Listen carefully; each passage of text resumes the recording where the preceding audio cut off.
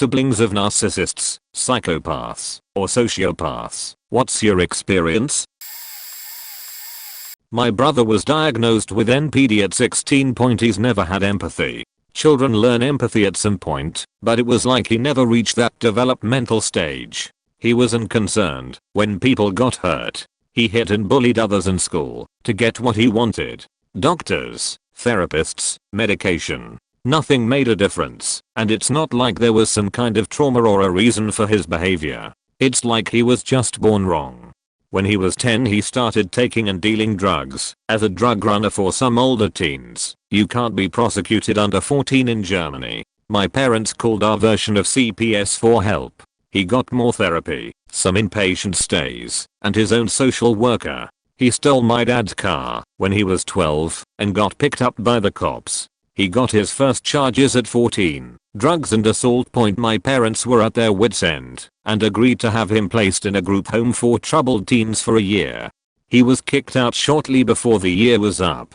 He came home and seemed to recognize in a clinical, detached kind of way that he couldn't go on like this without ending up in prison. He was about 15. He started being less violent, but he had insane delusions of grandeur and needed everyone to comply with whatever he wanted. If they didn't, he lashed out. My parents still made him go to therapy. He assaulted my dad and choked him because he didn't want to. My brother was 16, but also 6 feet 3 and about 190 lbs. My dad died from a sudden aneurysm when he was 16, and he went off the rails completely. He got a girl pregnant, and she was kicked out by her mom. My mom took her in. The girl was not a bad person, just had some issues, so it wasn't that surprising that she'd date my brother, who could be charming if the situation demanded it. He beat her up at our house a couple months later, while she was still pregnant. That was the last straw for my mom. She kicked my brother out. We helped the girl to find an apartment for her and the baby. Unsurprisingly, my mom caved a short while later and let my brother move back in. He seemed to think he was the head of the household. My parents never married, so my father's modest possessions went to me and my brother instead of my mom, and that included the car my dad bought a year before he died. It was the first brand new car he ever bought, a small one, but he was proud of it. My brother made my mom sell it so he could get his half of the money. It wasn't even a faking expensive one, and my mom was devastated to lose my dead dad's little car. I was 20 then. My brother was 17. He was verbally abusive and basically tortured my mom mentally. He threatened to hit me on a daily basis whenever I didn't do something or give him something he wanted. He also threatened to kill me a couple of times. On a particular bad day he told my mom that he'd have no trouble to get a couple guys to run her off the road when she went out. When the threats got stale, he'd beat me up every couple weeks. There was one particular instance where I was actually afraid he was going to kill me. He did his usual spiel of using me as a verbal punching bag because he had a bad day and I was just burnt out. Didn't even react anymore. He hit me a couple of times and choked me. No idea how, but I fought him off, grabbed my phone, and ran to the bathroom where I locked myself in before he could get to me again. He was trying to beat down the door while I called the cops. The cops did nothing. Told me he lived there, so we'd have to get along, and since we both said opposing things, nothing would come of it. I insisted they take my faking statement. My mom wasn't home at the time, but she was a wreck anyway and couldn't deal anymore. A couple days later, my aunt came to visit for a couple of days. My brother was his charming, manipulative self for her. My aunt tried to pressure me into not pressing charges, since apparently I gave myself the dozens of bruises and contusions I had, as my brother had told her I was severely suicidal at that point, and gave my mom an ultimatum, me or him. She kicked him out again. He came back a year later, and I moved out for college immediately. I don't blame my mom much anymore, rock and a hard place and all that, but she never could understand the fact that her love for her son was misplaced. He didn't have the things that made someone human. He had no empathy. He was not capable of love. He was just an empty shell that went through life trying to get whatever pleasures he so desired by whatever means necessary. I haven't spoken to or seen him in about 7 years, but my mom's still in contact with him. He went to Spain when the mother of his daughter tried to get child support. Sometimes, my mom still talks about the things he's done. A couple examples. For some reason, his ex-girlfriend started letting him see his daughter, and she flies to Spain with my mom once or twice a year. Or used to. Anyway, he locked her in the basement with an adult-size portion of food she threw up on because she couldn't eat anymore. She was 4. Hard to remember. Also, she doesn't want to go visit him anymore. He withheld rent from his Spanish landlord for like 6 months. The landlord had terminal cancer and my brother saw it as a waste to give money to a dying man. He married a girl in Spain and had another kid, and he now makes a living as a realtor. From what I've heard, he still thinks he's God's gift to mankind. I don't think I'd even go to his funeral if he died. They can make drama out of any situation and will try to drag you into it even years later. Example, I'm the next to youngest. My whole family is a shit show, but when I was planning my wedding, I was still trying to pretend I had a reasonable family. My future husband's family was like leave it to Beaver, so I asked both of my sisters to be bridesmaids. I knew this was a risk, but I hoped they could keep their sheets together for a single evening. At the time, I thought they had. About 8 years later, we were in the same city because one of our brothers was in the hospital due to a bad car accident. We had one hotel room across the street from the hospital, so people could go rest when they needed to. I was in that room with my oldest sister when she said, "You know, middle sister, stole wine glasses from your wedding, right?" I told her I didn't care. A couple of hours later, I was in that room with my middle sister. She said, "You know, older sister, stole glasses from your wedding, right?" I also told her I didn't care. So here we are, waiting to see if our brother was going to die, and both of these bitches are playing reindeer games with me, trying to make me be angry with the other one. Our brother lived. I've cut contact with all my siblings because they are all like this. They have to start shit, no matter what the situation or consequences. She called the cops and CPS, repeatedly accusing our stepdad of child abuse. It usually lined up with her having rules and punishments. She didn't like that my parents did research on how to raise a psychopath that doesn't become a murderer. They suddenly knew all her tricks and tactics. I sometimes think about how sad it must be to be physically incapable of feeling human emotions, but it clearly would only hold her back. Edit. Her diagnosis was emerging antisocial personality disorder because they said they couldn't diagnose someone under 25 as a psychopath.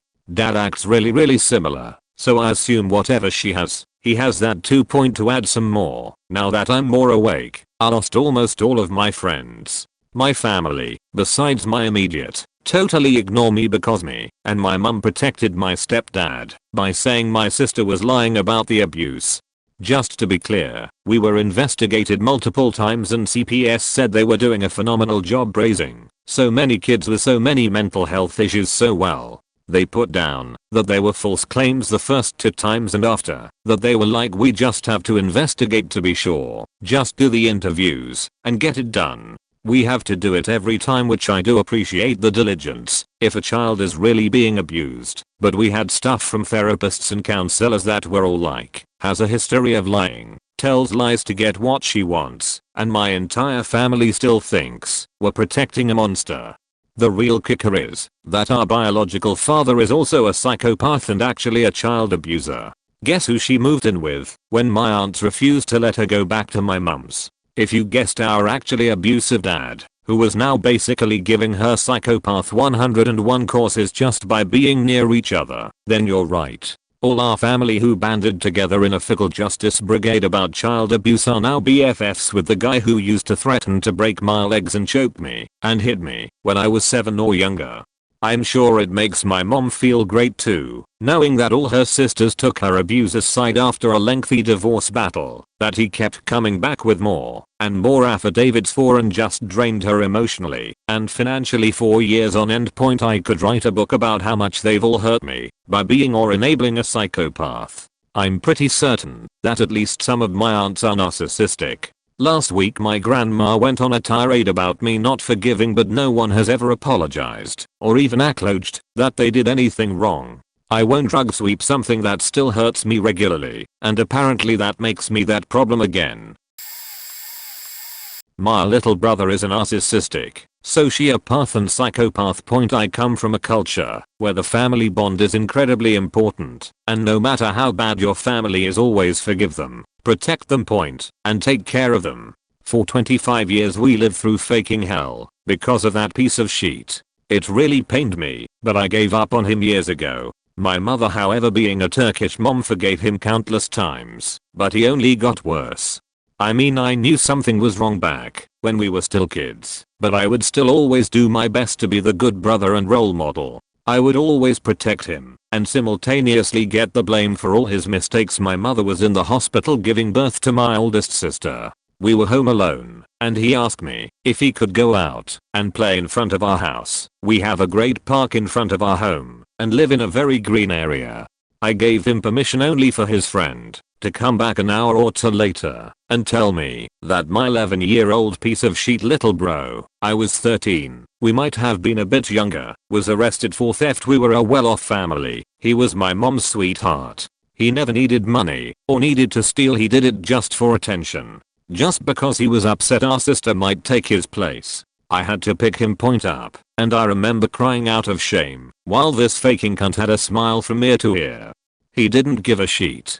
Police brought us both home. My parents were back from the hospital with my little sister, and the house was filled with friends and acquaintances. I remember feeling so much shame and embarrassment, profusely apologizing to my mom. I felt responsible. As the years passed by, this became worse and worse and worse, and we all basically lived in a constant state of terror and anxiety because of this lousy subhuman piece of shit. I'm too embarrassed to share most other stories, and I rather just not think about them anymore. We've finally cut him out of our life after 25 years. Imagine having to hide all your stuff because your house is never safe. Never being able to ask for anything as a teen, because if I ask for 5 my little brother has to get 50. Imagine having to worry if you can leave because this little terrorist cunt might threaten your mother and steal her stuff or take her money. For a while he had a really pretty girlfriend. My mom hoped this would help him normalize, and he treated her like she was his property. This one time he was yelling and threatening her, dragging her off the stairs. I heard the commotion, and when I saw it, I rushed to them, slapped him on the face, and put him in a chokehold. Told him if I ever heard him behave like that I'd break his legs. This allowed this poor girl to run off and get out of our house with my little brother yelling how he would end her. He later explained to me how he got angry because she talked back and wouldn't lend him money. At this point he spends 1,500 euros a night in clubs. When she finally dumped this piece of shit, he called her dad to tell him his daughter was a filthy slut and sent him pictures of her underwear etc. He then became incredibly depressed, not because he loved her. He always talked about breaking up with her and how she bored him etc. But because she was his property, and how dares she leave him. He owned her. He then took my parents' new car and smashed it into a wall for attention. Just fast enough that it totaled the car, but also slow enough that he came out of the car without a scratch. I mean, he had his own car, new BMW, that he also got by manipulating my mom. But he didn't use that. He used my parents' car. He claimed his car had no gas. I checked it, and it was faking full. He then emotionally manipulated my mom about how he was suicidal, blaming us for not being more supportive. He used this for months as an excuse for his shitty behavior and intensified daily. The only person he actually feared was me, so I felt this incredible faking burden on me to try and keep him in check. I couldn't leave him alone with my mom. I couldn't move out because I was worried sick he might kill her one day. I tried to talk with him, but no amount of talking etc. worked. He made 1,000 promises then came up with some lame excuse about how 19 years ago I once hit him, so this was all my fault. I faking hit him because he was about to smash this kid's face in with a faking rock. Or how he was once grounded and had to stay in his room for 2 days, so he was psychologically scared. I mean, I beat up at least 50 kids for this piece of shit. He'd always intentionally pick a fight with older, bigger kids and use my name to get out of trouble. Anyway, I can go on for faking ever, and these are literally just the tame things I mentioned. My little brother was evil incarnate. It took years to finally break all contact. Because ESP, my mom always hoped he'd get better, and she even excused his threats and theft, even though he could just ask He liked stealing our stuff despite the fact that we'd have given it to him if he asked. He'd take money from our pockets, valuables from our rooms, etc. I couldn't go to the bathroom without locking my door, but we finally no longer have contact. It's like this burden is lifted off my shoulders. I no longer have to worry he's threatening, stealing, or pressuring my mom, abusing her trust etc. The anxiety and terror we all felt on a daily faking basis literally ruined our life. He literally made my mother sick. She was the strongest woman I knew, and this piece of shit destroyed her bit by bit. He ruined over 20 years of my life and I will never forgive him for what he did. I do no longer consider him my brother, family or even an acquaintance, and in all honesty I won't even go to his faking funeral, and don't want him to come to mine. Fuck him. P.S. This is why I believe some people are born evil. This piece of shit had an incredibly loving and supportive family that gave him all the attention he needed or wanted. But it was never enough. It was like absolutely no one, except he was real. None of us mattered. He treated his friends, girls etc. all the same way. This was made worse with how social and manipulative he was. Everyone that met him thought he was great and funny until he took their money etc. And one day he just switched and threatened them, spread lies about them etc. and did absolutely everything to ruin them. He would never ever forgive anything and was so stubborn that he would cut his own arm just so he could get back at someone or get his revenge. Even though he was always the wrong party, he made up this delusional stories in his head that made him the one that was the victim. I mean, my mother once refused to give him money because he had stolen 500 euros from her. He was like 15. So he went into her room, and when he couldn't find money he took a scissor and cut up all her clothes and shoes, then took all the sauces we had at home and squeezed the mayo, ketchup, BBQ sauce and anything else you can imagine on the clothes he cut, all over her floors and carpet and her bed. Even years later this piece of shit used that as an example of my mom being a bad mom, or treating him wrong, saying my little sister got pocket money, but she couldn't spare to give him some money. He blamed her and my mom to my faking frustration for years like an idiot. I love her, but this is the one thing I absolutely resent. Apologized to him saying she should have just given him the money. When I hot angry about this and explained to my mom she shouldn't ever apologize to him because in his head it legitimizes his behavior. She simply says she doesn't want to cause any drama and problems in the house. She was faking scared. The problem is the more she did it the worse it got. Something she now finally realizes. Fuck man, I just keep ranting and I can go on forever. I'm going to stop now. Literally made myself depressed thinking back. Anyway, fuck him. We're all happier than we've ever been now that we are rid of this piece of shit. My dad is as much of a narcissist as it gets. I didn't realize that it was abnormal until I moved out of the house and out of state. When I finally came back I remember him calling me one day to tell me to give him $10 because he claimed he need to grab something to eat. Sorry, but I don't have $10 to give you. You don't have $10 to give your dad. Come on, I'll pay you right back. I just need it to go down to the store so I can eat. I don't have it, so you'll have to put on your big boy pants and make some money for yourself. Well, I was gonna ask your sister, but I don't wanna ask her because she's my daughter. Yeah, no. I hung up after that. A few minutes later he calls me and says, hey, your sister just sent me the $10. See, it wasn't that hard. A couple months later I heard that he was still asking my sister for money, and then on my sister and my brother-in-law's anniversary he called and basically blew her up over the phone when she said no, to the point where she was crying on that day of all days. And then he finally said, so you're just gonna let your dad freeze to death outside tonight? My brother-in-law told him not to ever call them again, and I haven't heard from him since. He honestly thinks he is super popular and a good person, but he isn't. I blocked his number and want nothing to do with him anymore. Back to the question though, it's really weird because you end up growing to either be just like them or completely the opposite. I've had to grow up on my own and not be able to have a father figure to show me how to be a man and make smart decisions or how to be a leader of a household. These are things that I think many people take for granted and don't fully realize how great they have it by having both parents in the house and have them not be completely focused on themselves. I always envy the people that still get to live with their parents into their 20s. I moved out when I was 18 and I'm almost 30 now, and I wish every day that I had the ability to still live at home and not have to worry about rent, utilities, car payments, insurance, gas, phone, internet, etc. 2-year divorce/custody battle. I was a faithful, happy, and devoted husband and father.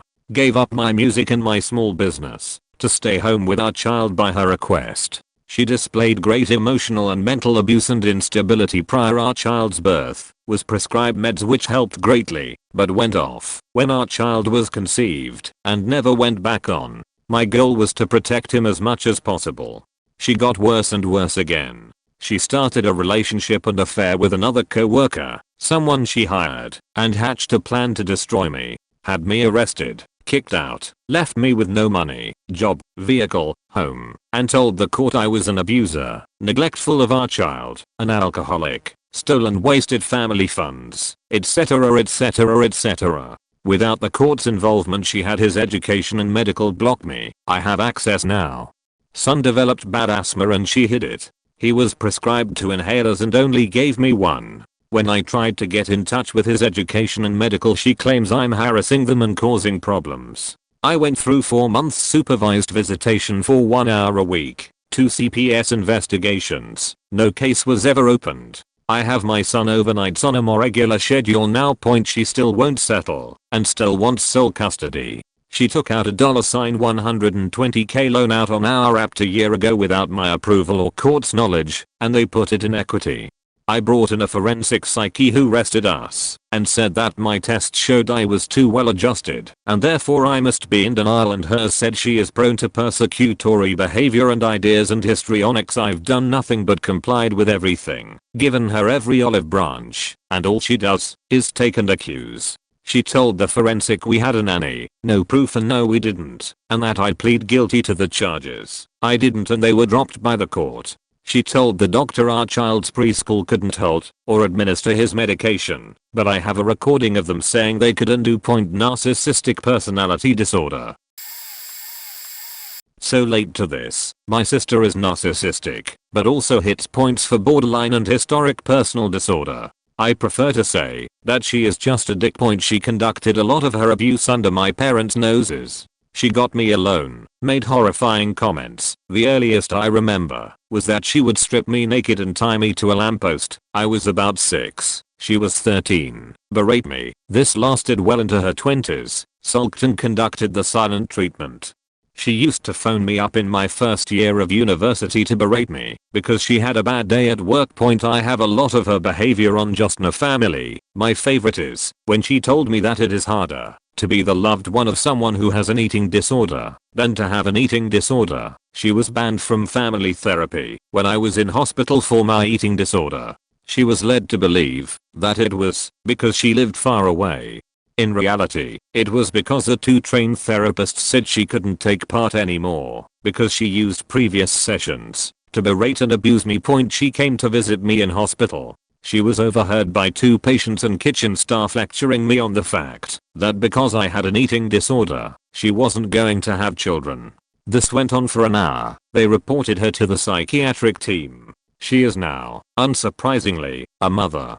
She threatened to self-harm because there was a miscommunication over what my parents would give her boyfriend, now husband, for Christmas. There is so much more, but I choose to laugh at her now. I see how pathetic her attempts at her, and I often speak to her as I would a small child, or indeed her own children. She is a good mother, I will say, though I'm preparing for when they grow up and develop their own opinions. I'll be there when that happens. My mum loves her and is still trying. My dad finds her irritating, but goes along with it for the sake of the grandchildren, whom he adores, and my mother. My sister knows this, and plays this to her full advantage. My advice for anyone in this situation: do not try to change them, do not force an apology. You already know how this goes. There is no reckoning, no dressing down. They will not see the light, or change their ways.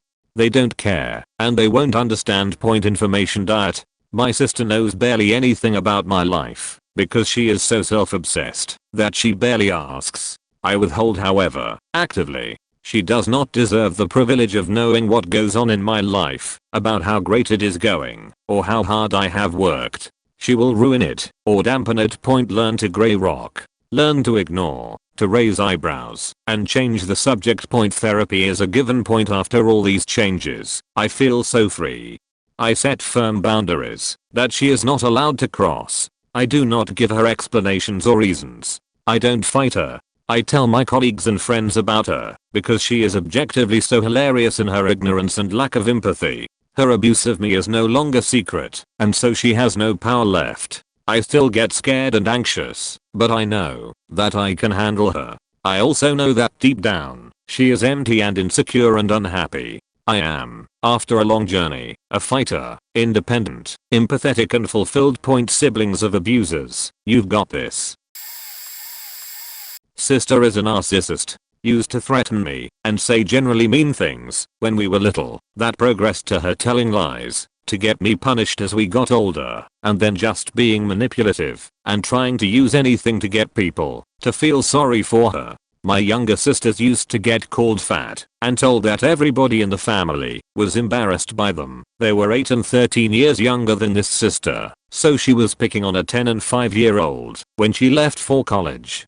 Her parents have enabled her in doing this for years by telling us other kids that we just had to learn to ignore her comments and rarely ever reprimanding her for being a bitch. She is almost 50 years old now and still acts the same way, but we don't have to deal with her when we don't want to. But she still tries to divide the family, and she has the best luck with me since she is the oldest and more favored. I recall the time I loaned her something, and she came to me and claimed someone else broke it. I knew how this would go. She would claim that, since she didn't break it, she wasn't responsible, and her mother would agree, and dad would follow mom, and I'd be screwed out of my present that I'd just gotten a couple weeks before. So I told the superintendent at school, since it was supposedly broken at school. We got home, and she botched and complained to the parents, and when she was done dad came into my room and ripped my ears with, "You don't go dragging our personal lives out in public, and we'll handle this stuff at home," and never took the 2 seconds to ask my side of the story, which just enforced my belief of how it was going to go. My mom then came in and told me that social life was different in high school, and I was in the wrong factum. My sociopathic older 3.5 years, and I shared a bedroom growing up. I slept on my stomach with my head under the pillow and my stuffed animals on both sides, because she would beat me in my sleep. She would lock me in our old dilapidated spider-infested shed instead of babysitting me. She would invite me to hang with her and her friends. All I wanted was to be included in our room. Everyone would be really nice to me for like 5 minutes before my sister would snap and beat the living shit out me, while her friends laughed. They bullied me all day, every day. I was sweeping the kitchen one afternoon and she walked in, snatched the broom out of my hands, and proceeded to beat me with it. Telephone receivers, tennis rackets, soccer cleats, and hairbrushes were her weapons of choice. Once, when I was 18, I still lived at home, and she lived a couple miles away. I just got off work and she showed up at my parents' and invited me to hang out at her place and told me to bring my weed. Knowing she was just using me, I told her I was tired and didn't want to go anywhere. She left, and about an hour later I left to get a pack of smokes. As I'm driving down my parents' street away from their house, I see my sister barreling down the street towards me. Needless to say, she plowed right into me. Totally my car. Currently my mother, my brother, his partner, his ex-wife and her husband and my 18 years old niece all have restraining orders against my now 44 years old sister. She has been banned from grocery stores and other public places for her explosive, "I'm just being honest," tirades on other customers. She was arrested for assaulting one of the aforementioned family members, and as the cops were putting on the cuffs on her, she said, "I should have curb stomped the beach side." Note, my dad bails her out of every legal situation she has ever been in, so she has never been held accountable for her behavior. She literally believes laws exist for other people and not her. She is a narcissistic sociopath according to all the mental health providers I have seen over the last 25 years. In recent memory, she was getting married. Bridezilla isn't even the right word for the hell she put everyone through. Our parents are wealthy business owners and they agreed to help pay for the wedding, and they got taken for a ride. She assured them that getting a tent and having it outside would be cheaper than renting a hall. It wasn't. Parents then had to buy grass seed for the area they were getting married at. They then paid the rental fees for the tent, the tables, the chairs, the washrooms, etc. They bought all the alcohol and the wood to make the dance floor with. When they were done, it was like $20k out of their own pockets. They never got a thank you, and parents of the groom, who didn't pay for anything, treated them like shit. I got really mad about how they basically took my parents' money and ran with it like a bunch of drunk sailors, and then had the gall to say they didn't even help. They work almost every day of the week and they were footing the bill. I was really sick, won't get into it, and I needed to have surgery, but I put it off because the recovery time was going to be long and her wedding was coming up. I was also working all the time and I was in a lot of pain. She and her maid of honor got really pissed off at me for not booking enough time off work to go to their bullshit. I remember not wanting to go to the bachelorette weekend because I wasn't in very good shape. She guilt tripped me and said you probably don't even want to be in my wedding and all this crap. Just not understanding my situation or what I was saying or what was wrong with me. So I went, and I was beyond miserable in more ways than one. I could write a book about everything that happened, but it really was when my sister and my brother-in-law showed their true colors. It got ugly. They made up a bunch of crap about me and my parents being unsupportive and all this shit. She still brings it up. That was 2 years ago. We don't talk very much now. My sister first got in a knife fight when she was 12 years old. She laughed after the fact, especially given that it was her fault the fight happened and she caused the most damage, but the guys got house arrest and she got a drive home. She started stealing a date just to have something to do. When she got caught, she pinned it on her friends and got half of them in trouble with the law and their parents. She only cares about things, not people. She's never at fault, only other people are. She abuses her boyfriend to all get out, but thinks that we're abusive. She's currently pretending to live on a beach in another city so that dad will feel bad and let her move into our house, which has no room, with her boyfriend, who she has a court order to stay away from because the government is wrong and we're fine. She once stole my iPod while I was in the bathroom and denied it for 10 years. Then she blamed me for ripping up her doll clothes, which I did once. She holds things over me from 10 years ago, 15 years ago, 20 years ago, but God help me if I'm upset about something she did a week ago. She gaslights me constantly, and she used her narcissism to take out her eating disorder on me, giving me a really complex relationship with my body and my eating, but to this day she denies doing so. And it gets so much worse. This is just the stuff I don't mind posting.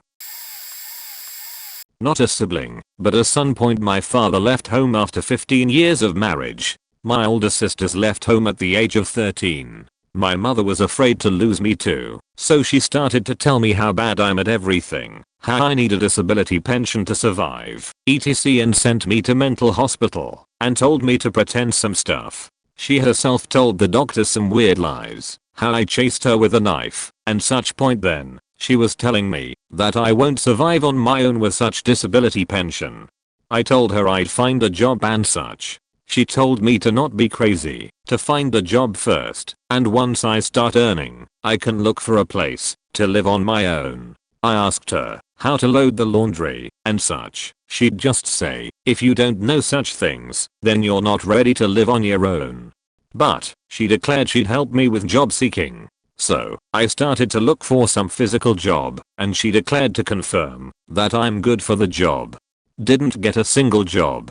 Was wondering why. Turned out she was telling my potential employers how lazy I am and how I will demolish the workplace when I'm told to do something. Moved abroad with no prior notice to my mother. After 2 years, she said she'd be moving in with me and started knocking to my door and saying things in Russian to make people around think I'm Russian. I don't just use sociopath as a random insult for her. She has a very high opinion on herself. posting about how good of a person she is on Facebook, never admits she's wrong or takes personal responsibility for anything. She got fired for coming into work late, and I mean hours late, because she kept falling back asleep whenever we tried waking her, one too many times, but she believes it was because the boss had it out for her. When she does admit she's wrong, she always has some kind of excuse to justify it, is completely apathetic to other people's problems. I'm apparently just bitching about nothing when I got sheet for a mess her kids made, and she likes to torment people she knows can't fight back, like our autistic sister. However, the moment she really crossed the line was when my parents found out that she stole hundreds of dollars from their bank account on a day where they had to take me to the hospital because the right side of my face was numb. Don't worry, it was just Bell's palsy.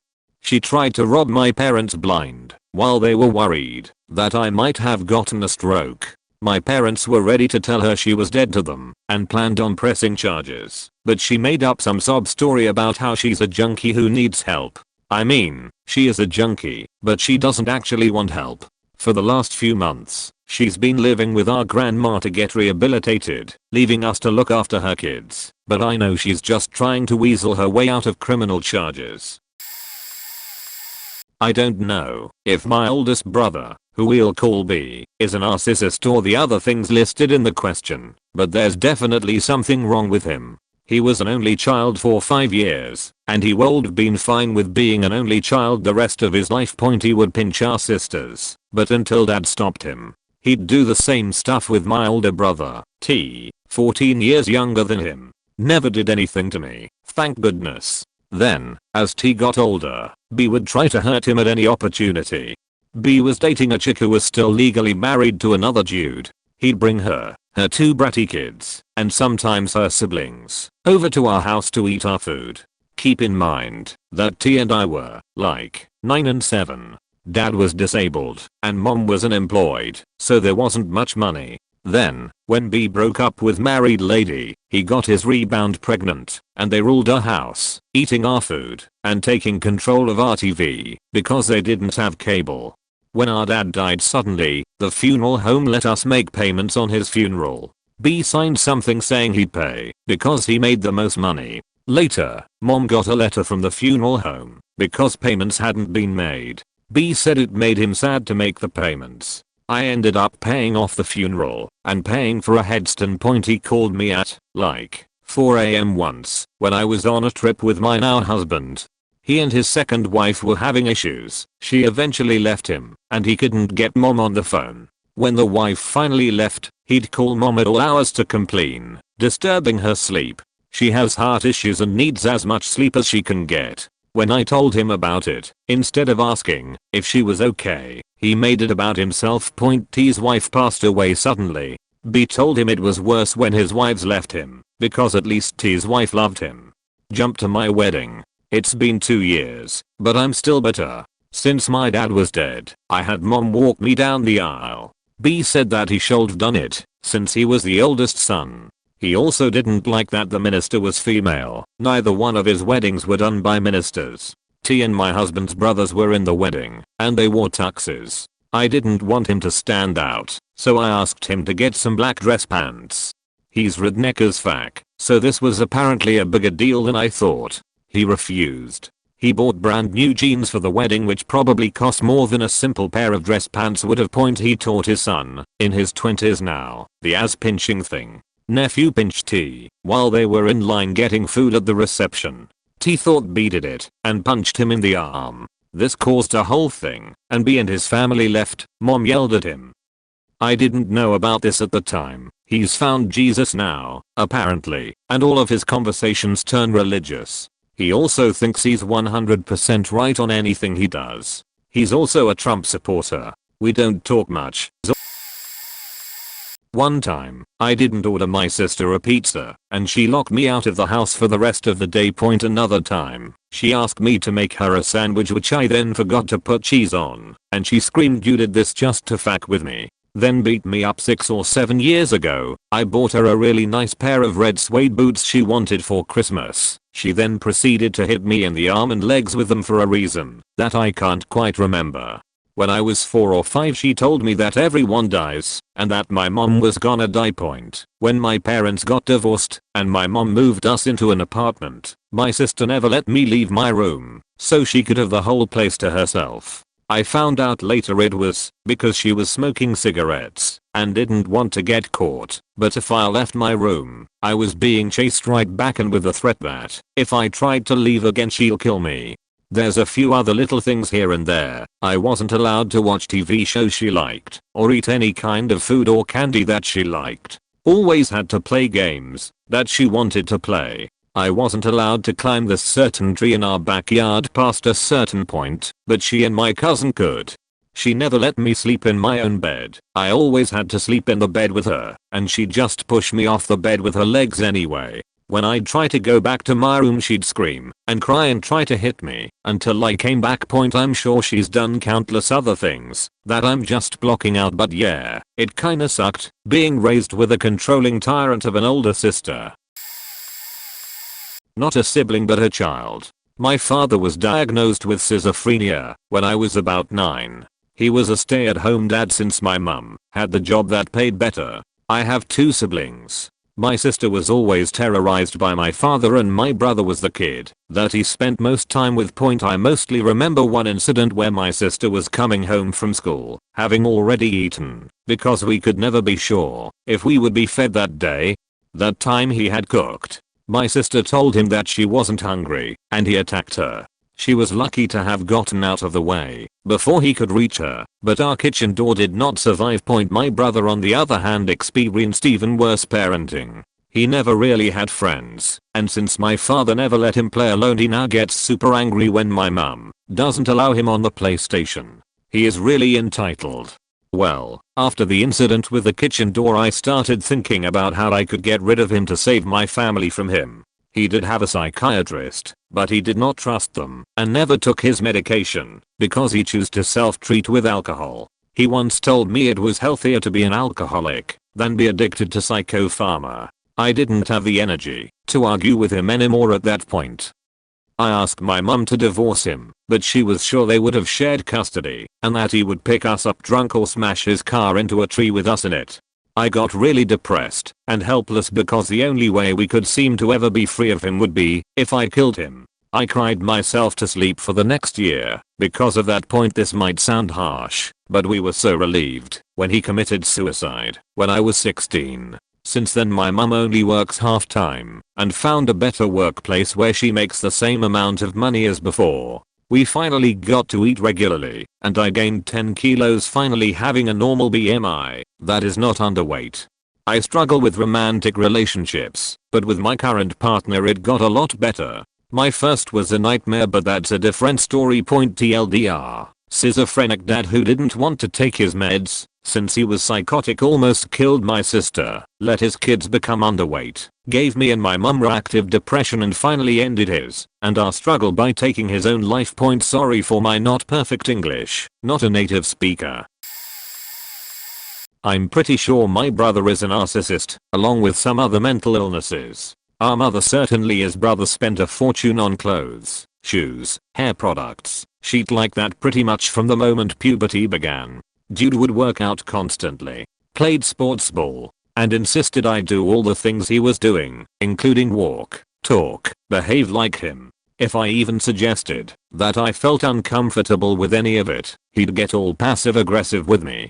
Fine, don't listen to me. I'm just trying to help you so nobody messes with you. But I guess, if you want to be a fat ugly, worthless piece of shit, which, he was constantly telling me that, anyway, and had been ever since we were small children. So, now at the tender age of 42, he's an alcoholic with a criminal record for domestic violence, has next to no friends, had destroyed multiple cars due to his extremely aggressive driving, and refuses to junk any of them.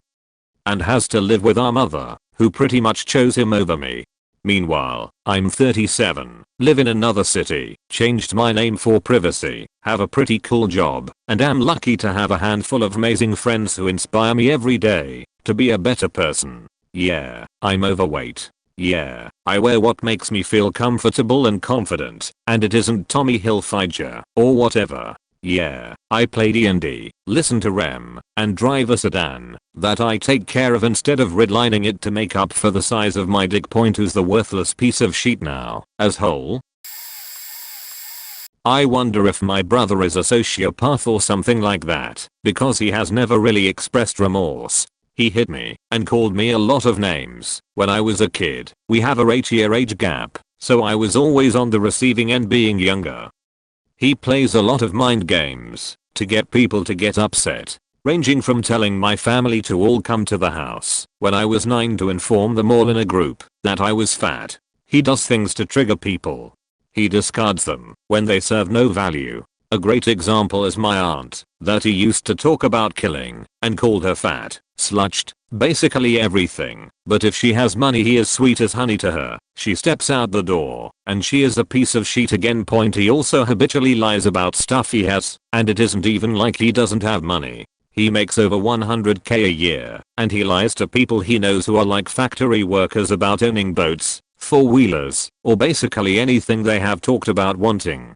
He has done things like steal or refuse to pay back money that he could easily pay just because he doesn't want to. Sold a engine hoist he was borrowing from a family member, had me landscape his whole yard, and refused to pay. Laughs about making my grandparents go bankrupt for co-signing a car when he was 18. Honestly, we are all probably lucky my brother is so successful in his field. He even has a wife and a dog. But he has a over fascination with violence in my opinion. He loves horror films for the gore. He likes to joke about slaughterhouse imagery. He used to watch stuff where it was videos of real people dying. And he used to kill animals a lot as a kid for fun. Not like cutting up, but I remember him making a pile of like a dozen plus black dead birds he shot once, and he topped the pile off with a goldfinch. I also remember him talking about decapitating animals or crushing them with bricks after shooting them.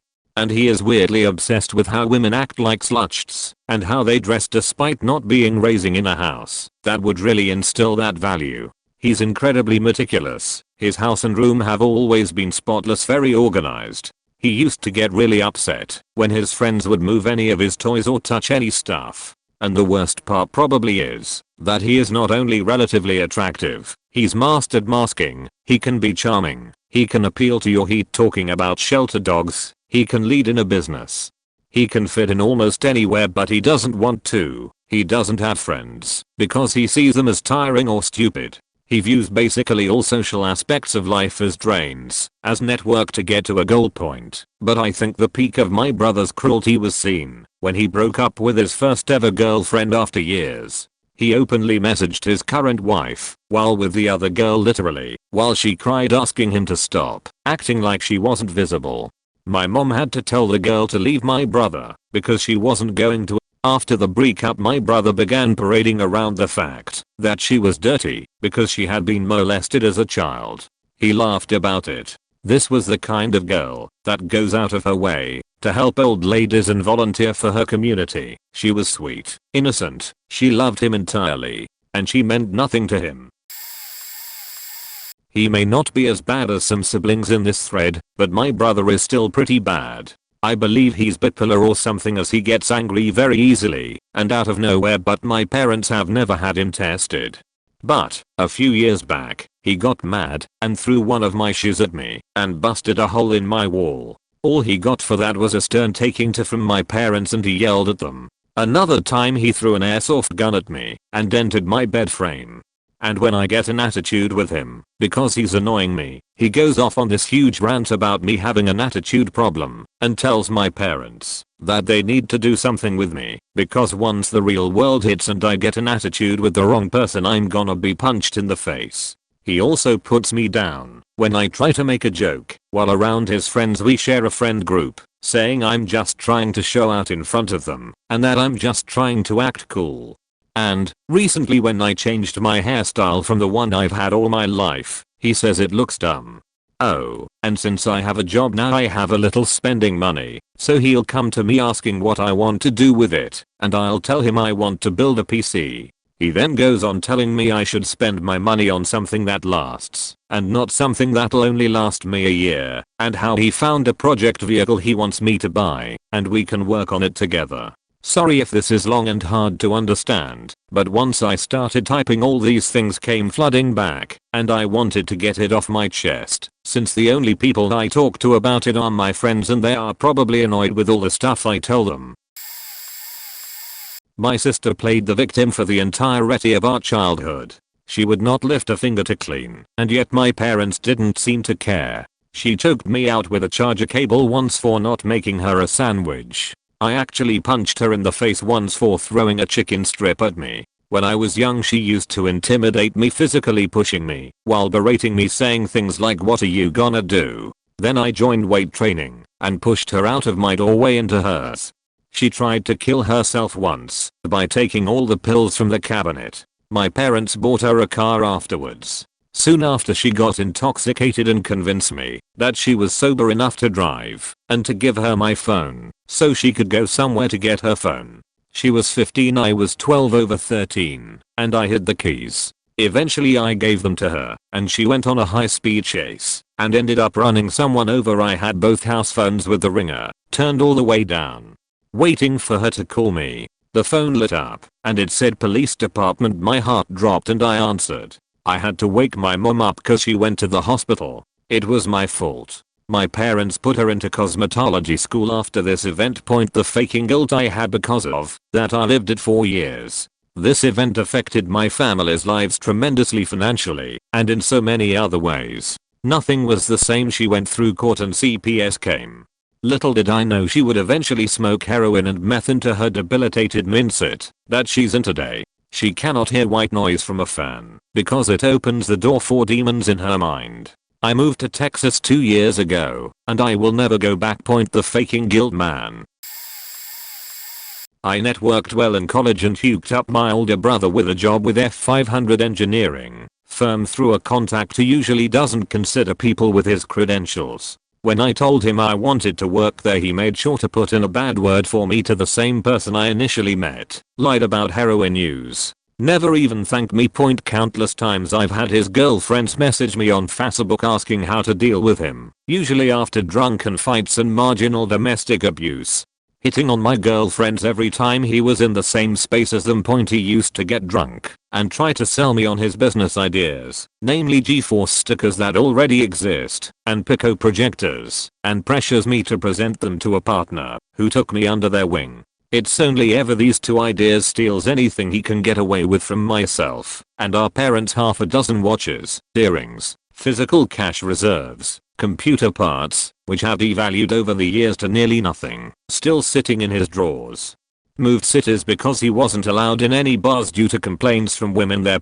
Sexually harassed me several times in my youth. These are some of my earliest memories. He shot my car while I was driving away with buckshot, saying he didn't think he'd hit me from about 30 to 40 yards away. Then he'll break down crying because he can't develop and maintain relationships. Everybody hates me. Him and I are both pretty messed up in the head, but we got very good grades when we were young, so our parents thought everything was alright. In seeking treatment, I told him not to lie to therapists and psychologists, because why the fuck would you? Turns out he only went to one session and pretty much just talked about how much he makes to the therapist. My entire childhood my sister would manipulate me and anyone else she could. Had a baby when she was a teen, so I babysat. I was 7 years younger, and basically raised her first 2 kids. She would move across country at the drop of a hat, unending her kids' lives numerous times. All of her kids had different dads. She's been married 3 times. Our mother almost died a few years ago, and she made the whole thing about her. Her kids don't even talk to her anymore. They are all adults now, and I'm their support system. I own the house our mother lives in, and she tells me everything I should do for our mom, and fix the house. I pay the mortgage, I buy her groceries, I make sure she gets to the doctor, but that isn't enough for my sister. Does she offer any support? Nope, just criticism. She gives me endless shit about how I bought a nice house for my family when our mom's house needs a new roof. Told her if she pays for it, I'll get it fixed. She says she can't afford it. Yeah? Me neither. Since the beginning of the year, she got hooked on drugs, left her husband, who should have been the best thing to ever happen to her. He's great. She's attempted suicide and tried to say it's everyone else's fault. She was in a psych ward for hallucinations and hearing voices. Again, it's everyone else's fault. I haven't seen her since the holidays last year, and I plan to keep it that way. My older sister has never been diagnosed, because if you bring therapy up to her it's a personal attack. She's 28, barely a year and a half older than me, and after years of putting up with her abuse, because that's just how she is, thanks mom and dad, I haven't had contact in over a year. I tried explaining to her that she's been emotionally abusing me and my mom, but she has never taken responsibility or apologized. I've endured things from getting punched in the face and having my glasses broken because I changed the radio station in front of one of my friends, to being told nobody gives a shit about me and that I just shouldn't speak. Last contact I had with her, we were both visiting my parents. I was there to visit a specialist for a chronic pain condition, and my sister was waking me up by singing at the top of her lungs and slamming doors at 6:30 in the morning. I mentioned to my mom that I was thinking of switching rooms, and my sister had a friend coming to stay the night. My sister asked my mom where her friend was going to sleep, and my mom said, "Oh, Maljem is thinking of switching rooms because you keep waking them up," and my sister lost it, saying that I'd been keeping her up Skyping my partner at night. I simply said that he worked at 4 AM and was in bed by 6, and she retorted, "Well, 2 years ago you did." I stood up and left the room silently, and she started screaming at the top of her lungs that it was my mom's fault I don't like her, because apparently my mom coddles me, not the 27-year-old who throws a fit when she doesn't get her way. I decided that was the last straw. She's reached out, but I ignore her. I've given her too many chances. She's 28 faking years old, and she only acts this way with me and my mom. Honestly, I forget I have a sister most of the time. She lives on a different continent, so it's easy to cut her out. I'm a much happier person without her in my life. My mother is a huge narcissist. Her favorite thing to do was gaslight and project onto others. The day I finally had enough was when she kept berating my handicapped sister. She was really drunk. I had told her to please just go to bed. Finally she shifts her anger to me, and we start going at it. Her words to me were, "You're not even a real woman. You hate her. You wish she was dead in a ditch. Nothing good ever came out of my relationship with your stupid, worthless father. Not even you. No man will ever love you or give you babies because you're not a real woman." She has 7 children, all of which have different fathers. She resented my oldest sister, in the wheelchair, because she had her at 17 and was forced to take care of her literally all her young adult life till she got busted for drugs. It took her 2 years to actually talk to me again after that night, and even then it wasn't to apologize. It was to ask why I haven't talked to her and how I could be so bitter to her. Yeah, let that one sink in. My mother isn't really a part of my life anymore. Occasionally she asks for money, in which I never give her. She'll get mad, call me selfish, and then we don't talk for a few weeks. Funny thing is, I'm doing well for myself. Her and my idiotic stepfather on the other hand are struggling with money. They are terrible with money. Constantly spend where they honestly don't need to, but they both like to pretend like it's my problem. I can say I'm happier now. They are best at distant, and my sister lives with me now. All is good. My 2 wilder older brother, 35, is most definitely a narcissist and possibly a sociopath. I'll start at the beginning point. When he and I were young, he would manipulate me into doing his bidding. He was lazy and controlling, and due to some lazy, divorced parenting, I assume I was some semblance of something he could control, so he would order me around just because he could. His belongings were his belongings and my belongings were also his belongings. He treated me with no respect, and my low self-esteem at the time played into his demands because he feigned some sort of appreciation for the things I'd do for him. He hit me and threatened me countless times if he didn't get what he wanted. When we were in high school I started to distance myself from him. He and I were still traveling between houses each week because my parents shared custody. I hated it, no matter which house I was at, but I especially hated it at my dad's. My dad was stubborn, uncompromising, and the reason my parents divorced in the first place. He and my brother would argue endlessly. I remember countless instances sitting at the dinner table listening to them yell at each other, and every time I tried to get up and leave, my dad would yell at me to sit down. Nothing was ever resolved. They each became more dug in, while my brother blamed everything around him for everything that wasn't perfect. Textbook trait of a narcissist. I took on an opposite trait, somehow believing everything was my fault or at least my problem, and learned early enough on that it was easier to shut up and do as I was told than stick up for myself or argue. My parents ignored every single request to separate me from my brother. I hated his company. During this time I specifically recall such eloquent quotes as, "Everybody else driving on the road is an idiot except me. I only have respect for women if they're hot, and I don't give a fuck about you or what you think. I'll do what I want." My brother never seemed to have problems making friends, but he never ever made any lasting friendships. Somehow people would always learn that he never really cared about them. When he left for university was the best time of my life. Life with him not around was bliss. Mind you, I still had problems resulting from my severely stunted social development stemming from growing up with him and the indifference my parents had to it all, but I was better off than when he was around. When he would come back to visit for the holidays was when I realized how much I liked him not being around. Unfortunately, my parents also for the first time in their lives started to realize the exact same thing. They were willfully blind to the fact that they let him treat me like such garbage for so long that it got to the point where he started treating them like garbage too. Summertime between school semesters, when he moved back home, was business as usual, except my brother was older and more bold. The arguments were fewer because my brother would just leave and my dad was a man-child. My parents would start to endlessly complain that he had no respect, and here I was face-palming because I could see it coming from miles away, and they were somehow surprised. Fast forward and somehow I let my parents talk me into attending the same university as my brother. During these years my brother established himself as a somewhat of a womanizer. He's as good looking on the outside as he is ugly on the inside, and his narcissism was channeled into extreme vanity. This also gave him a reputation that unfortunately befell me when I started to try and break out of my otherwise shy and awkward norm.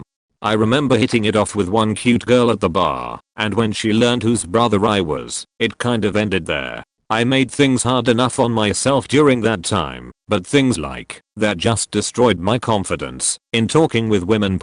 When I left university to get into the trades, I didn't really have any contact with him except for holidays, until several years later where my parents convinced me and him to give it one more shot by having us move into a downtown apartment together.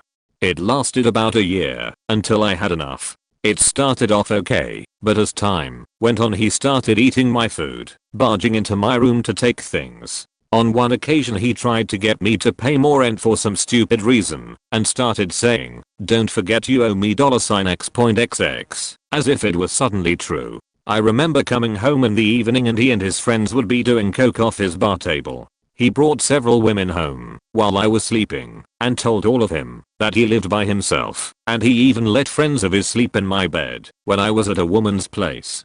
I remember coming home one day and my bed was full of sand from the beach, yelling at my brother about it, and the best response he could give me was, "Well, it wasn't me." Then when I told him he has to clean it off, he took my sheets and put them in the dryer and left them there. He didn't give a shit. That was the last straw. I phoned my parents and told them I had enough. Best/worst part is what my parents had the audacity to say, "Well, I'm surprised it lasted as long as it did." From that point on I've tried to have as little contact with him as possible. I almost entirely blame my parents for their constant enabling of his behavior, giving zero facts, until he started treating them with the same disrespect as everyone else. We don't talk.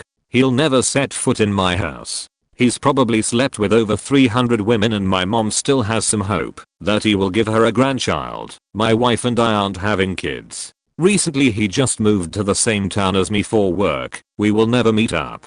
Growing up with someone like him faked me up hard, and I envy people who grew up with siblings they consider friends. My wife has a great sister and I have friends with great siblings. I like to think that I'm pretty okay mentally now from how I grew up. Part of why I'm switching careers into law enforcement is because I always wanted to help the less fortunate and protect people who can't protect themselves, even at risk to myself. I promised myself, since elementary school, I'd be everything my brother wasn't. TLDR, growing up with a narcissist faked me up and created self-esteem issues and a severe lag in social skills. Parents' indifference and enabling created a great distance between me and the rest of my family. I want nothing to do with my brother, and I largely blame my parents for his personality and the effect it's had on my life. Silver lining is that these experiences made me into a person who wants to do good in the world. Edit. My parents never faking took him to a counselor, and they seriously should have. That might have got them to stop faking bickering at each other and maybe learn how to parent better. In fact, my parents made me see an early developmental counselor in elementary school because they thought the problems were with me. As if the kid with enough social problems needed to be sequestered away from the rest of the class and made to feel like he was different. Edit 2. I spoke to my mom on the phone a few weeks ago, and she told me that she and my brother are taking a trip to New York together. I suppose I forgot to mention there's a bit of golden child syndrome there. My experience is a lifetime of trauma, and as an adult, even after a lifetime of therapy and self-help, and damn it, I studied neuroscience too, I know my shit about brains, I still fail to maintain relationships and really struggle with making new friends or relating to new people in some degree because I had to grow up fast and was a very smart and aware child, while many my age have the emotional maturity of basically where I was at a 5-year-old. I'll exclude parents and other family members, since this is just siblings, but 4F, my mom is a textbook narcissist and my dad is an enabler. Also, by the way, psychopath isn't really a word that's used anymore and mainly just sociopath is used. Narcissist and sociopath in this context, by the way, are interchangeable at this point in time. But my brother, I have a younger brother, and younger by enough that the age gap really wouldn't have allowed us to be super close anyway. 7 years, I think. I mean, we have a literal generation gap. Also relevant that I'm a woman and have always been on the smaller side, so as a toddler my brother was stronger than young kid me by default and almost my size. Point, he was the stereotypical golden child who could do no wrong, and his shitty behavior was always encouraged by my mom and ignored by my dad. As the black sheep of the family, i.e. the kid who innocently questioned everything, I was the scapegoat child, always treated as subhuman. Point, my brother broke my hand as a kid trying to rip my Gamma Boy from me on a long train ride, and it was my fault according to my mom. Mom of course ignored him hitting me hard and me crying this whole time. Shit like this happened often. Point, if I ever defended myself from his constant bullying and abuse, even simple boundaries like stay out of my room, don't steal my things or break my things, don't hit me, head fake cry, twist my arm until it bleed, and my mom would always defend her innocent baby who could do no wrong, and ground me or beat me for crying or defending myself. You can imagine how this makes establishing boundaries as an adult hard on a knee-jerk level. He would often go into my room and just break shit just to break it, leave, and if I saw and got mad, he'd either fake cry and I'd get in trouble for giving him a mouthful. He'd be openly laughing at all of this as my mom was there. She didn't care. More of an excuse to punish me, not exactly my brother, but I know many won't mention it, and I know it happens in okay households too. So we had a chore chart as kids. Parents listed chores and had however many boxes next to them in the week that the thing would need to be done. Hard jobs, i.e. manlier jobs, were given a higher price value than kitchen or cleaning chores, women's work. My parents would yell at me if I woke up early to do a yard work chore that was worth $1.25, because that's for your brother and I'd essentially only be allowed to wash dishes for 25 cents or similar. Wage gap was instilled early on. I'm all for having kids do chores and having some sort of reward system, but not this way, not with sexism. If I ever tried to stand up to my brother, even to say stop hitting me, stop banging on my door, 4 hours, head lie down, and kick my door for hours well into middle school, when I moved out, etc. Shit, that's not okay and should be disciplined. My parents would come in and yell at me, wait till he's older and bigger than you one day, then you'll get what you deserve. Meaning physical abuse. It's a threat. He had a very easy time charming my parents to buy shit for him. I don't know how to describe this well, but sociopaths are very charming people, and this is how victims often gaslight the victim or play into a smear campaign. Google these words if you don't know them, saying stuff like, "But that doesn't seem like them." They'd never do that. Yes, they would. Abusers don't abuse everyone, and they don't often start out with their bad side. But anyway, as a kid, thus meant he got every video game, a computer, a nice new teak desk in middle school he'd replace for no reason in a year or two, nice office chair, a car the second he got his permit, everything under the sun. Meanwhile, I was never allowed a computer or even on one. When I saved up and bought my own laptop at 17 or so, my parents took it and snapped it in half. If I was on the family computer for 20 minutes, they started over my shoulder, and as I'd learn later, they had a keylogger, is this the right word? And essentially tracked passwords. I never got a car, didn't have a desk or desk chair at all, until I moved out, and a shitty IKEA desk already lived in my first apartment, and without more detail essentially lived in abject poverty within a wealthy family. The stuff never bothered me. It was the inequality and the fact my brother would bulky and make fun of me after the fact constantly. Brother was a picky eater. Parents catered to his picky eating and wouldn't get anything else food wise. I'm hypoglycemic and anemic. Guess who was malnourished until 18, and I swear to God I don't know how I didn't die from the hypoglycemia. My parents wouldn't even keep juice in the house, and I had no words for what was wrong. They're somewhat anti-medicine as well. Most of the food they kept for my brother wasn't great for iron and hard to digest for me, so I was passing out and having seizures from the sugar lows often enough to be a problem. I told adults and medical professionals what was actually happened, but no mandated reporter did anything. My brother's picky eating, by the way, had literally calculate TB only foods he figured out I couldn't really eat or didn't like. Oh, sister's hypoglycemic? I hate juice and candy and bread, and my parents catered to that point. Hard to outline in words, especially on Reddit, since a lot is subtle, but he's totally one of those men as a young adult who says he's feminist but hates women. As a woman it's easy to suss out, but I don't know how to describe in words. Him and other men like him, even if I know nothing else, I know to stay away from. Clearly the type who you know will probably abuse a partner later. Even though I've been NC with my brother for years, he now has his first girlfriend and I've steadily befriended her and kept an eye on her because of this. I'm worried about her. She seems nice. A lot of coming out of nowhere just to verbally abuse, and I'd argue back, and then he'd switch his stance, and it was this circle of losing, no matter what you did or said. If he didn't have an argument, he'd get really big mad and threaten me. Kind of half learned he never speak up for myself. Yeah, I have no more generalized examples, but a lot of this boils down to there are way more sociopaths in the world than you know. I think the number is expected to be 1 in 3. That's a lot. Have a friend in a group of 3 who's really manipulative, is great to hang out with and everyone gets along with, but maybe someone has some bad gut feeling, even if it isn't you, or they clearly got everything they wanted their whole life, rich or not, and are always subtly pushing people's boundaries to get more. That's not James being immature or annoying, it's sociopathic behavior. He's learned it as okay over a lifetime of it getting him what he wants. At 18 he found out I attempted suicide a few times. I don't know who told him, but they clearly didn't tell the wild story, and he called me to let me know I'm worthless and can't even kill myself, and laughed at me saying I can't even do that, before hanging up. End story. At 17 I graduated HS and immediately jumped ship and went no contact with my brother and low contact with my parents and other family.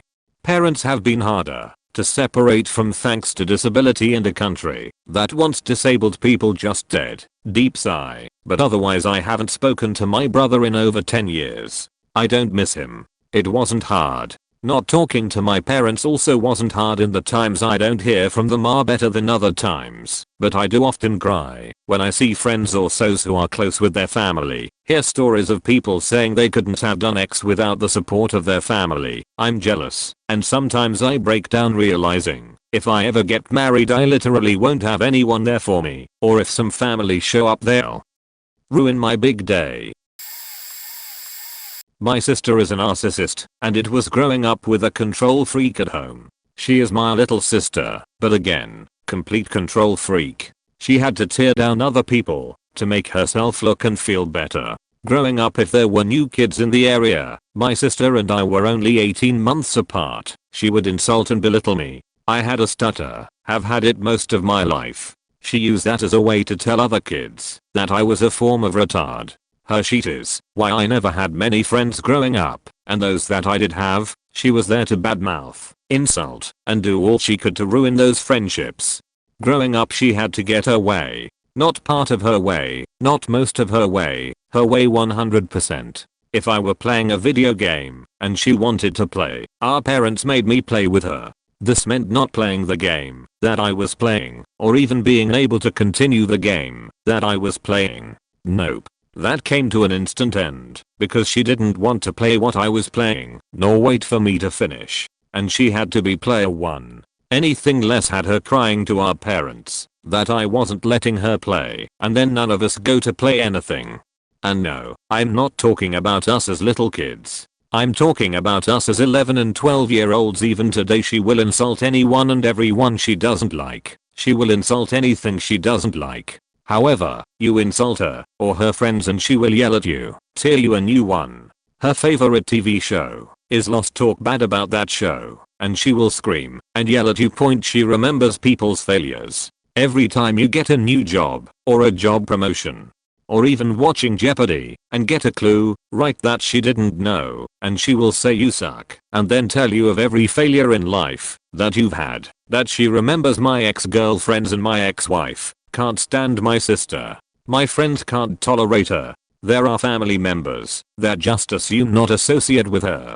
Her oldest child is about to turn 18, and we've told that child, if you want to move in with your grandfather after you are 18, we will help you pack. Because my sister is putting her sheet onto her kids.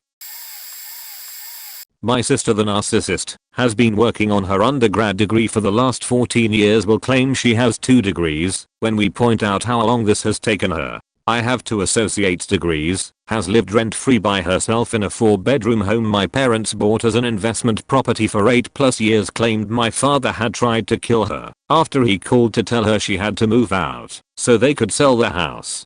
Also claimed I had tried to kill her in the same conversation. What did I have to do with any of this anyway? Evidently that one time I tossed a McDonald's plastic fork at her over my shoulder was when I attempted to murder her. No regrets. Would toss again. We were on vacation together with our mother and my wife. She had let herself into the room where my wife and I were sleeping at about 2 AM to take a bath in the jacuzzi tub in the bathroom in our room.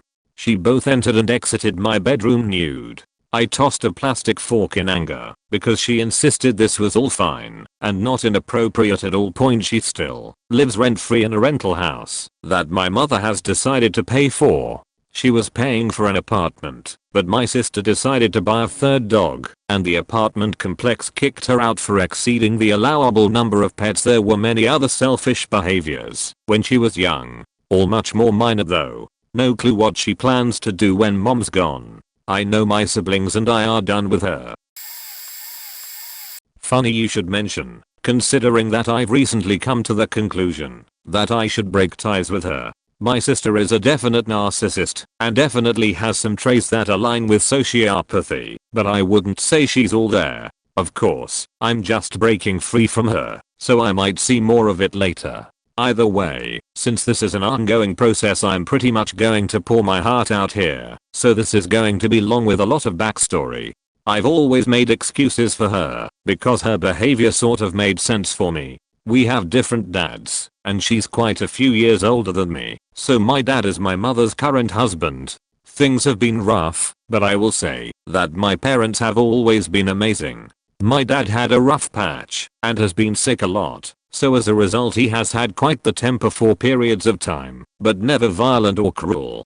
My sister is older than me and have suffered neglect from her dad, and sadly also sometimes our mom and my dad when she was younger. I've always just excused her because of this. I have a pretty long period of active mental illness behind me that I thankfully was treated for after having suffered rap, sexual abuse and spending my teenage years living in an abusive relationship. I managed to get out of it, but when I'm stressed out and worn thin, I get really vulnerable.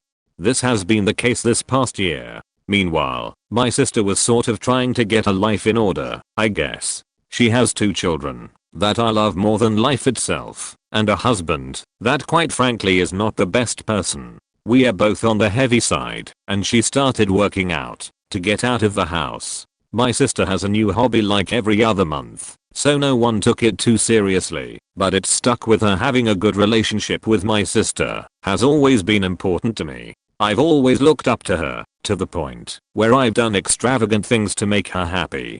I've spent thousands of dollars on Christmas gifts through the years, trips, designer stuff she wanted, concerts, festivals, just about anything she wants. I've spent years babysitting every night when she and her husband were separated because she was working graveyard shifts. When she's been suffering, I've dropped everything I had to be with her and take care of her. She's been grateful for a few days, then she just sort of forgets, and we are back at square one. I've always thought I was the problem to some degree, because it was just impossible for me to identify the source as being her. If she wouldn't love me, that had to be on me, right?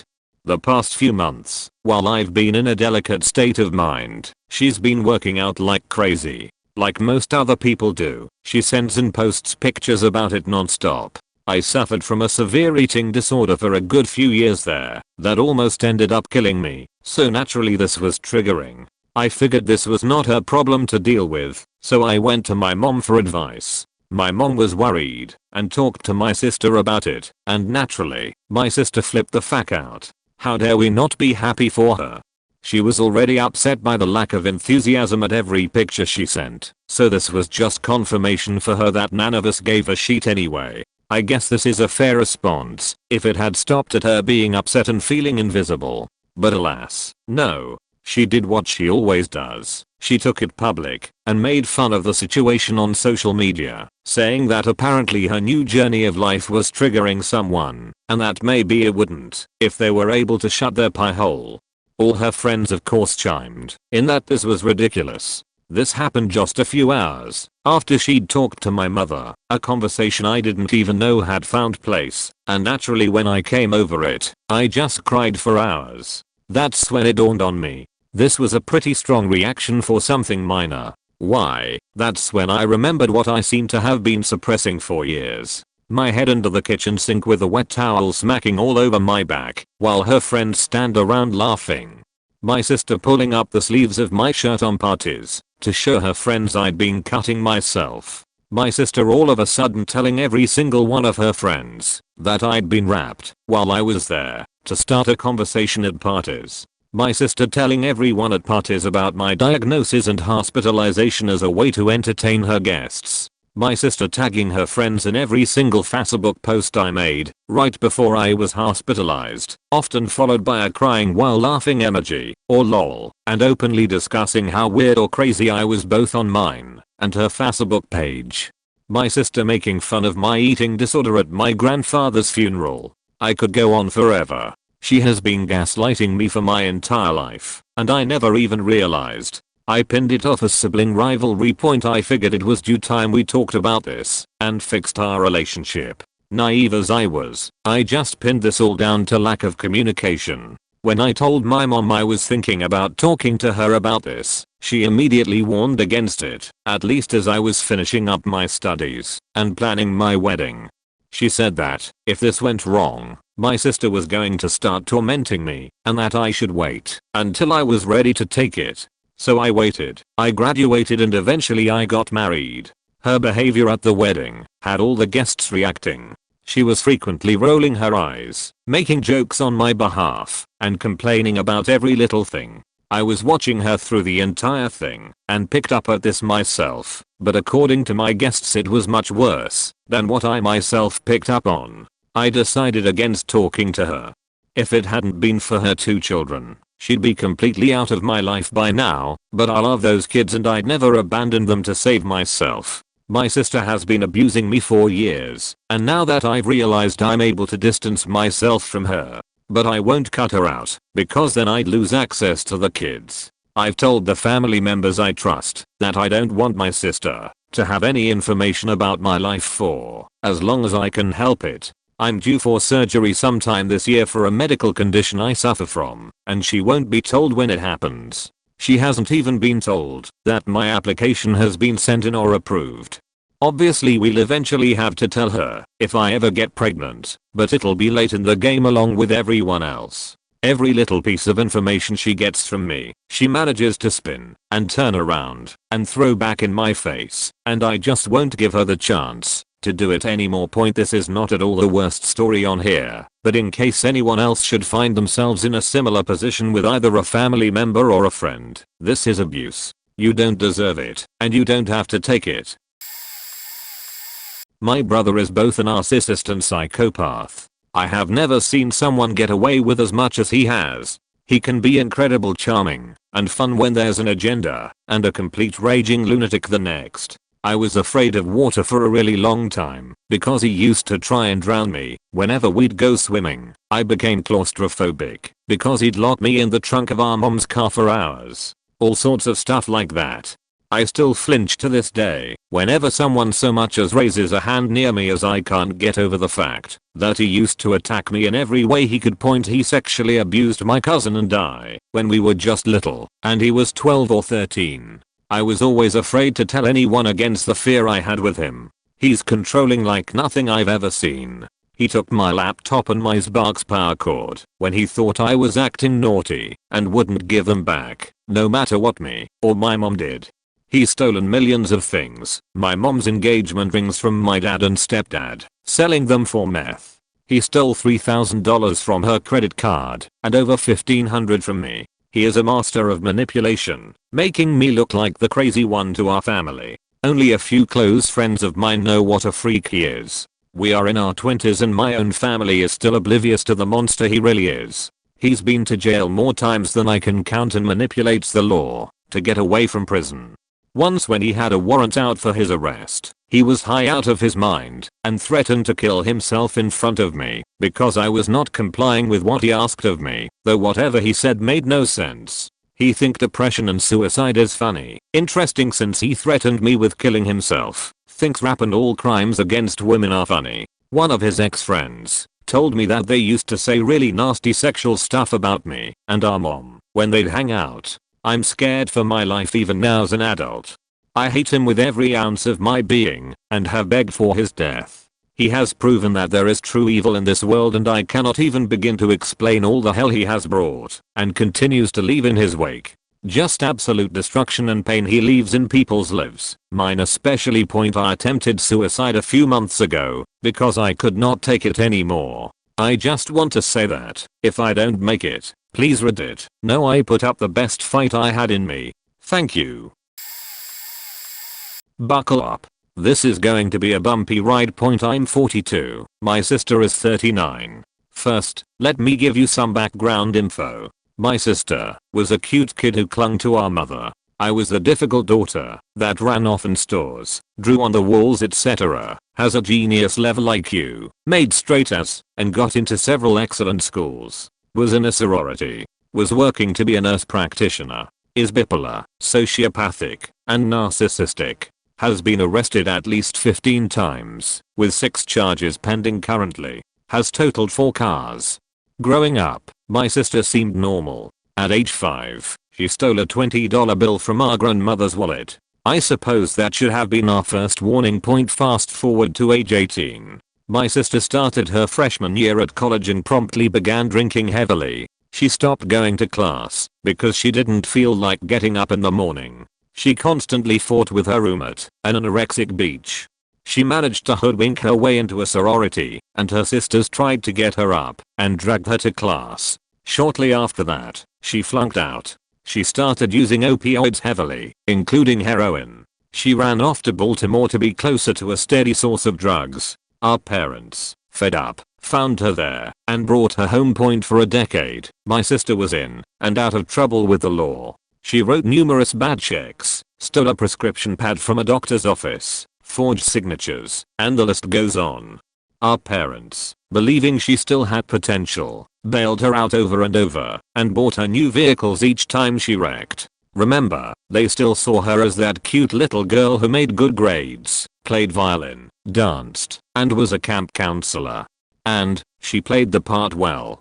She's a master manipulator and gaslighter. For years she bounced from loser to loser. When the last one turned out to have a computer full of kiddie porn, my parents reluctantly let her move back in with them.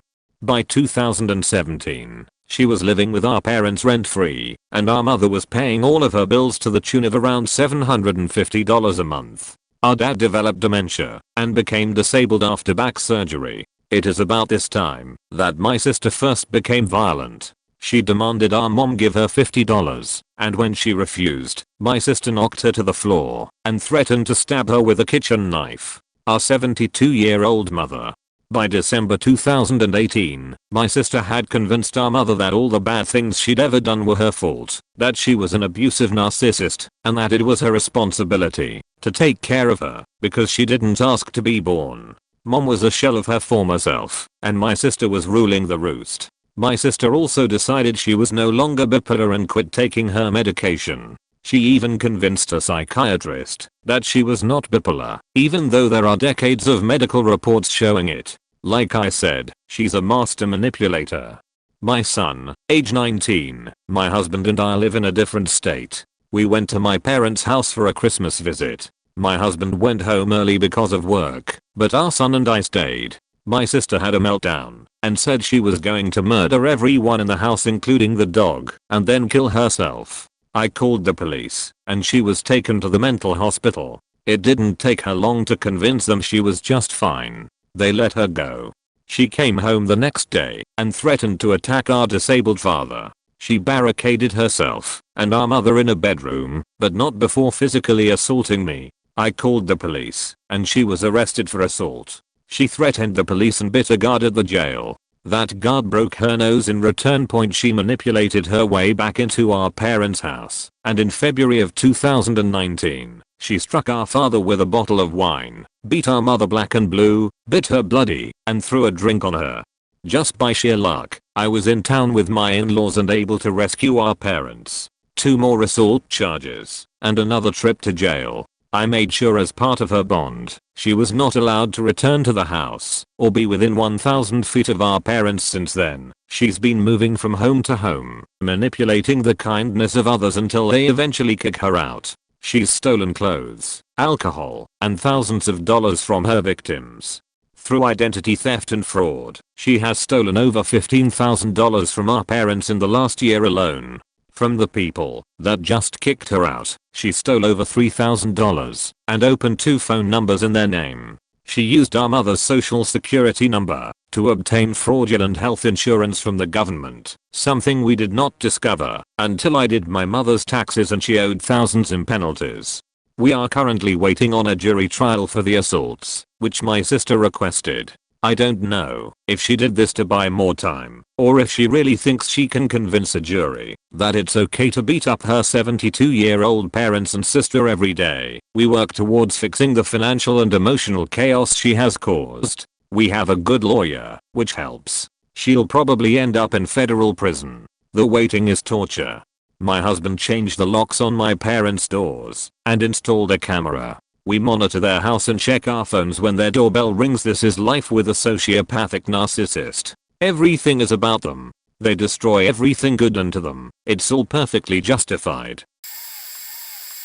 Not a sibling but my mom. She broke up with my dad when I was around age 3 to 4. I'm now 20. Ever since she had custody, she made my life and my brother's life a living hell. She's a mythomaniac narcissist who could not give a shit about our needs. Of all the things I can remember, here are the worst ones in my opinion. Basically homeless at age 13 for a short while due to her not paying our rent. Before that we had to live for 6 to 8 months without warm water. She didn't pay for that as well. And electric tea for a while. We lived in a camping car or sometimes hostels for something like 4 to 5 months. Stole from me and my brother. We always had money for our birthday/Christmas from relatives. We never had the chance to spend a dime of it because she would instantly take it and buy whatever shit she was feeling like buying for herself. Sheltered us because she was the only thing she had. Unemployed. Basically spent the day watching reality shows with her cat, and so we couldn't really tell anything about what was going on mentally. Faked our young brains, so we thought our dad was kind of an enemy. barely managed to make us have a restraining order against him by telling whatever lie she made up stole from my grandparents. They broke any sort of contact with her. The only thing that made them keep it is us. Since my mother had me at age 20 and was irresponsible, they raised me for the major part of the time from age 0 to 7, and that's what I can remember for now. Ironically enough, I just came across this post right after a fight with my sister. It's eerie how similar these stories are from my own growing up with a narcissistic older sister. I just recently got married, and as I enter this new phase, I don't want her in my life anymore. I've kept her in my life with some distance even after all the childhood trauma she put me through, but it has become worse than ever in our adulthood. She's a complete energy vampire, says and does the dumbest things to get attention around my new family, isn't nor has ever been helpful to me, and is more interested in the optics of our relationship than actually doing the little things necessary to keep those bonds intact. Everything is a facade for social media of how she lives this amazing life, but in reality her husband just filed for divorce after a domestic abuse incident where she hit him and almost crushed his hand on a door. She's an absentee mother who spends the entire days out of the house or takes week-long trips for pleasure by herself. My nephew prefers it when she's not around because of the anxiety she gives him. He's only 7. My brother-in-law, whom I've become close to, has custody of the child and has filed a restraining order against her, which is the best possible outcome for the future of my nephew. I'm committed to help both of them because beyond being the closest family they have, I truly love them and love them around.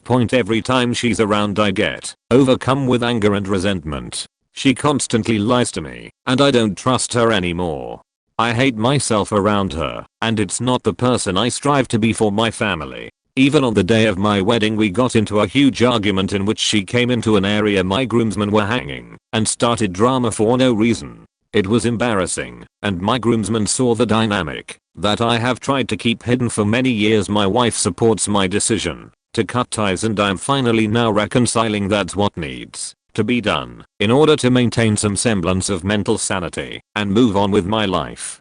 The biggest issue that I'm struggling with is that as much as I don't want her in my life, I feel a responsibility to continue to help her. She is bipolar and borderline schizophrenic and needs intensive therapy. I feel compelled to help since she is sick, but everything I have told her to do for her benefit she has ignored. All the advice I try to give falls on deaf ears. Has anyone ever struggled with these conflicting feelings of wanting to cut someone off because they aren't good for you, but at the same time feeling compelled to try to help them? I can speak for my mom on this one point. Aunt was awful to my mom and treated her like absolute shit. Growing up, my grandparents had 4 kids, including my mom, aunt, and 2 uncles. They all lived with their grandparents, so they had a crowd, so of course, mom and aunt had to share a room which was tiny. Mom was the popular one growing up, thin beautiful hair, had a cool group of friends and boys were always calling the landline for her.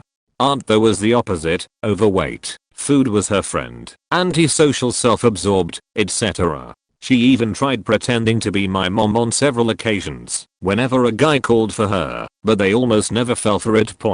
Once my mom met my dad, it took my aunt a long time to meet him because she didn't want to. All she would do was spend time in her room, and the only time she came out was to use the bathroom.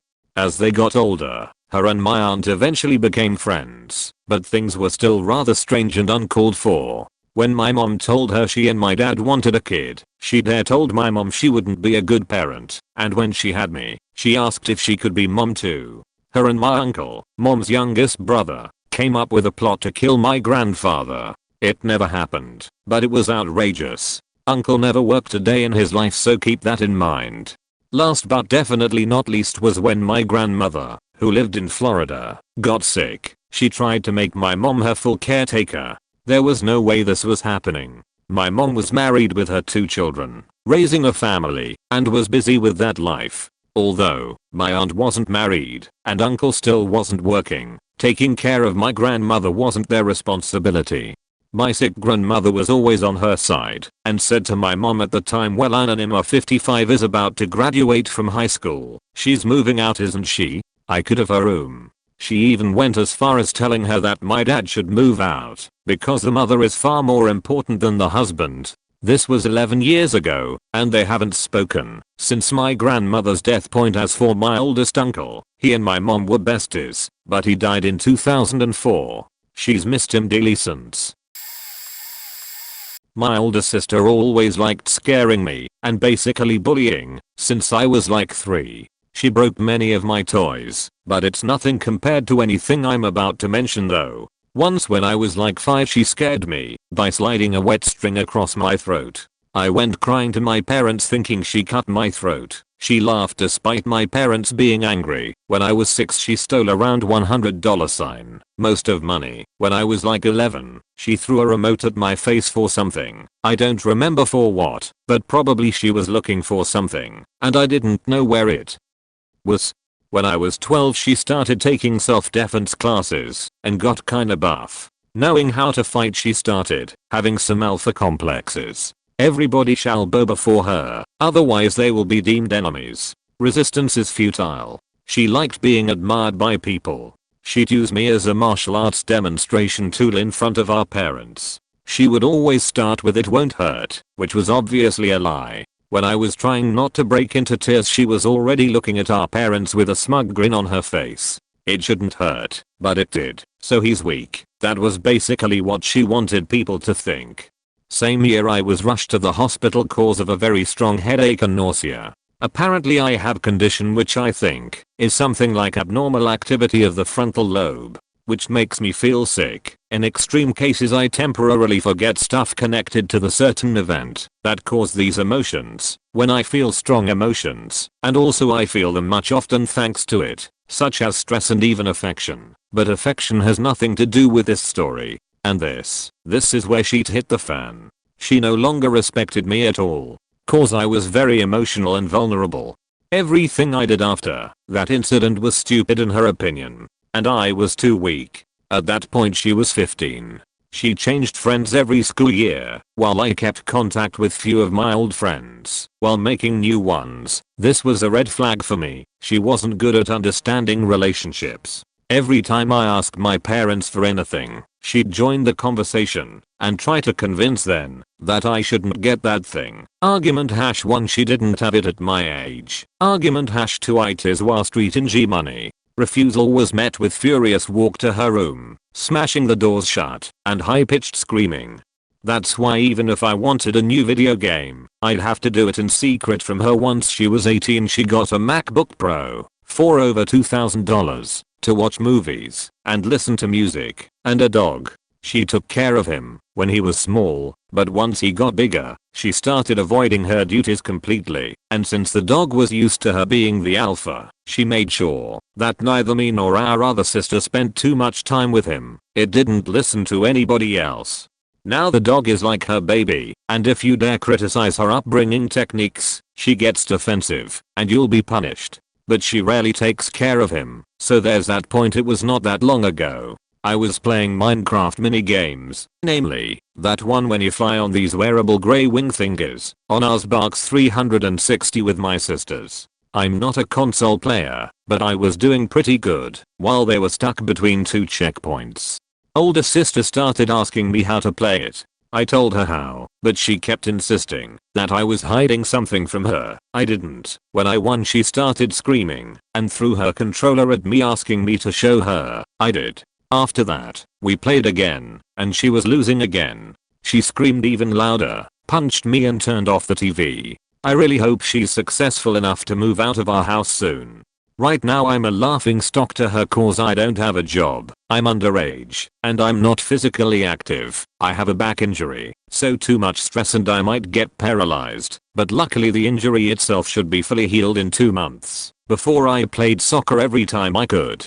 Hilarious, isn't it? TLDR, my older sister likes to feel like she's better than everyone and is aggressive when proven otherwise. She rarely thinks about other family members when planning something.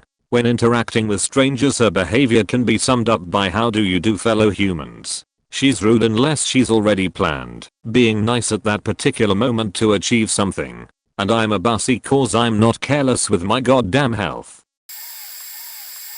My sister was exhausting. It's improved over the last year because I learned how to set boundaries and communicate with her. through therapy, but when I was 17 almost 18, I had been at opera rehearsal and walking around downtown, and my ex, who was abusive and had rapped me repeatedly, decided it would be a great idea to show up outside my opera rehearsal. I did it every year, and it was the same weeks every year at the same place.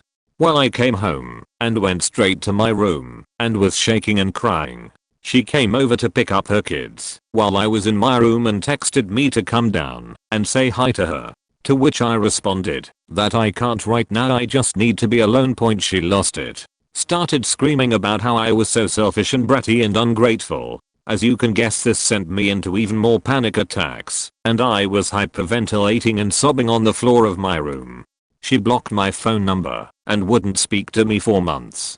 She was over all the time because myself and my parents took care of her kids 5 days a week at least, and wouldn't speak to me. She did a similar thing years later when I had my own brand new baby and was working 40+ hours a week. Had to go back to work when my baby was about 8 weeks old, and I asked one of the days if my husband could go pick up her kids for me. I watched them at least 2 days a week on top of my job because I just needed a day with my baby, and that was the agreement when I had my baby, was that sometimes my husband would take care of her kids if I needed to rest.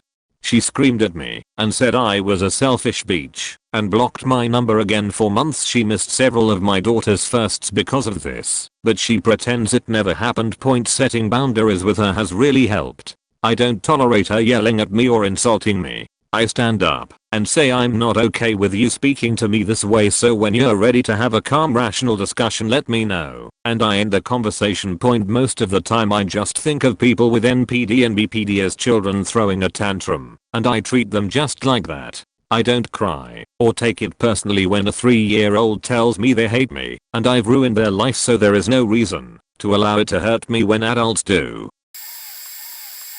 Not the sibling, but my stepfather's sister, who is prescribed opioids, got her girlfriend addicted to her pills, which killed the girlfriend via overdose. Sometime after, my stepfather agreed to stay with them because he needed a place to stay, and they offered him a room to help pay for the house. He deals with a lot of chronic pain due to injuries he got in a traffic accident, so she and their uncle decided to do it again. They spiked his drinks with pills, and once he was hooked, they were garnishing his social security checks and having him work part-time to pay for rent on top of that. He got together with my mom, who met him at their work, and after hounding her for rent too, none of the numbers added up. They gaslit them both about missing money and accusations of cheating, trying to turn them against each other. They figured out the BS. The stepfather went to rehab for a while, and they GTFO of their point. They moved to an apartment, but the stepfather wanted to stay friends with the uncle, who convinced him all the bad stuff was the sister.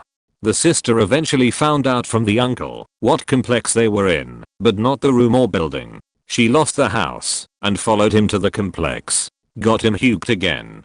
That time they transferred jobs to a different state, where they're free of them and happy now. I'm not sure if the sister is diagnosed a sociopath, but I can't see how she could feel zero guilt doing all this, unless she was one.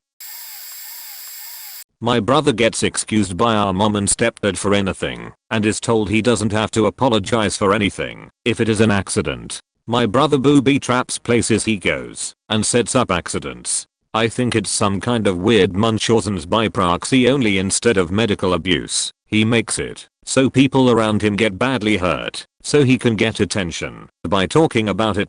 My brother was in trouble with the law, but I wasn't told this, and he came to stay with my mom and I for a few days. We were in a different province. At the last moment, my mom said she was going to a conference, so I was alone with him for a few days. I thought he would just be an asshole, but unknown to me, he had been hanging out with some really dark people and was now proudly referring to himself as a sadist. He booby trapped the house, making the wooden stairs unsafe and doing things like loading the dishwasher with serrated knives between plates, blade up, so unless I noticed when I unloaded the dishwasher, I would likely be cut.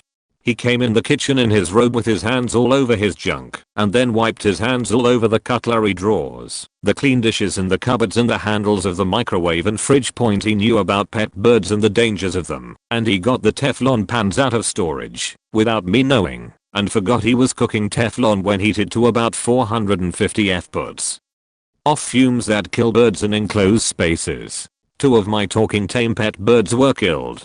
Later when he caught me alone again, I kind of avoided him. He said, I will do anything in my power to hurt or harm you or anything you love, because it is fun for me and mom, and, stepdad's name, let me get away with anything. Which is true. He would get away with the most horrible obvious shit and they would do impressive cognitive contortions to make him innocent and good and me awful, even when I was uninvolved or just wanted neutral place to exist.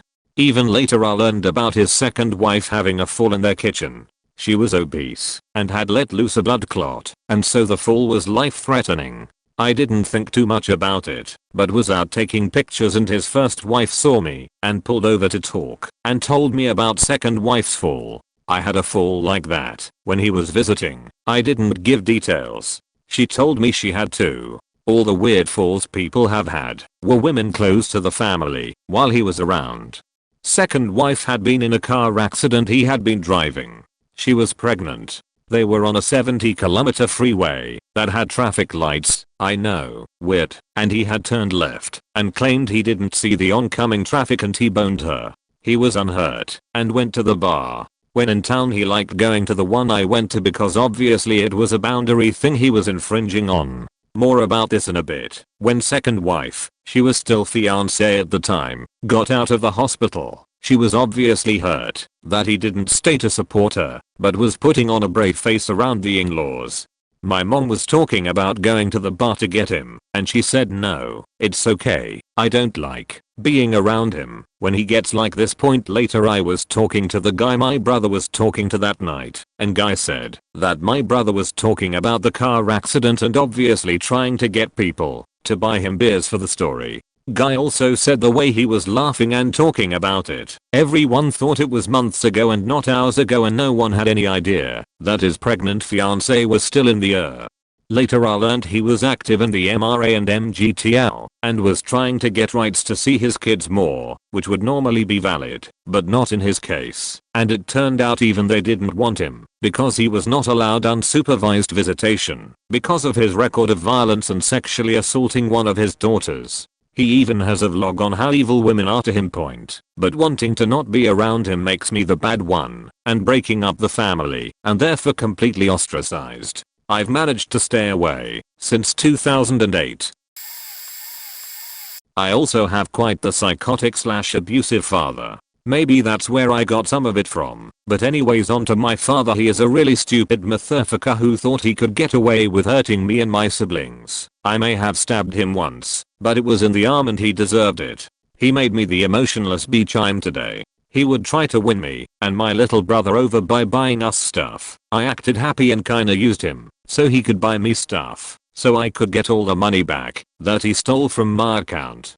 Major dipshit, but when my mom got full custody he made me return everything he gave me, but let little brother keep things. Now technically some of that stuff I bought, but he took he really gets on my nerves. When he dies I hope he burns in hell. Maybe I'll see him there. He has really bad anger issues. When I was younger he would lock me in the basement when I was bad, but this was when my mom was out and he made me swear not to tell anyone, and I didn't. I was, and with my disorder, afraid of him.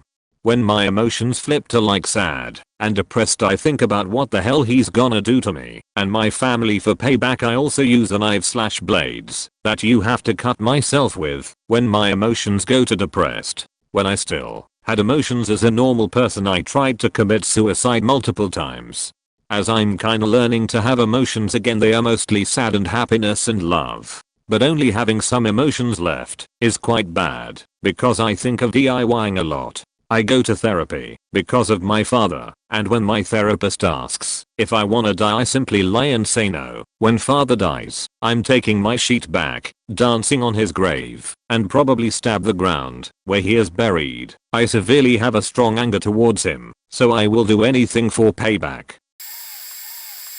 My brother is something. I don't know. Perhaps he's got some low-level brain damage maybe. He had a major head injury and brain surgery when he was 2. I was almost 4 and my shitty mother sent us out to the park with me in charge, and he got hit in the head by a swing. I remember it clear as day, especially the noise that thing made. Anyway, for the rest of her life, she treated us differently. I couldn't do a thing right, whereas he was the golden child. When he was 16, he attacked my dad with a chair. He stole from me constantly. He set a fire in my bedroom. He refused to work. He was eventually thrown out of my parents' house until my mum persuaded my dad to let him back in, and it all started again. But this time, alcohol was involved. He was arrested for indecent exposure, and my dad evicted him again. I felt sorry for him and let him stay at my place, and it was a huge mistake. He got a job in McDonald's and for a week was a model citizen. He came home with burns on his hand and forehead because he had tried to see how long he could put those body parts on the grill for and decided that it was too dangerous for him to work there. He basically lived in my house rent-free, despite me trying to make him leave, which he eventually did when I got some heavies involved. Soon after, he broke into my house, and the oven, gas hob, toaster and iron were all switched onto their fullest in the hope it would start another fire, but thankfully I got home from work in time to see him vault over my fence and run off, and I turned all the appliances off and changed the locks. 5 years ago, my mother died, and my brother was devastated. As an adult, he moved back in with the parents, and she did everything for him. Bought him clothes, paid his car insurance, for him a job, basically let him live rent-free. She didn't tell my dad the last part. I despise the woman, but put that aside for my dad's sake, and visited her as she was dying. Little bro didn't even once. My dad was semi-retired and juggling work with being at her bedside as often as he could. He'd get home past 10 PM and find my brother passed out on the couch, surrounded by beer cans, and vomit and have to clean that up. He would have friends over for parties, while my dad was in the hospice with his dying wife. One time I suggested he do something nice and maybe buy my dad a sandwich and take it to him at his job before he went to visit her. Just a little token gesture, you know, and he literally asked why. On her last day he was texting me, obviously drinking, as the messages got more and more abusive. He was jealous that I got her last coherent word. It should have been him, because she loved him more. How it could have been when he never visited, I don't know, but whatever. I didn't dignify it with an answer. She died. There was a funeral. He drank half of the bar tab by himself, cried about his best friend, his rock, and then went back to living rent-free, or so he thought. After a few months, my dad had retired and found that he couldn't afford to support himself and a 40-year-old man on a state pension. Surprise. So he told him to pay his way or he would have to leave. So he left. He came to my house first, drunk, crying about how unfair it was, and it's always about money. Nobody ever helped me, and how it couldn't possibly cost the extortionate amount my dad was charging him to run a house. That amount?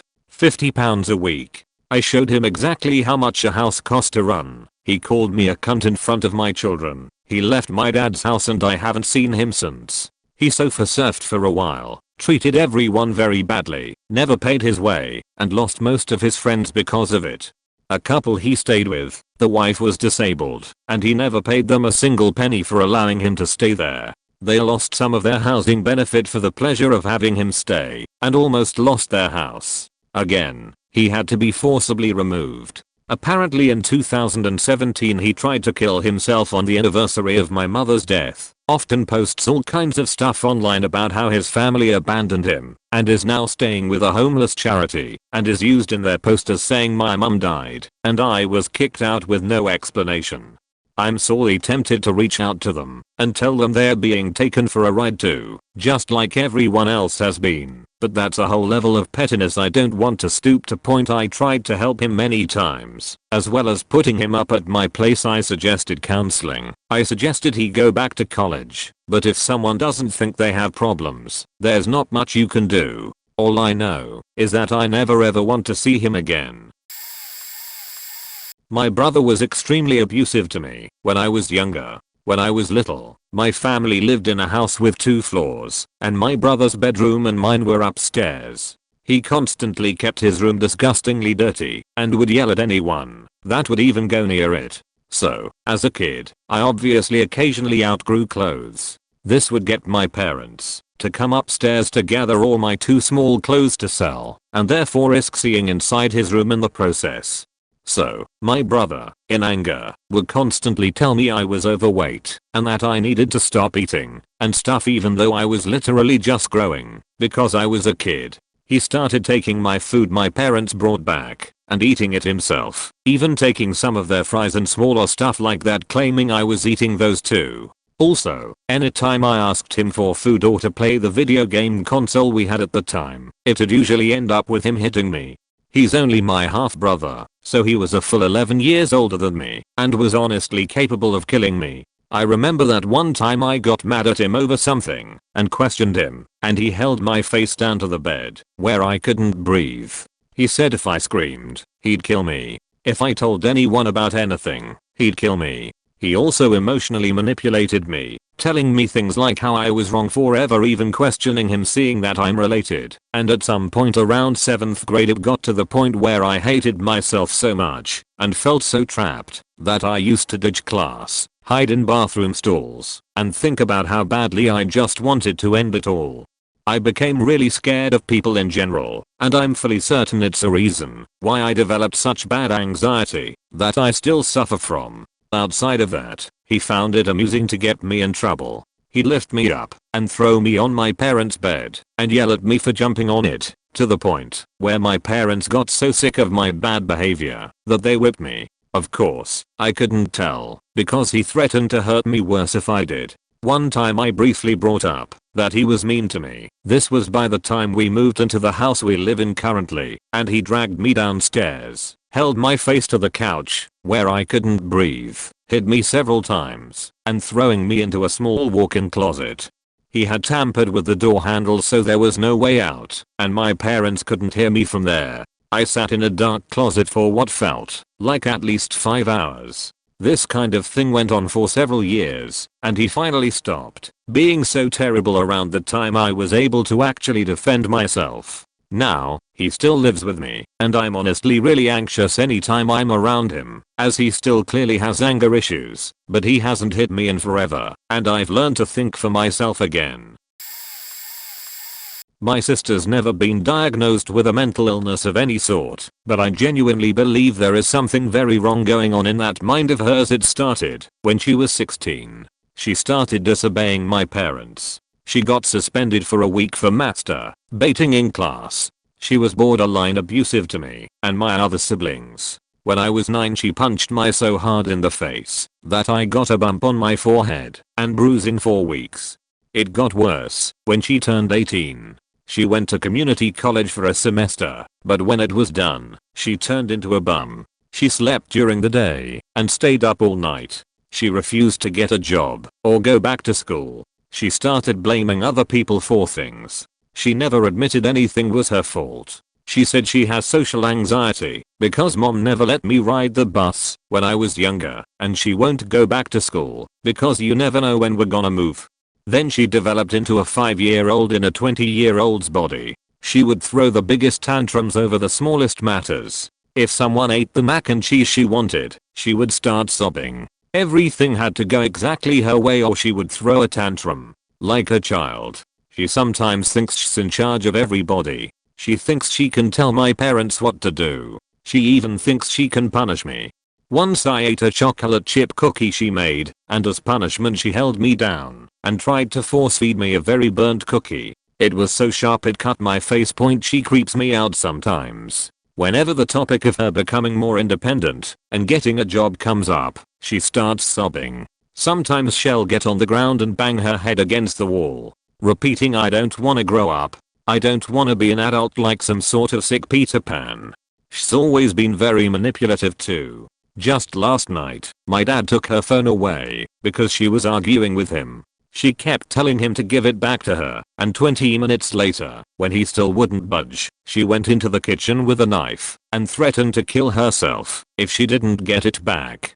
She was acting insane, laughing maniacally. She got it back point, and she doesn't think rules apply to her. She's a huge hypocrite. She says I'm spoiled because my 16th birthday's on Tuesday and I get to go to IHOP with 2 of my friends. She says I'm brainwashing my little siblings because I tell them sh's dangerous. This was after she cut her arm in front of my little siblings and even had my 6-year-old sister cut her leg. She says I get away with everything and I never get punished, but she manipulated and threatened her way to getting her phone back. I don't know what's wrong with her. We can't afford therapy or any counseling. If any of you guys know what the problem with her is, please tell me. It has to be more than just social anxiety, because she acted like a psycho all the time and threatens me. So I don't really know if this answered the question, but yeah, that's my sister. He was always a prick, but at times, I think he may have CTE. Every interaction with him is a complete wildcat. Maybe totally nice, maybe a complete prick. There's no predicting what you will get. General setting is annoyed, and short. Honest to God, believes he is the smartest and most attentive person in any given room. Is kind of a dullard. Acts like a different human being with non-family members, even though the bulk of his friends see through it. He will occasionally act nice and jovial, sometimes at length, only to turn on you out of nowhere over nothing. If he has a minor problem, it might as well be the end of the world. If you have a minor problem or a legitimate one, you're making too big of a deal out of nothing and just need to drop it. He could find a way to try and minimize the loss of a limb if it wasn't his. If he has a criticism of something or someone, it's valid. If you have one, even the same, you're on point. Extremely paranoid, to the point of accusing family members of theft when he's misplaced an item, which he does frequently. Criticizes everyone else at length for their inability to listen and tendency to be thinking about what they're gonna say next rather than actually listening. In 38 years, I've never faking once had him clearly understand what I was trying to tell him, because he does exactly that to a disastrous degree. I've had repeated lengthy conversations over the same subjects because he got the incorrect, half-assed takeaway stuck in his mind and holds on to that, no matter what evidence is presented. Example, there's no such thing as a set-top device or digitally streaming movies or television shows. Apparently. If something he noticed was the case 25 years ago, it's still the case today. Example, our home county generally voted Democrat growing up. It has voted Republican overwhelmingly since about 2004. He doesn't live in it, doesn't vote in it, and has no idea who any of the elected officials are, but will argue that it is a Democratic county in light of verifiable and long-term proof to the contrary. Has a bizarre belief that he has absolute control or dominion over any outcome of any situation, yet if something goes awry, it was never his fault. Example, it was Apple's fault he lost all his contacts in his phone he never backed up. Furthermore, if you relate to him any event that happened to you, no matter how little control you had over it, it was always your fault, because you too have absolute dominion over the universe as a whole, and could have done X, Y, or Z to prevent it. Somehow simultaneously believes there's no point in bothering with colder shoulder. Criticizes the entire family for having a so-called negative outlook. Is without question the single most malignantly negative human being I have any sort of semi-regular contact with. Will use your stuff without asking, or sometimes just swipe it from you without mentioning it until you notice it is gone and call him out. Would probably try to fight you if you dared to do the same to him. Will unflinchingly argue against his own point just to argue with you. Not because there's a good reason to argue, just to try and put you down and to make things generally unpleasant. If he has an idea, it's great, no matter how unfeasible. If you have an idea, it sucks. Here's why. Even if it's effectively the same faking idea. Are you repeating him? Well, whatever it is, that's not what he said, dumbass. He said the sky is blue, while you said the sky is blue. How dare you accuse him of using an apostrophe? If you find yourself in an argument with him, there is no Geneva Convention or general decorum.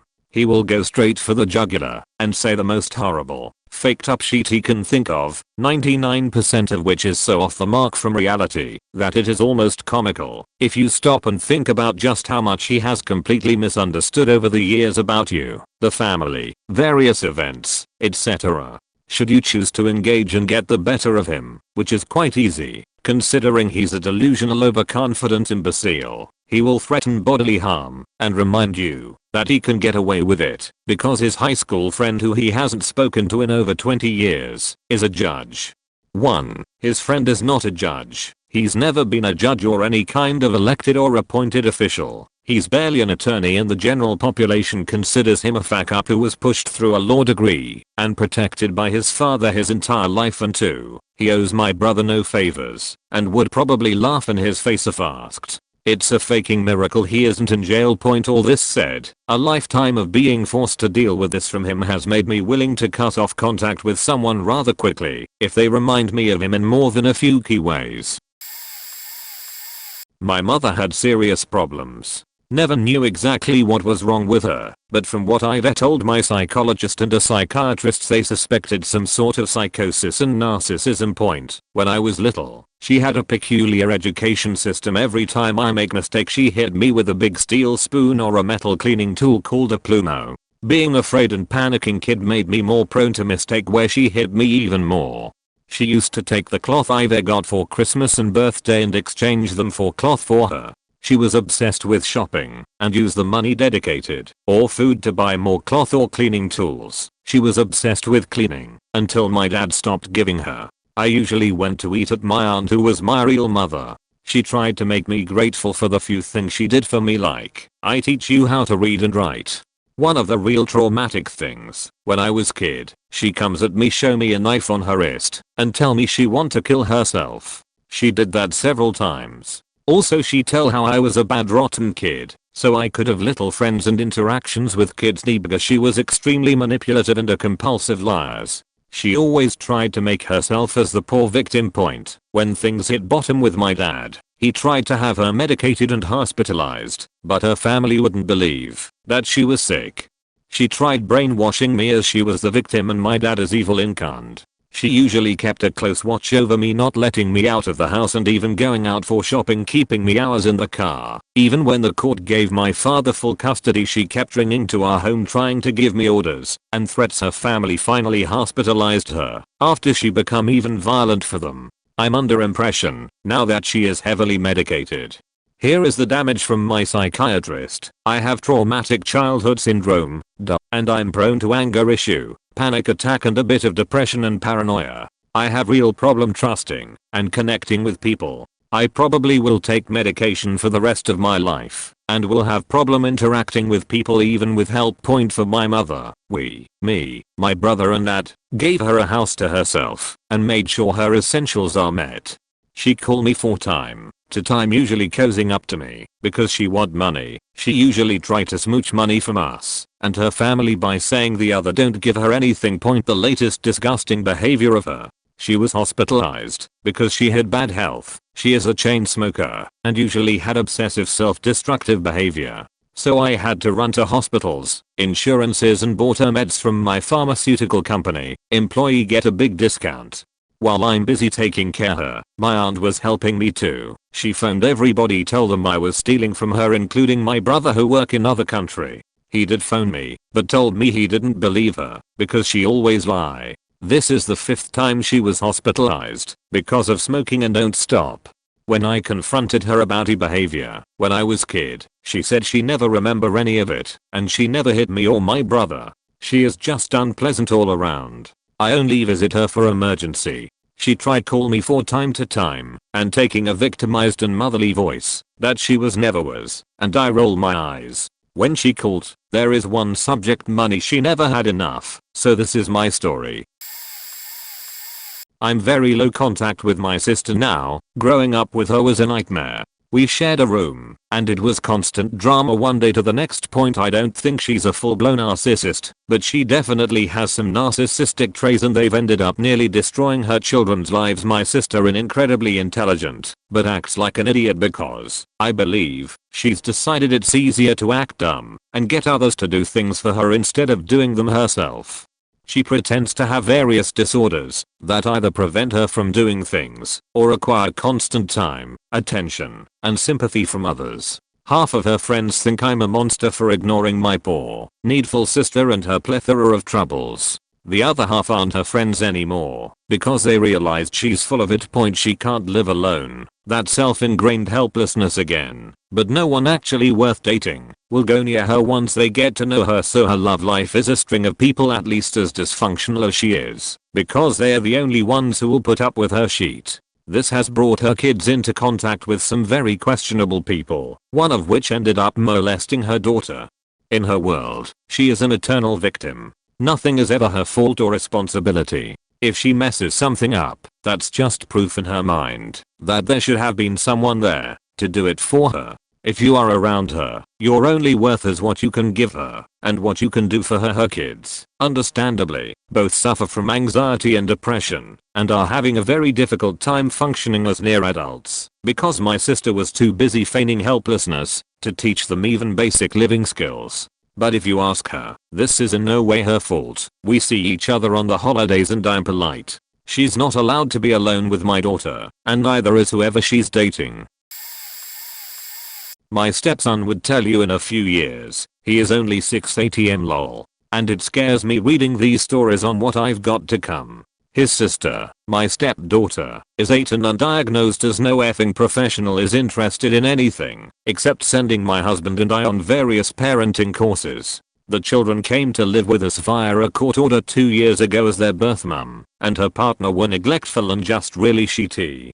SD has had issues since she was tiny though, way before the poor parenting, and our gut says she has something more than trauma. She is controlling over everything. She screams, shouts, hits, swears, kicks, punches, breaks objects. Mostly aimed at her brother and I. She has like an anxiety-based need to control every single thing that happens, even when it doesn't involve her. She got away with it when 6 was smaller, as he just went along with it, and their mum gave in for an easy life. Now 6 has come out of his shell and got more confident, he tells her, when she is out of order. She then is angry and nasty. She has 0 friends, has no social skills, no empathy, shouts and screams all the time, yet puts her hands to her ears whenever we talk as she says we are too loud. She is immature in her imagination, logical thinking, no concept of the world or what's real and fake, never laughs, and will play with baby toys and not age-related toys like her peers, which leads to her getting angry when 6 tries to get her to play with older toys. Everything is a drama. If eating dinner she will raise her knife up and threaten, other times it's her fists and feet. She talks to us all, every single time, like she has so much venom in her. Even in the car, if anyone dares interrupt her or turn the radio over she kicks and hits. Even me when I'm driving, will fight to undo 6's seat belt as she tells him to die. Parksy parenting courses say to discipline 6-year-old for sticking up for himself, but not her, because she can't help it as she is anxious. We are told to do reward charts, but they make her angry because 1. She has no cause and effect knowledge. 2. If she doesn't get enough stickers, or whatever, the house gets trashed, or 6-year-old is attacked. If he has more, he is a caring, good, kind-hearted bouncy ball of 6-year-old boy. We are told to spend more one-on-one time with her, but it ends in tears and outbursts. So no help to try to make life easier for the 2 siblings to even just play together nicely sometimes. Husband and I have disabilities, so unable to work, plus Noon will look after both kids together, and she is excluded from school at least once a week. So even if we could work it wouldn't last. It's affecting my mental health, so God knows how 6 feels. We really want to try save for private assessment or something, but bar setting up a GoFundMe, it's not going to happen when we are having to fix car windows, and furniture in our rented property, all due to her outbursts. She is getting worse and home life and school life is getting affected more and more. In a couple of years she will be uncontrollable and will do something dangerous. The kids have 2 half siblings by their mum. One of those has autism and their mum, 2 cousins and grandmother have autistic traits, and pathological demand avoidance. So our gut says it's something biological. My heart really does out to all you affected siblings. Some of my earliest memories include my older sister taking out her anger on me when my parents refused her something. When I would ask her what I did, she would respond with, "You were born." When I was 12 she chased me around the house with a butcher knife. She thought this was fun. I was not amused, rather terrified actually. By 13 my parents allowed me to put a lock on my bedroom door and to keep it locked at all times due to my sister stealing from me so often. My mother still locks up her purse and valuables when my sister is around. So many stories, so many incidents, but there is one event that always comes to mind that really captures my sister's selfish and manipulative ways. About 8 years ago, my mother had to go to the ER for appendicitis. My dad drove my mother to the hospital and asked my sister to call me. She was living with them at this time. So my sister calls me, I drive to my parents' house, and upon my arrival, she rushes out the door to go to the hospital. She asks me to watch her kids and that she will call with updates on mom. About an hour later she calls, telling me that my mom indeed has appendicitis and they are prepping for surgery. I responded with a plan to have one of our other family members come by to watch the kids and I would be at the hospital as soon as possible. My sister tells me that my mother doesn't want me to come because I don't like hospitals, so just stay at the house and watch the kids and she'll call with updates. So the night goes on with my sister calling me every hour, also giving me updates on my mom. Mom does fine and is going to be released in the morning. All is well. Next morning, my dad brings my mother home. I'm there waiting to greet her. My sister had gone out with the kids. Upon seeing me, my mother angrily demands to know why I never showed up at the hospital the night before to check on how she was doing. The night before, my sister told my parents that I was well aware of my mother being hospitalized, but that I couldn't be bothered with it, and that she couldn't come to the hospital because she was at home watching the kids. Turns out, my sister went out on a date. To this day I have no idea if the updates she was giving me about our mom were fabricated, or if she actually took the time to call our dad to find out how mom was doing, and then call me to relay the message. There's a saying in Texas that someone is as worthless as tiggs on a bull, and that describes my brother. He left home when he was 17, clearly stated that he hated his own family, and left with the intent of never contacting any of us again. But that didn't happen. When he was about 20, he showed up on my mom's doorstep with literally yellow skin and almost dead with hepatitis from drug use. My mom and I spent months nurturing him back to health, only for him to leave again, stating his hatred and intent to never contact us again. When my mom was dying of brain cancer years later, my now ex-wife and I cared for her in her last 8 months of life. She expressed a desire to see him. He was always her obvious favorite. I contacted him, and he said that if I would send him money for plane tickets, he and his wife and kids would come for a visit. I knew better than to send him money. I personally arranged for the flight and paid for the tickets. He was furious, called me an idiot, and said that he could have obtained the tickets much cheaper. But at least he did come. He didn't attend her funeral. The only flowers there from him were ones that I bought and put his name on. Fast forward about 10 years, and now our other brother is dying of diverticulitis. While working on my job on the road, I did my best to look after his needs as he was hospitalized for 7 months. I called Baltigs and asked him if there was any way he could help me out. His response was for me to ignore our dying brother, and the state would take care of him. He never visited, called him, or acknowledged his illness in any way. Finally, our brother died. Now here's the clincher that tore my heart out. I had my brother's medical power of attorney, which meant that the decision as to whether or not to keep him on life support was up to me. His doctor told me that he was a vegetable with no hope of recovery, and that if I should let him go. So I did. My brother's response? I had a responsibility to help him out, and I killed him. Once again, he didn't attend his funeral. There's more. Since my brother's death I've received 3 communications from him. 1. He wanted me to give him about $30,000 for medication to cure his hepatitis, which is destroying his liver. My answer was no. 2. He wanted me to donate part of my liver to regenerate his. My answer was no. I'm not going under the knife at my age. 3. He sends me a 2-word text once a year on my birthday saying happy birthday. I don't respond. TLDR, my brother's name is Tigzonable. My oldest sister is some kind of something. She's 14 years older than me. Growing up, she would take me and my other sister, 2 years older than me, out shopping and to lunch, but usually we'd just be left sitting in her car waiting for her. while she was in some guy's house having sex for money or drugs. She would tell us to lie to our mom. When mom would inevitably figure out the truth, we got screamed at by crazy sister. She would throw things, call us every name, swing at us, break our sheet. Then she'd leave for days at a time. We were too scared to tell our mom the truth until we grew up. One time she got mad at her long-term boyfriend, who was actually a good dude, but he was young, and she abused him. So she threw us in the car and pulled out of the driveway yelling, "Let's faking wreck tonight, girls." I was 9. Normal sister and I started wailing and hyperventilating. Boyfriend ran to the stop sign, snatched her out the car, slapped her across the mouth, and carried me and normal sister back up to his house and called our parents. He wouldn't let her take us home.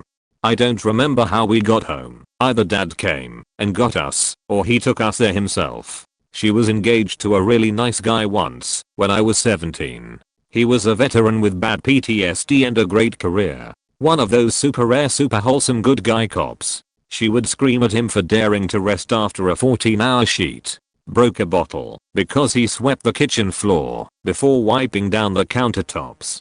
Would try to get him to argue with her. When he would grey rock her and hide from her, she would go outside and run through the street screaming that he was trying to hurt her, and would someone call 911 because she was in fear for her life. When he caught her having an affair over texts pretending they'd build a life so he'd pay her bills, and kicked her ass out, she moved back home with our parents. She and I had a decent relationship a couple years later. I was not in a good place mentally, and she made a plan to come live with me and mooch off me.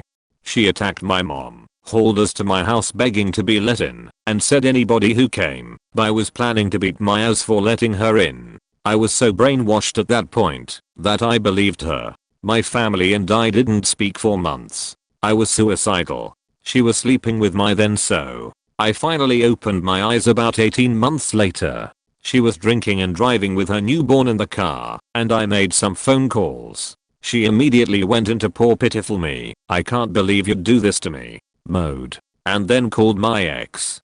Then I connected the dots about them. Then I cut contact and told her I'd beat the shit out of her if she came anywhere near me or spoke to me again. I need therapy, but I'm too poor. Her excuse now, I'm 26 and she's 40, is that she was on the wrong meds 4 years. Beach used to be on coke. I know she took Adderall because she couldn't do coke anymore and had a shady doctor who gave her whatever she wanted.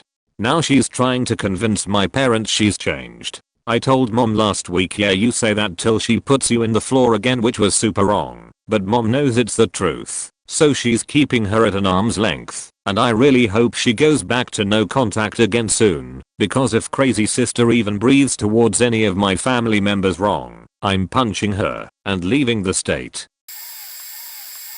At a young age, the police knew my family pretty well. It is a small county full of alcoholics and druggies. Anyway, cops would be there almost 3 days a week due to family situations. My grandmother, the narcissist, sometimes instigated them. She loved my brother dearly and me. Well, let's just say, in that house, the only pictures you will see are of my brother and my niece. I have issues now with that, along with others. Even though my grandmother spoiled him, they also got into fights constantly. I remember one day, when he came by the apartment I was living at with my father. I was 10 to 12 years old at the time, I think. And right after he showed up, I had gotten a call from grandmother. She was in hysterics. "Your brother hates me, etc, etc. I should just kill myself, etc, etc." I started crying and panicking. I can't remember what happened next nor my past too well due to the fact of these situations/traumas. Even in my younger years, I saved my own mother's life, and that only came to light when I was in high school. I can only recall bits and pieces moving along. Not only was my grandmother was a narcissist, but she also has OCD and everything has to be her way. One time she violently threw a soda box at me, yelling at me out of nowhere about how the box wasn't broken down right. Luckily, the box was light, so it didn't hit me, but to this day, I can't handle someone yelling at me, or even a stern voice without wincing. As for cleaning, I had to be on hands and knees when it came to floor cleaning. And if I didn't clean it right, she would yell. I didn't mind the floor cleaning much though. I like hard work / manual work. My brother is a narcissist at the very least, and is probably a sociopath. He thinks he's the next messiah. He constantly says that he is not like others, and that he has otherworldly knowledge and abilities, and is destined for greatness. Because of that, he never let himself stoop down to the level of normal individuals. He refused to take public transport anywhere, and would taxi to school. When he was younger, he would manipulate people to do entire courses for him, and even now you will never see him in a car less than 70,000 in value, all of which he rents. His delusions of grandeur can get pretty ridiculous. Once I caught him trying to revive the body of a dead relative in the hospital. He constantly cheats on his spouses and often has more than one spouse at a time. When they get suspicious, he yells and gaslights them into thinking they are just paranoid crazy girlfriends. Currently, he's a pimp. He uses his good looks and manipulative personality to find women and convince them to give him the money they earn doing such work, and he'll take care of all their everyday worries like bills, etc. He takes most of the money and buys shoes and jewelry with it. I stopped talking to him after he forced me to give him the little money I had left for school, and was so desperate for money that I had to pawn off valuables. He often seemed shocked that someone, let alone his little sister, could have the gall to avoid his presence. It's wild.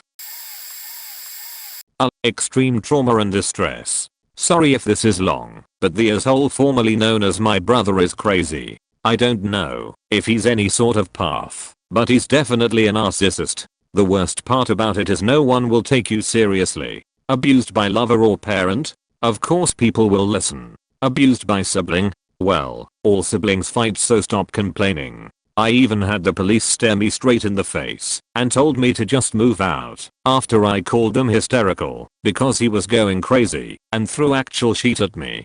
You could never win with him. He was always the victim. He constantly threatened to call the cops on my parents or expose them on social media because he's gay, and somehow my parents mistreated him. Back when MTV's True Life was on, he told me he was going to apply, and I needed to pretend that my parents were homophobic or else. Our house was under constant strain because of him. No cooking or making noises before 8 AM or else he'd wake up and start screaming.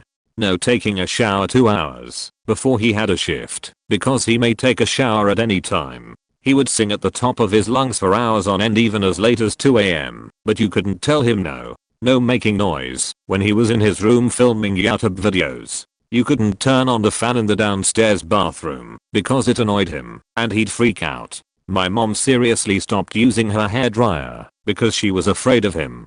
So help me God, if you don't open the door at his first knock you're in for a tirade. One day at our old house, he forgot his keys, and instead of calling someone like a normal person, he took a rock and smashed the window to get in the house. He ruined my parents. They no longer function correctly. They're all shut down and just ignore everything around them now. Towards the end of my time at that house, I broke down and told my mom I need him to leave because I was so extremely stressed from the abuse.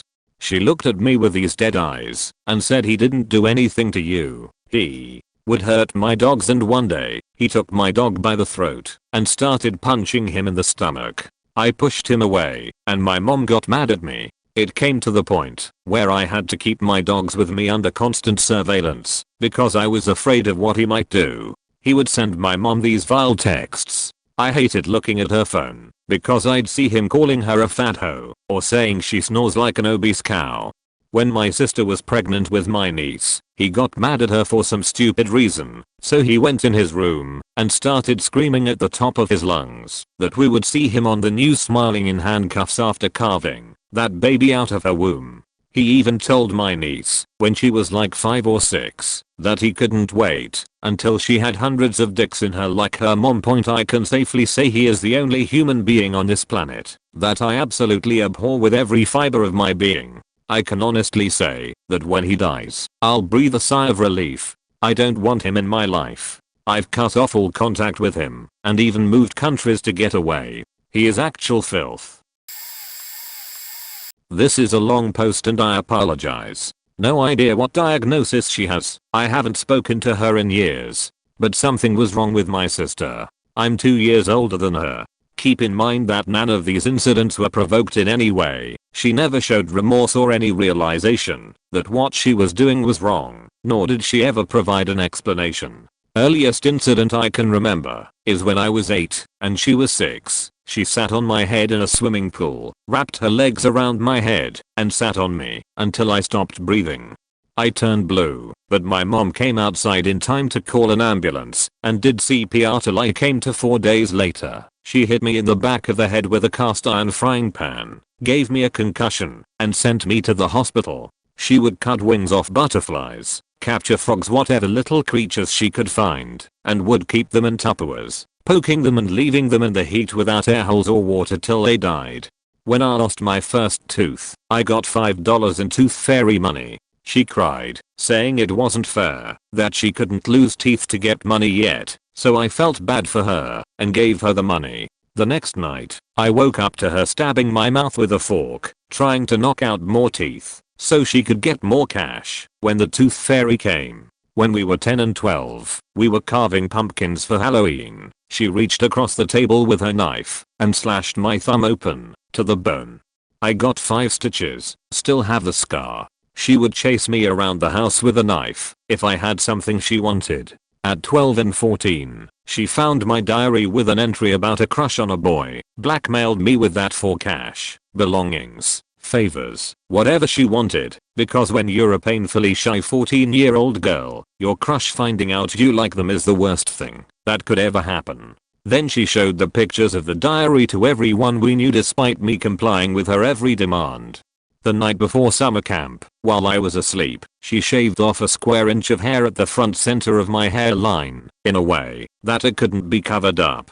When I told my dad, because she had ruined my life as far as I was concerned at the time, she shaved one of my eyebrows off too. My mom did her best to manage her, but she died when I was 12, and my dad was a piece of shit anyways, but he was terrified of her, so he wouldn't do anything to help me. A few weeks before she died, I found my mom crying, and she told me my sister was dead inside, like there's nothing in her eyes, and that she was scared she'd eventually kill someone. Talking about her at 10 years old. When I was 15, I got a job and worked there every spare moment I had. I got a dog with the money. I had always wanted a dog, and we bonded instantly. Best friend kind of dog. 6 months later, the dog went missing. She told me she got rid of him, but wouldn't tell me where he was, or if he was okay. I still hope he somehow is okay somewhere. I got into doing makeup, saved up for an expensive, to me at the time, probably like $40, bottle of foundation makeup. She poured it down the drain while making eye contact with me. She would cut up or burn my clothes and shoes and leave them for me to find, including my work uniforms, to try and get me fired. She stole money from me constantly, to the point where I couldn't ever have cash in the house. She would invent stuff to blackmail me with, like threatening to tell my boyfriend at the time I was cheating on him. I wasn't, just to cause problems. She sold my mom's wedding ring and other jewelry she left for me. She was a master manipulator, convinced everyone outside her home that she was an angel, and that I made everything up if I told anyone anything. I was able to move out at 16, thankfully, and that's the last time I saw her in person. When I left, she was running a shoplifting business where she would go into a mall, take a ton of expensive items into a fitting room with her, and leave with it all under what she wore in. Then she'd sell it on eBay. She had over $20,000 in cash in a showbox. She bragged about it, but all of our family was too fucking terrified of her to do anything. My other little sister, who is normal, gets along with me, and lived there with evil sister until a few months ago, told me that evil sister has found this guy, a double amputee with a nice amount of settlement money and an inheritance, and convinced him to marry her, and apparently she's sleeping around on the poor guy. Really faked up, and I'm just glad I got out of there. TLDR, my little sister was murderous, and made my life hell. My brother is a narcissist. He used to gaslight me and made me feel incredibly angry at him, and then played the victim. He never had any regard for my possessions, but would get incredibly mad at me if he felt I mistreated them. He used to steal my allowance on a regular, but it was okay because he needed it more. He stole Christmas presents from me. Sometimes I would have them less than a day and they were gone if he found use for them. One time he stole a recorder from our dad, even though it was basically the only present I had ever gotten from him. He went to jail for possession and everyone around him thought about the poor boy that got caught with enough weed that they could have charged him with possession. He would pick fights with me and then tell everyone that it was my fault. Now he goes around toting here's a healer, doesn't believe in vaccines, loves Trump, we are Hispanic, and a plethora of other bullshit. He can't keep a job and has been basically homeless for about 5 years. I don't keep contact with him and he has been trying to establish contact with me for about a year. He doesn't apologize, even though I stopped talking to him because he tried to be incredibly hurtful and I didn't let him. It's never his fault. It is very exhausting and I cannot keep contact without letting him trample all over me if I want peace. So I don't keep contact.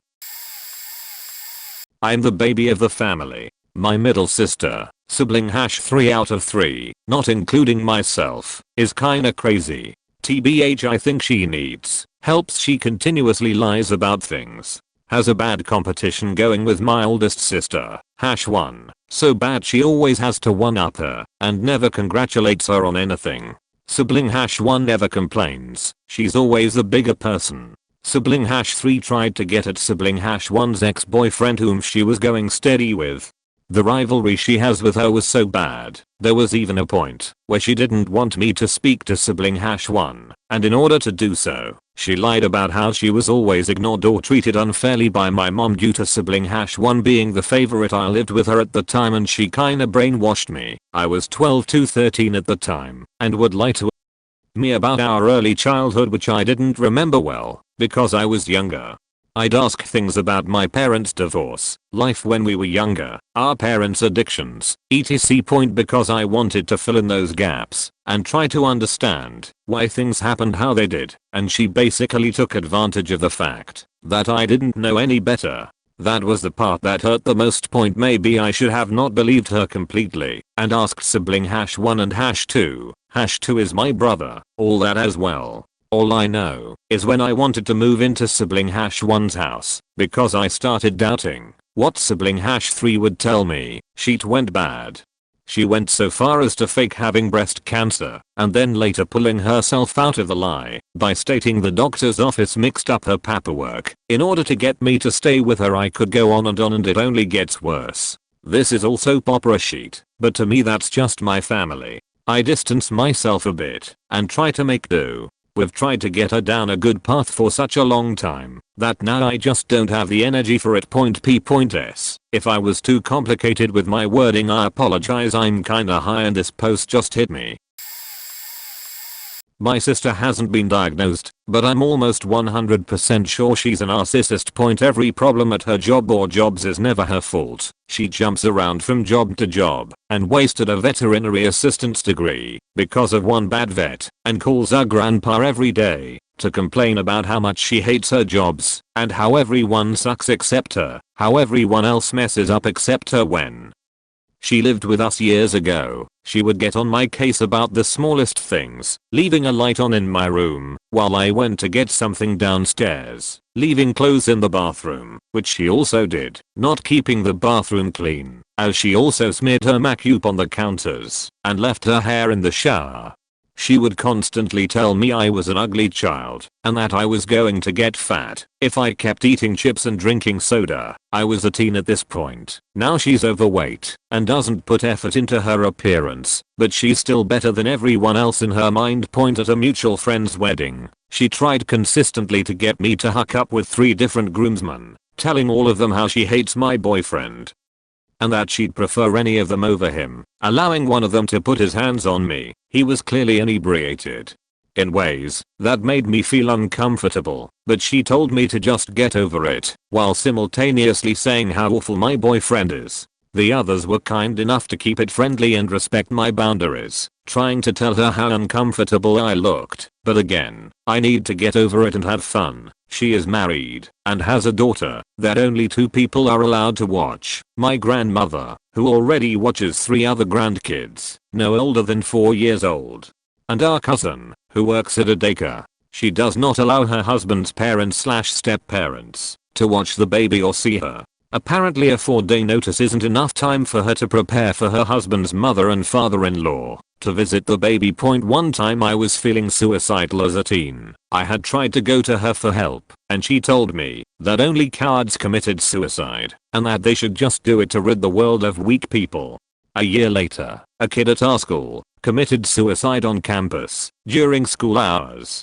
We were on lockdown and word spread around the family since someone needed to come get me. She went on about how tragic it was and how he should have gotten help. Apparently someone she doesn't even know is more important than a struggling relative. Her sister. No less. I have a lot of resentment for my sister and try to avoid her, but I'm convinced she's a narcissist. My brother used to constantly threaten to kill himself to get my mother to cave in and give him what he wanted. Oftentimes running outside with a kitchen knife and holding it to himself in the driveway. Anything he said or did to anyone was never his fault. I remember getting after him about something and he punched a hole in the wall. When he calmed down he laughed and told me that I was the one that caused that hole because I wouldn't shut my mouth. He would also accuse my mother and aunt, she lived with my mom for a long time as a live-in nanny of sorts, of being abusive and loving me and our sisters more than him. He would use this tactic if they ever tried to confront him about anything, and it normally ended with my mom and aunt giving up out of pure frustration. He had stolen a car for a joyride at 15 and was caught, causing my mother to bend over backwards and do everything necessary to keep it from becoming a felony charge and getting him through high school. She had to pay $15,000 in damages to the couple he stole the car from, which was our neighbors down the road. After all this, he now has the audacity to bully her into giving him money so he can buy weed and making her move out of her house and live with her boyfriend so he can have it to himself. He doesn't even pay rent. He's an entitled and ungrateful sheet, and I hope he moves across the country like he keeps planning to, so my mom can finally get some peace.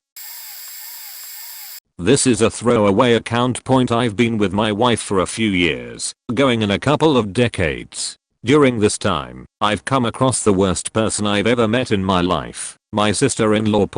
When I first met her, I knew something was up. She was a darker person than anyone I've ever known. She had a way about her, manipulating and conning those around her, essentially being the polar opposite of everything I am and stood for at the time.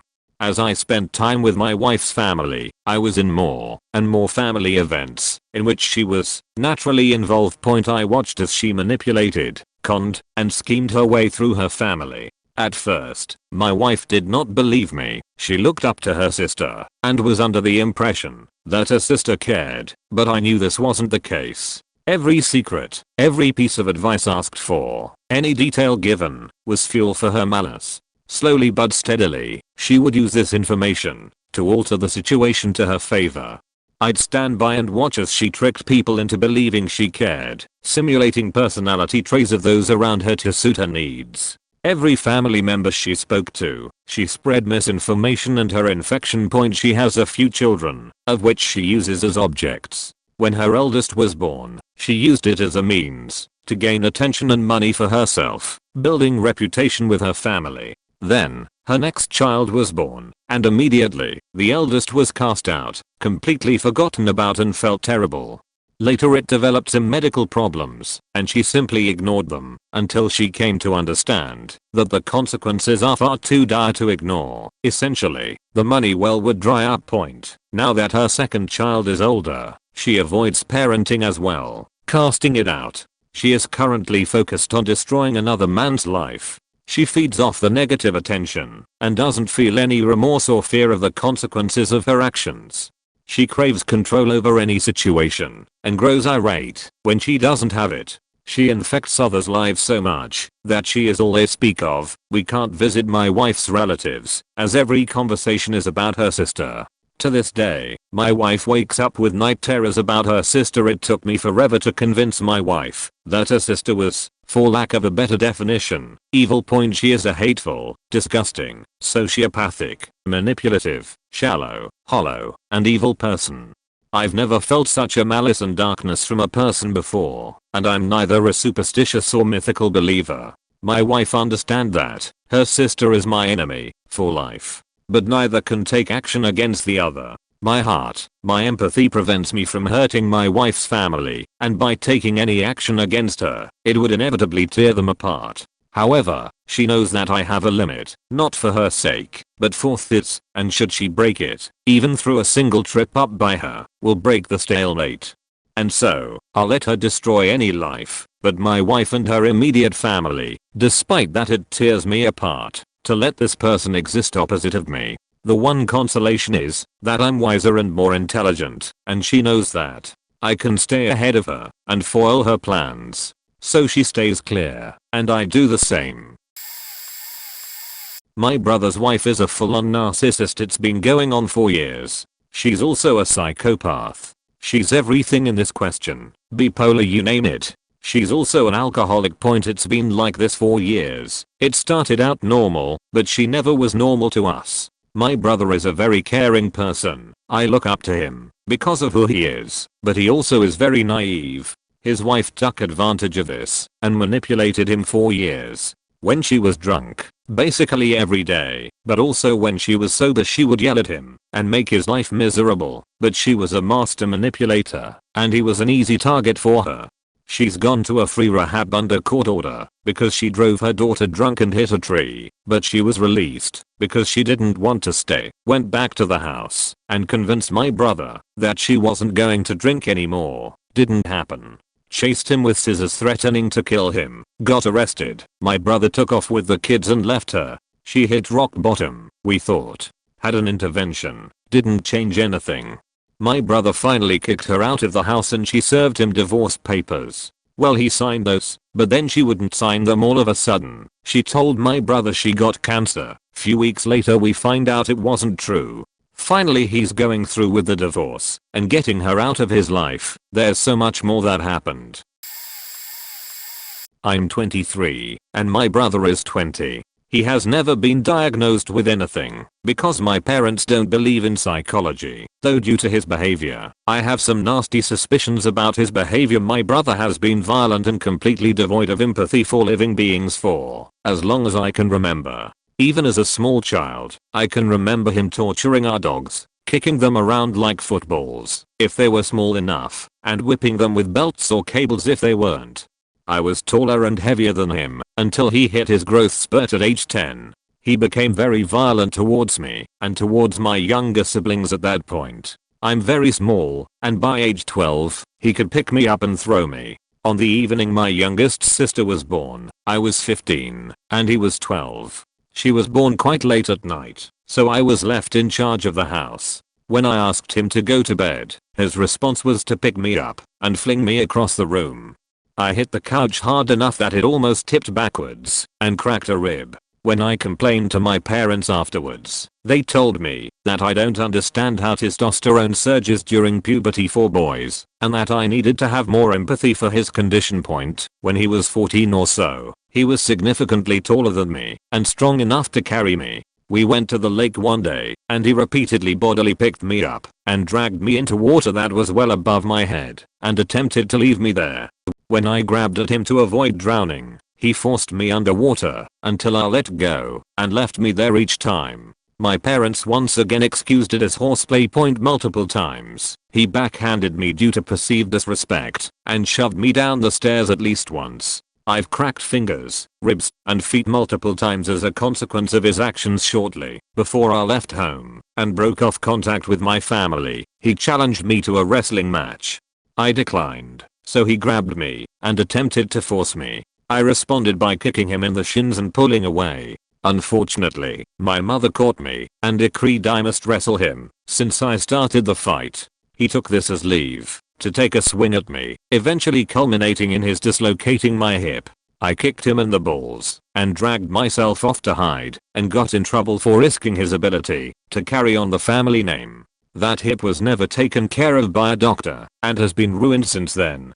Throughout this time, I was actively attempting to deflect his attentions from my younger siblings to prevent him from harming them. I was not nearly as effective. I wish I could have been. My little sister remembers being shoved into a brick fireplace so hard she banged her head and bled when she was in kindergarten, or so when she was 7. On one of the same trips to the lake where he tried to abandon me in deep water, my brother took her out and pushed her underwater and tried to drown her by holding her down. He did this again when she was 10. He attempted to push her down the stairs multiple times and tried to choke her to death once. The only reason she survived was because she stabbed him with a pencil and escaped. He punched her in the abdomen the day after she got her gallbladder out. Her stitches ripped and she bled for 5 hours, completely soaking her dressings. It didn't stop until they went to the emergency room. When they came back from that, he punched her again, but didn't get caught because nothing ripped. My sister was sleeping on the couch the day she came home from the surgery. She has a condition that makes her unable to breathe when she's lying flat on her back. He pulled her pillow out while she was sleeping and stood there and watched her suffocate until our mother ran in and put it back. Our entire lives, he has stalked us and taken notes on who we talk to and about what, in order to threaten our friends whom he disapproves of and us if he doesn't get his way and force us to stop hanging out with them. He once followed me into the ladies' room during a youth event to make sure I wasn't with a boy.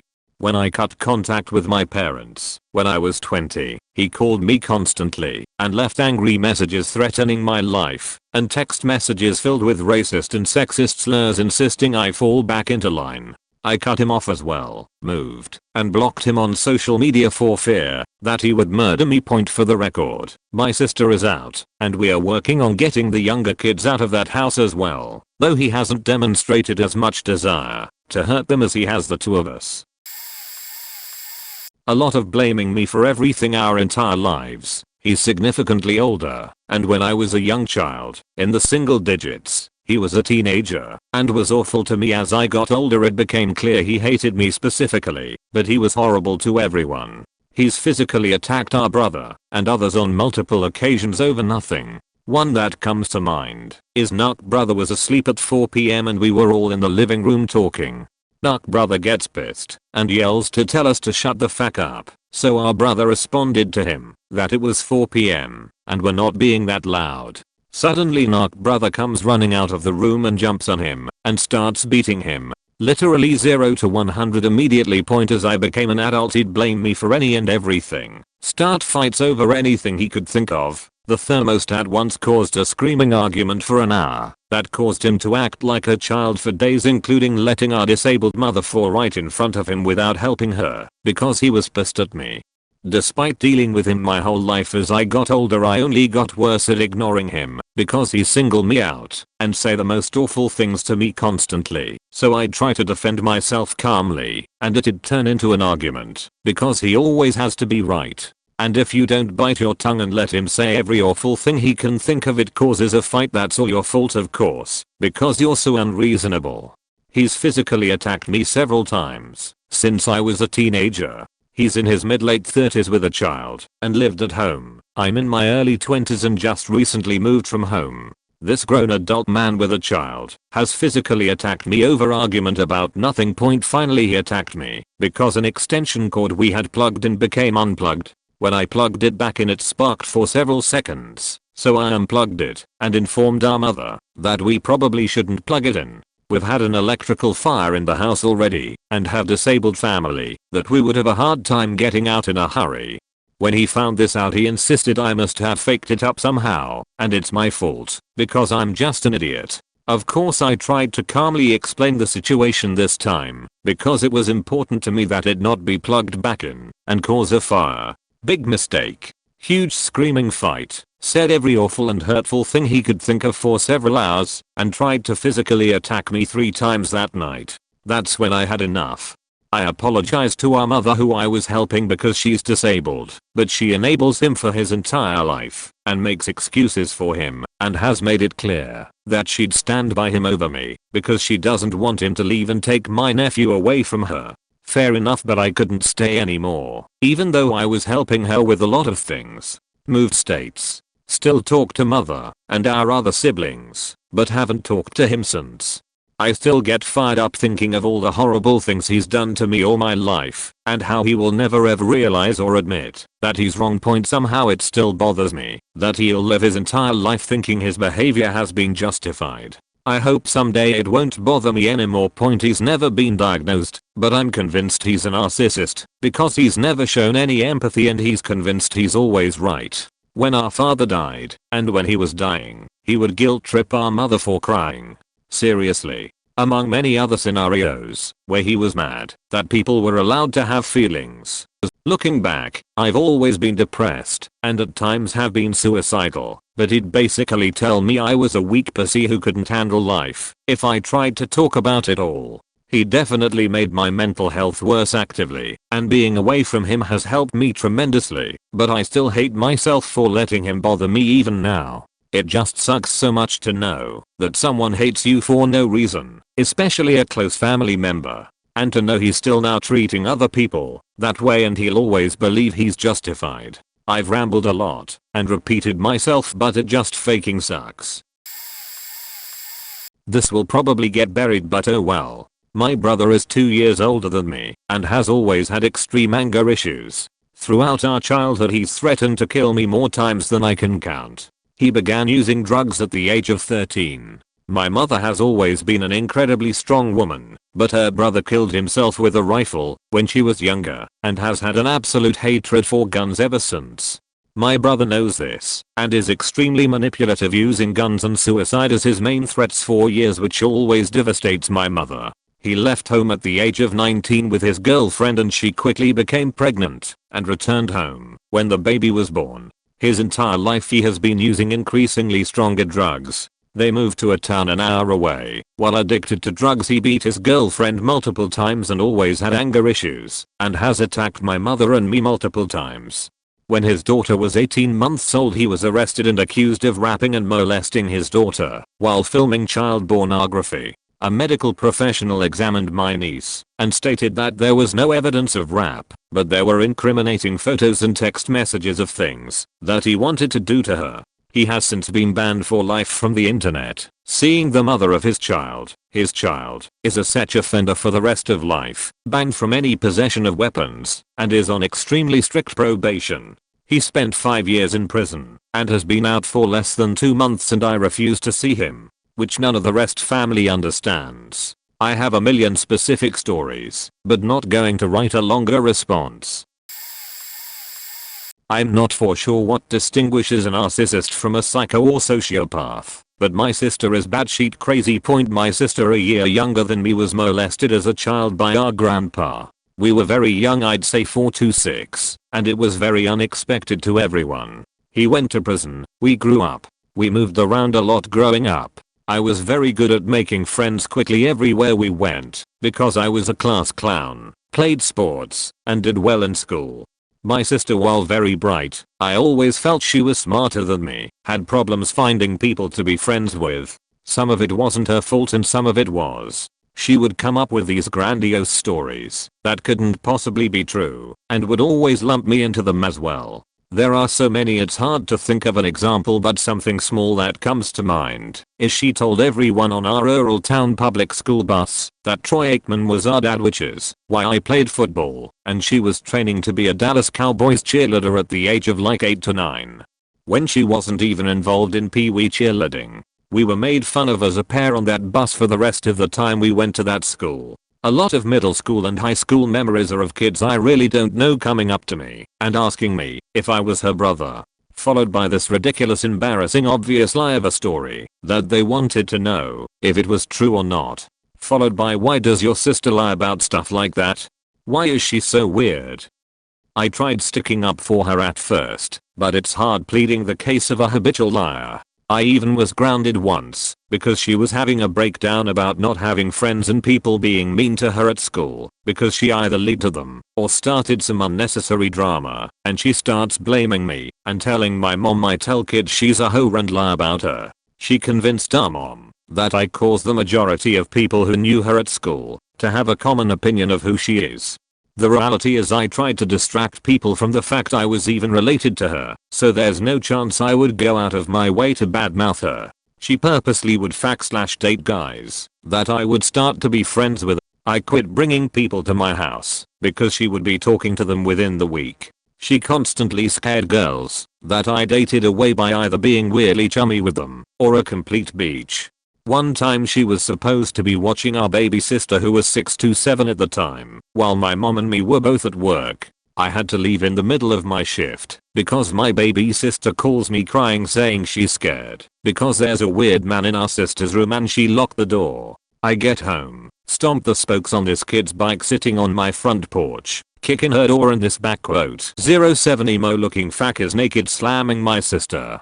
I grab him by his hair, throwing him into walls heading towards the door and kick him out of our house naked with a faked up bike. She begs me and begs me please, don't tell, oh my god please, don't tell, blah blah promises. Me being the protective older brother, I'll let my soft side get the best of me, but I made her promise this would never happen again. The next day I had to do the same thing all over again.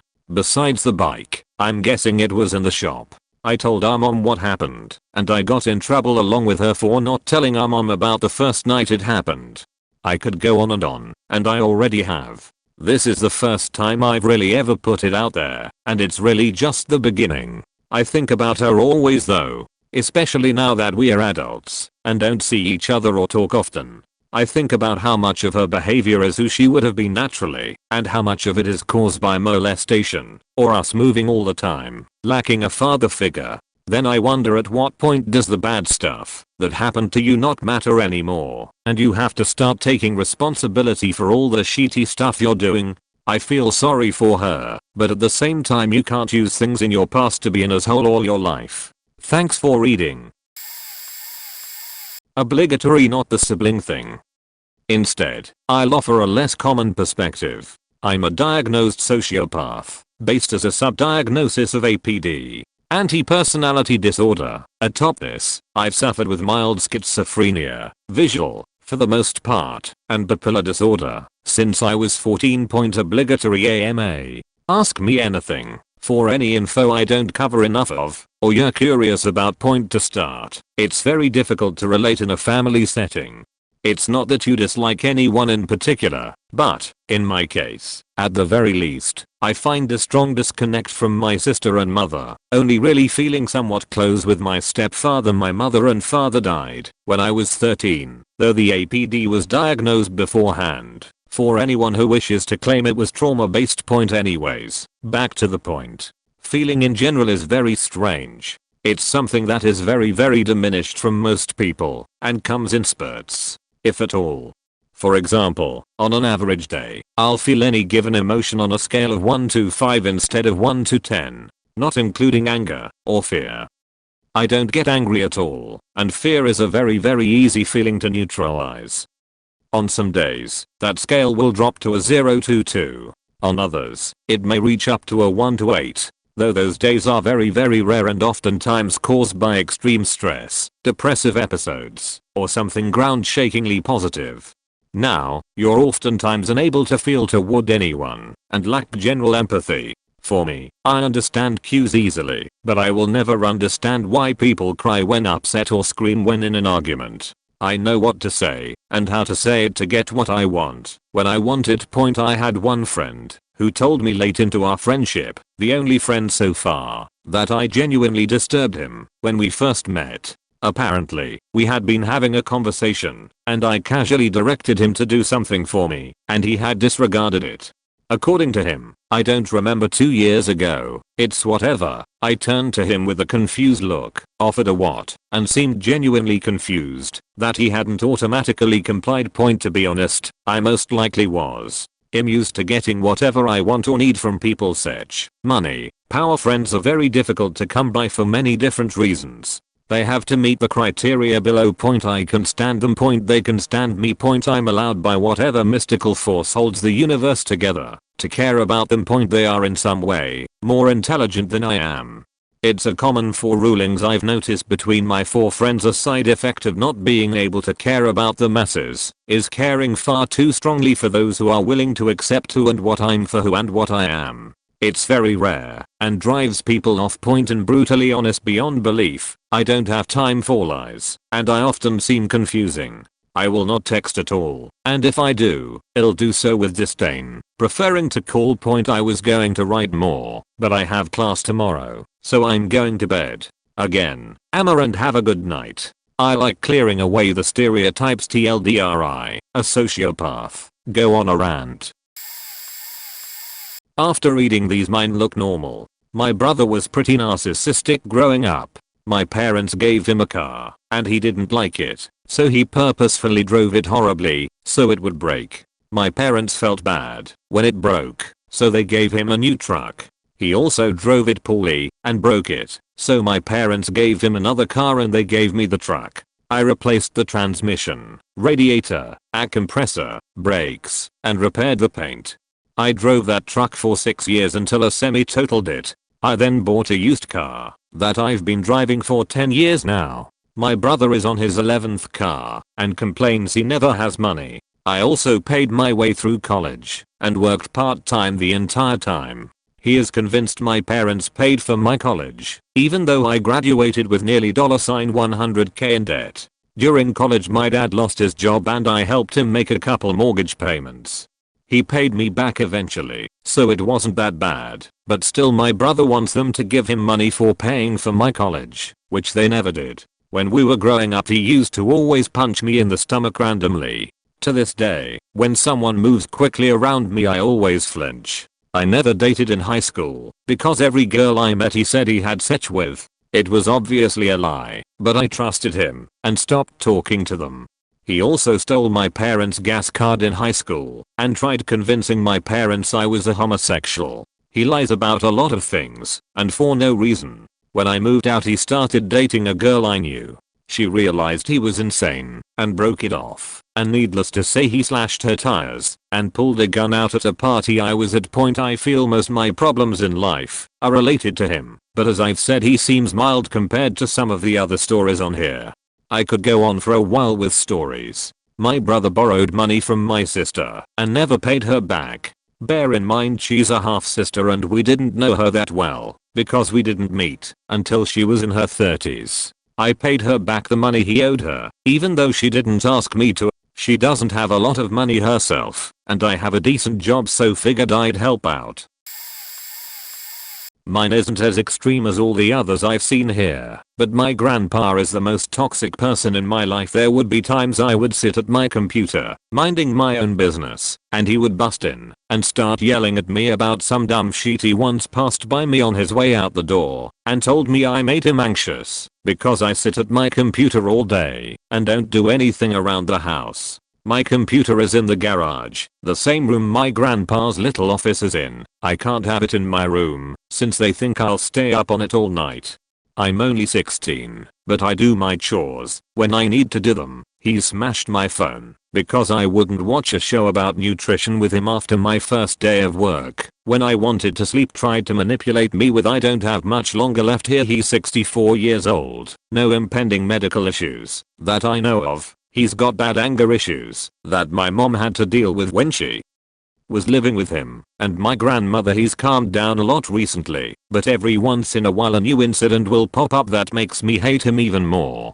For those that are gonna say he's just my grandpa and he cares about me, that's what my grandma tries to tell me, but she's just trying to keep this little part of the family together. They were close to divorcing within the last year, and I was happy about it, but he instantly switched up how he acts because he knows he can't live on his own without my grandma's help. She does all of the taxes, handles his business and everything else. I love my grandparents for taking my sister and I in when my mom couldn't support us, but my grandpa abuses it, and I don't know whether to love or hate him, since he was basically my best friend up until I was about 12 to 13. Sorry for the long post, by the way. I'm not sure whether you would call my half sister a narcissist or not, but she definitely has issues. A lot of issues. I'm not going into the bulk of them. Point she's about 12 years older than I am, and while she could sometimes be absolutely lovely, in general she's just, well, not a very nice person. She doesn't have a good relationship with most of the family because she will never take responsibility for her problems and blames us for a lot of things, including really petty shit. Half the time I don't even know what she's mad about. When my twin came out as bisexual, she got really pissed at her for some strange reason. She isn't even anti-LGBTQ as far as I'm aware. She just blew up because she wasn't told sooner or something equally stupid. This wasn't the first or the last time that she has blown up on my sister for something small or even something big, like when my uncle passed away last spring. There was a blow up there too. Out of my full siblings, she has always been most antagonistic towards my twin, although, ironically, she has also been the closest to her. The only one that I think she actually has a worse relationship with is my elder brother, her full sibling. She makes up shit that never happened. For example, she was a very difficult teenager, but acts as though she was forced to step up and play mom to my younger siblings and myself, even buying us clothes and stuff. She didn't. She straight up tormented us those years too, just for the heck of it. She would do things purposely to make us angry or upset. She is also very quick to play the victim, although, to be fair, she did endure some trauma, which may have contributed to some of her later behavior.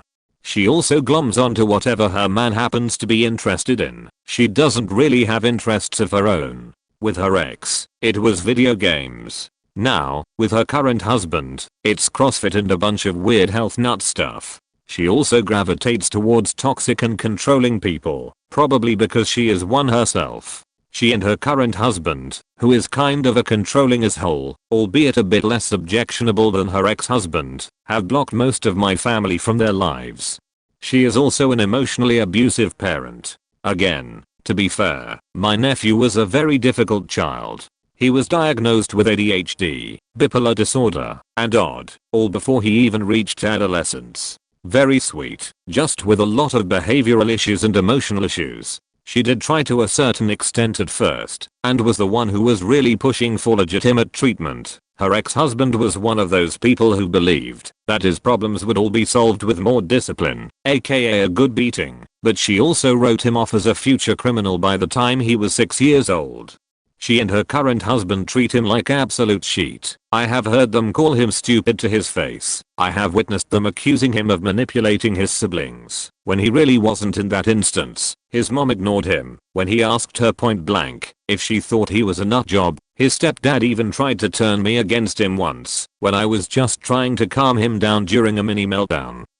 After they wouldn't let him do something, I could go on, but I really don't want to, and frankly they don't really treat the other children much better. Damn, someone finally asked a question relevant to me, and I came too late to participate. I've posted about my brother before. He was adopted at 10 months old, and as a result has ADHD, FARS and is bipolar. He's a diagnosed sociopath who was in prison from age 16 to 23, and is now institutionalized. It sucked. I grew up as a backburner child. My brother needed all of the attention, so he wouldn't go and kill a cat, or bring multiple knives to school, so I was pretty neglected. I like to think of myself as raised by accidental narcissists, as that is fairly accurate. He would go into violent rages, and try to kill us. I had 40-pound cat toys, pans and knives thrown at my head. He lied, cheated, stole and showed absolutely no remorse or empathy for anything he did. The hardest part was that no one believed anything was wrong. He's a brilliant and master manipulator. He was in and out of group homes and more than one kicked him out before the honeymoon stage was over, and he showed his true colors. When he visited relatives, they'd always dote over him, like he was the best child on the planet. So when he ended up going to prison for the first time, the relatives were completely shocked that such a sweet kid could ever do the awful things he had done. Because of my brother and my parents, I moved out at age 18, and aside from a few holiday breaks, never went back. I haven't spoken to my brother in over a decade, though my parents keep me updated on him.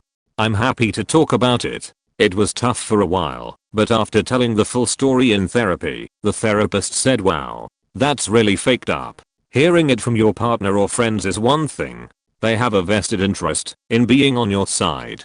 Hearing that my childhood was faked up from a medical professional was cathartic. It was like a weight had been lifted off of my shoulders and I could finally move on from the trauma."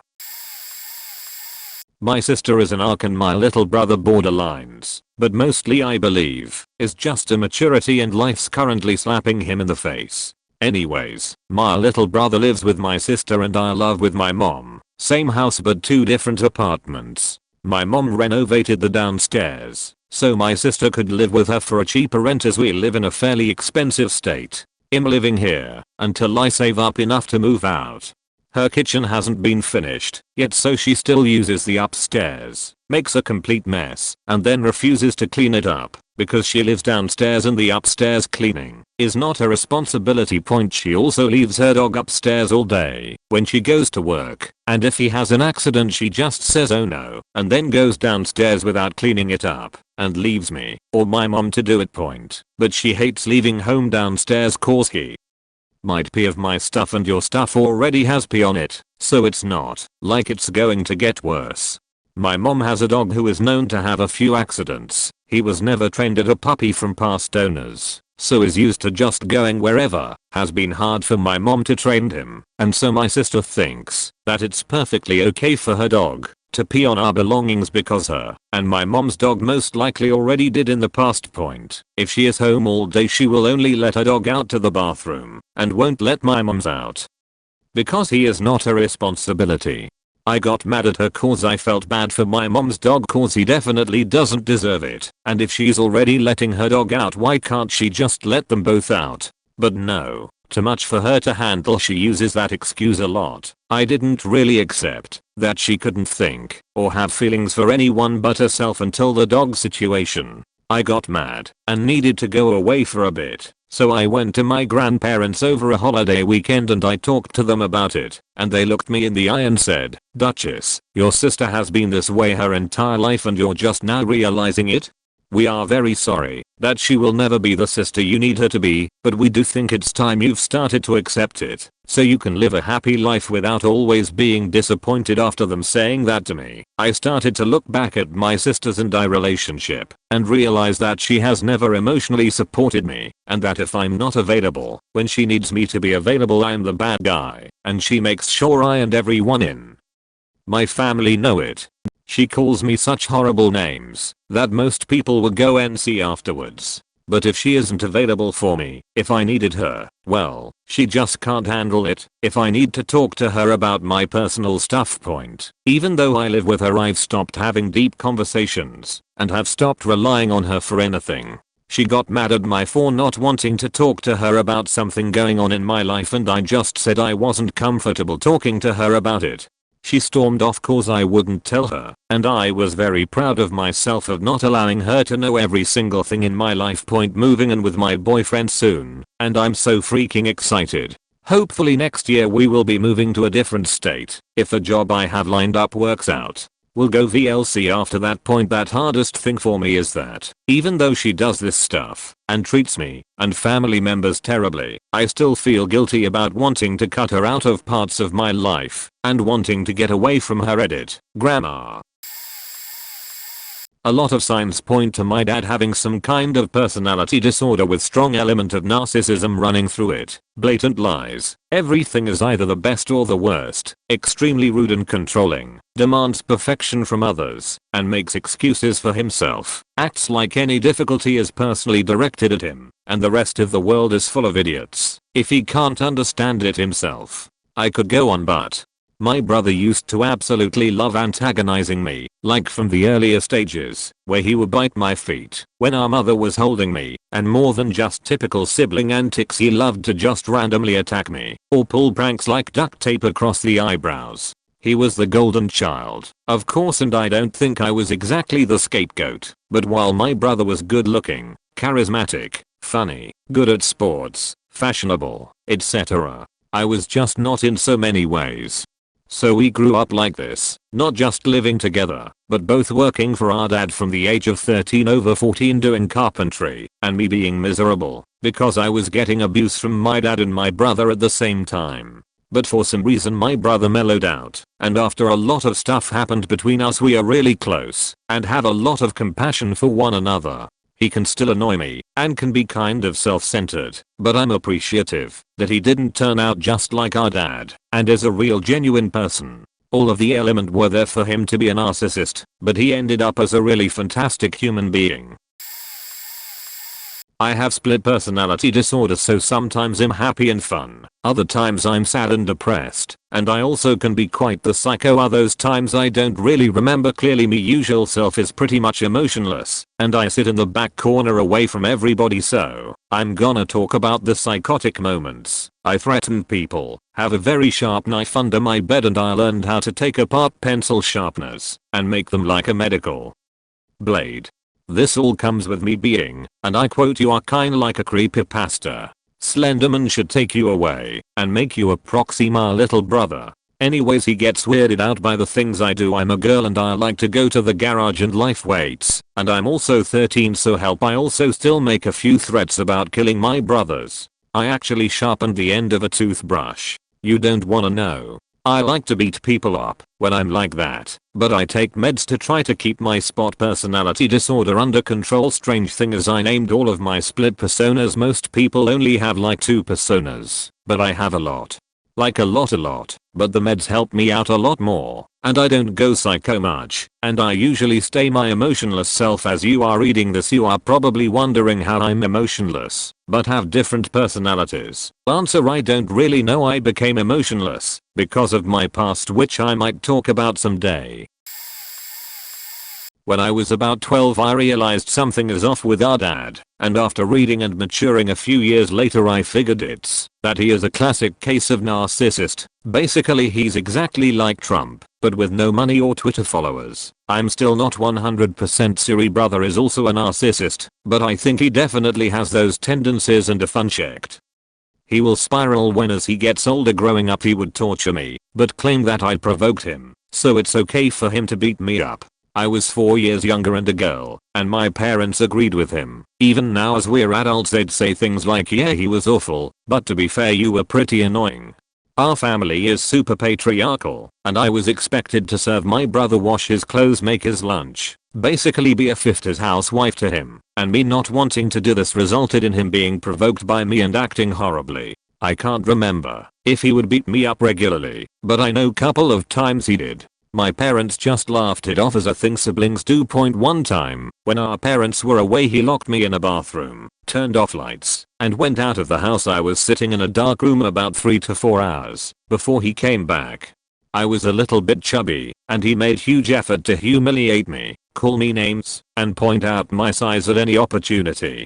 He made awful songs that were about me being fat, and he taught it to all of his male friends, so anytime he had friends over, these 16-year-old guys would just sing in front of me / to me about how ugly and fat I'm. One time, and this is the worst, I remember him get violent. He pulled out a knife at me. He didn't do anything luckily, but I remember I was too scared that I couldn't fall asleep that night.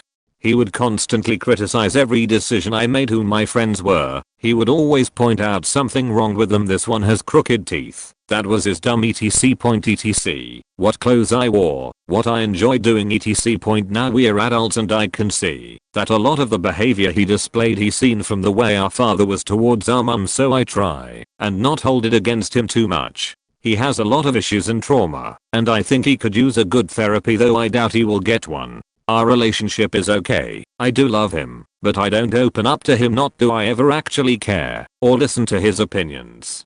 He lies a lot and likes to pretend like he's doing awesome, and I indulge him enough not to challenge him because I know it wouldn't lead anywhere. The ones I think were most at fault here were our parents, though my father is a narcissist himself and my mother is blinded by her love for my brother. They're both wrongly patriarchal, so my brother was put first and was in the right above me in most situations. I never felt protected by my parents, and when I have children I want to right those wrongs. You can't force children to like each other, but you sure as hell can force them to act respectfully and not hurt each other. I'm much younger than this brother, and luckily we only lived together a short time. He beat up my sister and effectively tortured her. She is mentally disabled, and he took advantage of her trusting nature. He still does. He'd kill neighborhood animals, especially cats. Decapitated at least one in a gruesome manner, going over it with a lawnmower after burying it in sand, and apparently he did much worse to other cats.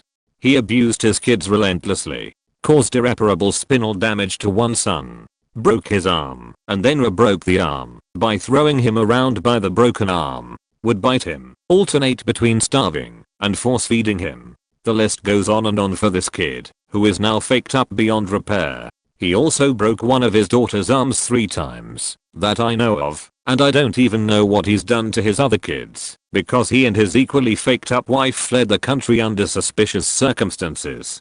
I hate him. My family is filled with mentally ill, addicted, and generally messed up people, but he is the only one I genuinely hate. I hear more and more about his childhood as I get older, which only makes him sound worse, since he started so early point, and he's got a great job, and makes a lot of money, so a lot of people look past everything he does. I hope he faking rots. Not me, but my grandma's sister is a narcissist, though we have no idea if she was ever diagnosed with NPD or not. It's pretty clear to all of us. The two of them actually grew up pretty close. Although her sister did show some narcissistic traits towards others, the two of them didn't have any problems until college age point. My grandma met my grandpa and got married, keeping in mind she was only 20ish at the time. Her sister was upset that my grandma was getting married before her. She felt that she was better than my grandma, and that she should have gotten married instead. Once my great aunt got married and had children, however, the two of them kind of put things behind them as my dad and his cousin became close point after that. I'm honestly not sure exactly what caused the disconnect to happen, but basically, my great aunt was split off from the rest of the family. Keep in mind this was maybe 10 years before I was born, so I never got to meet my grandma's sister. At that point, my dad's cousin, that I mentioned earlier, got divorced and pretty much cut all contact with anyone except his mom. We haven't heard from him in nearly 30 years. All of this information may seem slightly unnecessary, but specifically everything that's happened since 2000 has shown how narcissistic my great aunt is. Members of the family made attempts to bring the two back together. Although my grandma wasn't communicating with her sister, my aunts both occasionally emailed her as well as her other son, not the one that disappeared. In retrospect, people on both sides of the family have called my great aunt crazy. Basically, my grandma was willing to give things another shot, but my great aunt declined. One email said, "I'm glad I cut that crazy bitch out of my life." I'm not saying my grandma couldn't be stubborn with certain things, but almost all of the time she was completely normal and actually a really kind and nice lady. In 2016, my grandma was diagnosed with cancer, specifically leukemia. At this point most of us had lost patience with my great aunt, but my aunt still emailed her to fill her in. No response. About a year later, my grandma was doing surprisingly well. Her cancer was in remission. Summer of 2017, we finally get a reply from my great aunt. Has she lost all her hair yet? That's it. Obviously we didn't tell my grandma about it, but it was clear to us at this point that her sister was a narcissist. I mean, at this point, both of her children had abandoned her. She and her husband were separated, and she didn't want anything to do with anyone inferior to her, which in her mind was everyone. In December of 2018, my grandma's cancer had returned. In May of this year, she passed away. Initially my aunt didn't even bother letting my great aunt know, but somehow word got through anyway, probably spreading between cousins. After my aunt found out, she emailed my great aunt anyway 3 months later. Still no reply. I don't know. Maybe I shouldn't be calling her a narcissist when she isn't actually diagnosed, but we've also seen many signs. It's also tough for me to explain, because unlike my dad and his siblings, I don't know both sides of the story. But to me, my grandma was one of the nicest people I knew. She was very religious and always gave back to her friends and family. I never heard of my great aunt doing anything nice for another. Part of me wants to meet my great aunt, just to ask her why all of this started, and why she wasn't willing to give my grandma another chance. The other part of me knows that I wouldn't get anywhere, and my aunt has specifically told me, hey, you don't want to meet her. She's beyond crazy at this point. It just saddens me. My mom's side of the family is extremely tight-knit, and my dad's, specifically his mom's, is so separated that it's really not possible to find long-lost relatives, because you're the bad guy to them. This is about a friend, not a sibling, so I hope it's still relevant. There was a group of 4 friends I hung out with throughout my childhood. There was one girl in the group though who made everyone's life a living hell. She believed she was queen of the world and somehow convinced us all that she indeed was. She would play games and manipulate us and even pit us against each other. Every day on the school ride home from middle school, she would tell us that whoever called her home phone first would get to hang out with her, but there was only one winner. So everyone made a mad dash to their houses just so they could be the first to call and be lucky enough to have her company. Whoever won the game would get to spend the day gossiping about the others with her. And of course it was always her idea and she would start by saying, "Who do you wanna gossip about first?" Nonchalantly, as if it were a conversation about the weather. She would then start pitting us against each other by telling everyone what we said about each other. But she would always neglect to mention what she said and would actually even make up things that were never said at all. It even got so far as completely excluding a friend from the group. She had manipulated us all into believing one of our close friends was a terrible person because they liked the same boy. So for a year, we completely shunned her, and she had absolutely no friends the entire time. If we were seen with her, we would be shunned from the group as well. One time 3 of us played a friendly game of hide and seek. I was seeking, but after a while I couldn't find them and gave up.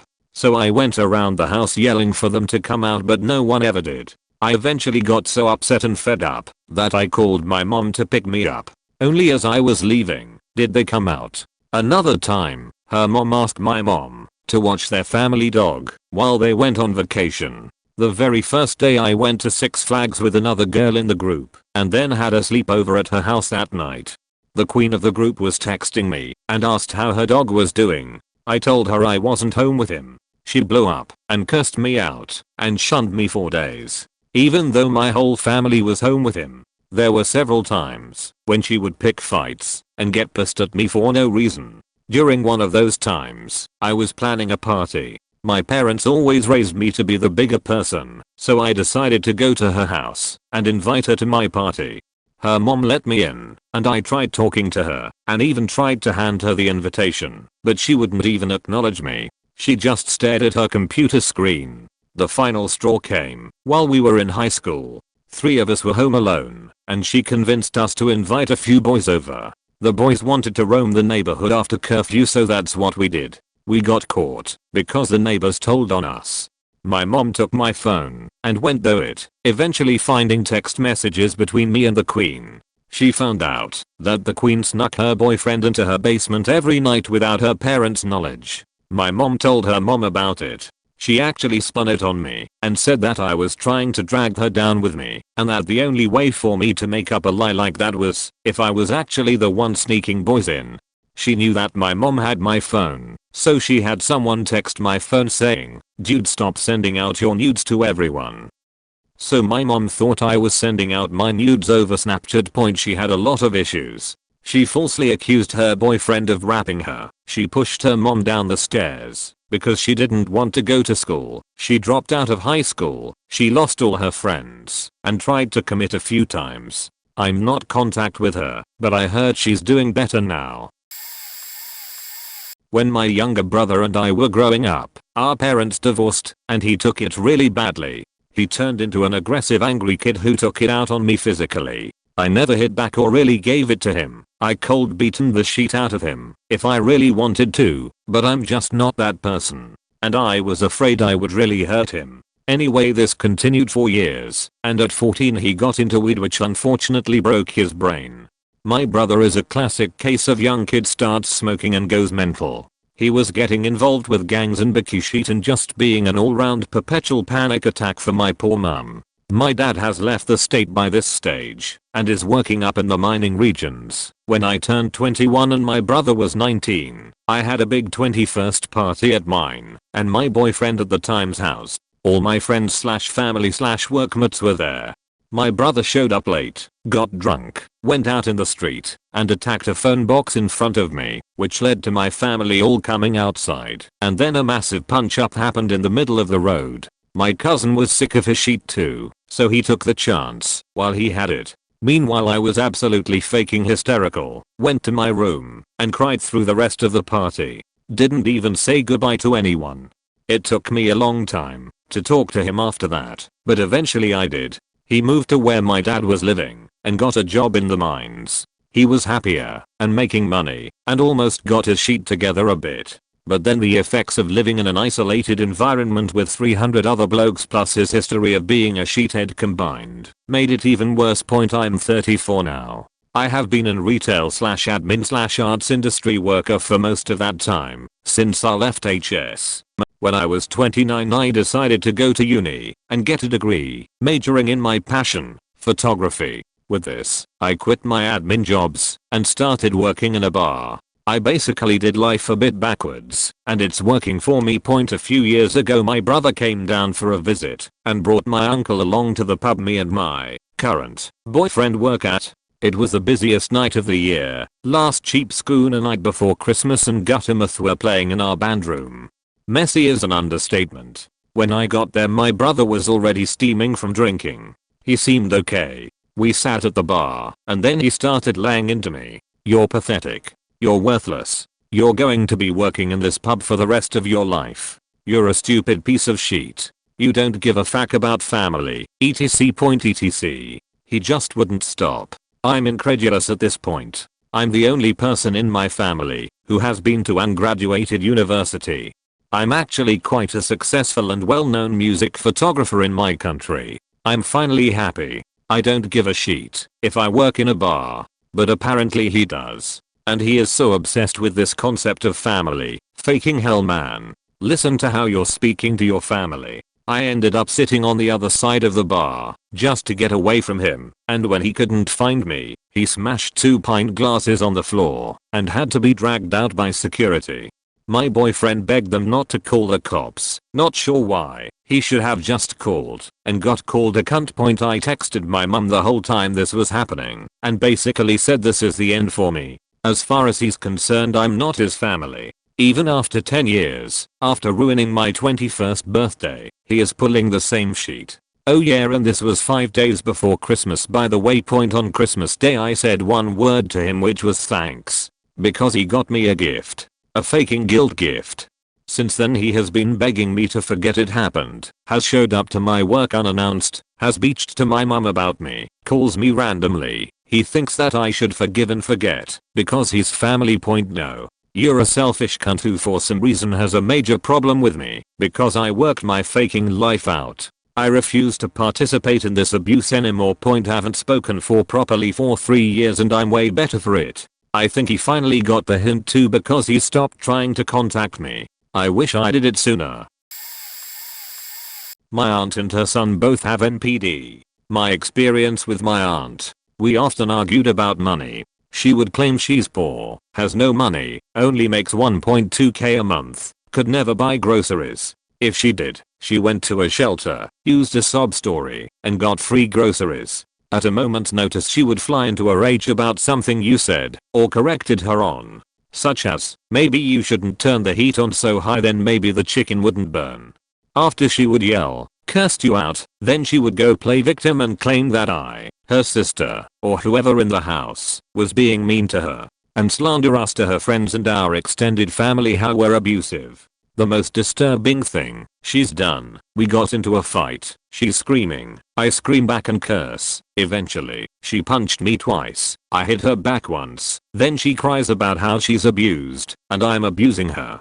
Later on, she comes back, and she has 2 black and blue marks on both her shoulders. I realize she forgot I only hit her once, then went into NPD mode, and wanted sympathy to trick people as well as she said things in private like, everyone thinks I'm stupid, but I'm not. I'm tricking them. No one's going to believe you about what I do to you or say, I've said so many things behind your mother's back. I'm going hell. If my son goes to jail, I'll just tell them I had nothing to do with it. That's why I gave my son his own bank account, got him a job. They'll never suspect me. I'll just cry, then win. I recorded you yelling back at me to show people what I go through. Yep, then on her Instagram, it's just her talking about how she was emotionally abused, how people shouldn't talk behind other people's back. Every post, she's doing the opposite. Now, as for her son, he is just like her, but much more violent. He's killed animals, sold drugs, does drugs, hates African Americans. I often argued with him about several things. I eventually called the police on him. Nothing's happened so far, but hoping for the best and hopefully they go for his mother too. But what he does is this. Day for example. You try to help him do basic math. While you're helping him, he'll get pissed if you think he really needed your help. He hates being corrected on anything. Like, if I buy a PS4 for 150 and he bought one for 230, he will fly into a rage, curse me out, make it racial and accuse me of thinking I'm better than him over a price difference on a piece of electronic. In fact, it got so bad that we all stopped talking. Like, literally, nobody said anything. You come home and go straight to your room. His mother didn't care because NPD nobody wanted to talk to her. Anyway, her son had a rule of nobody can ask me any questions.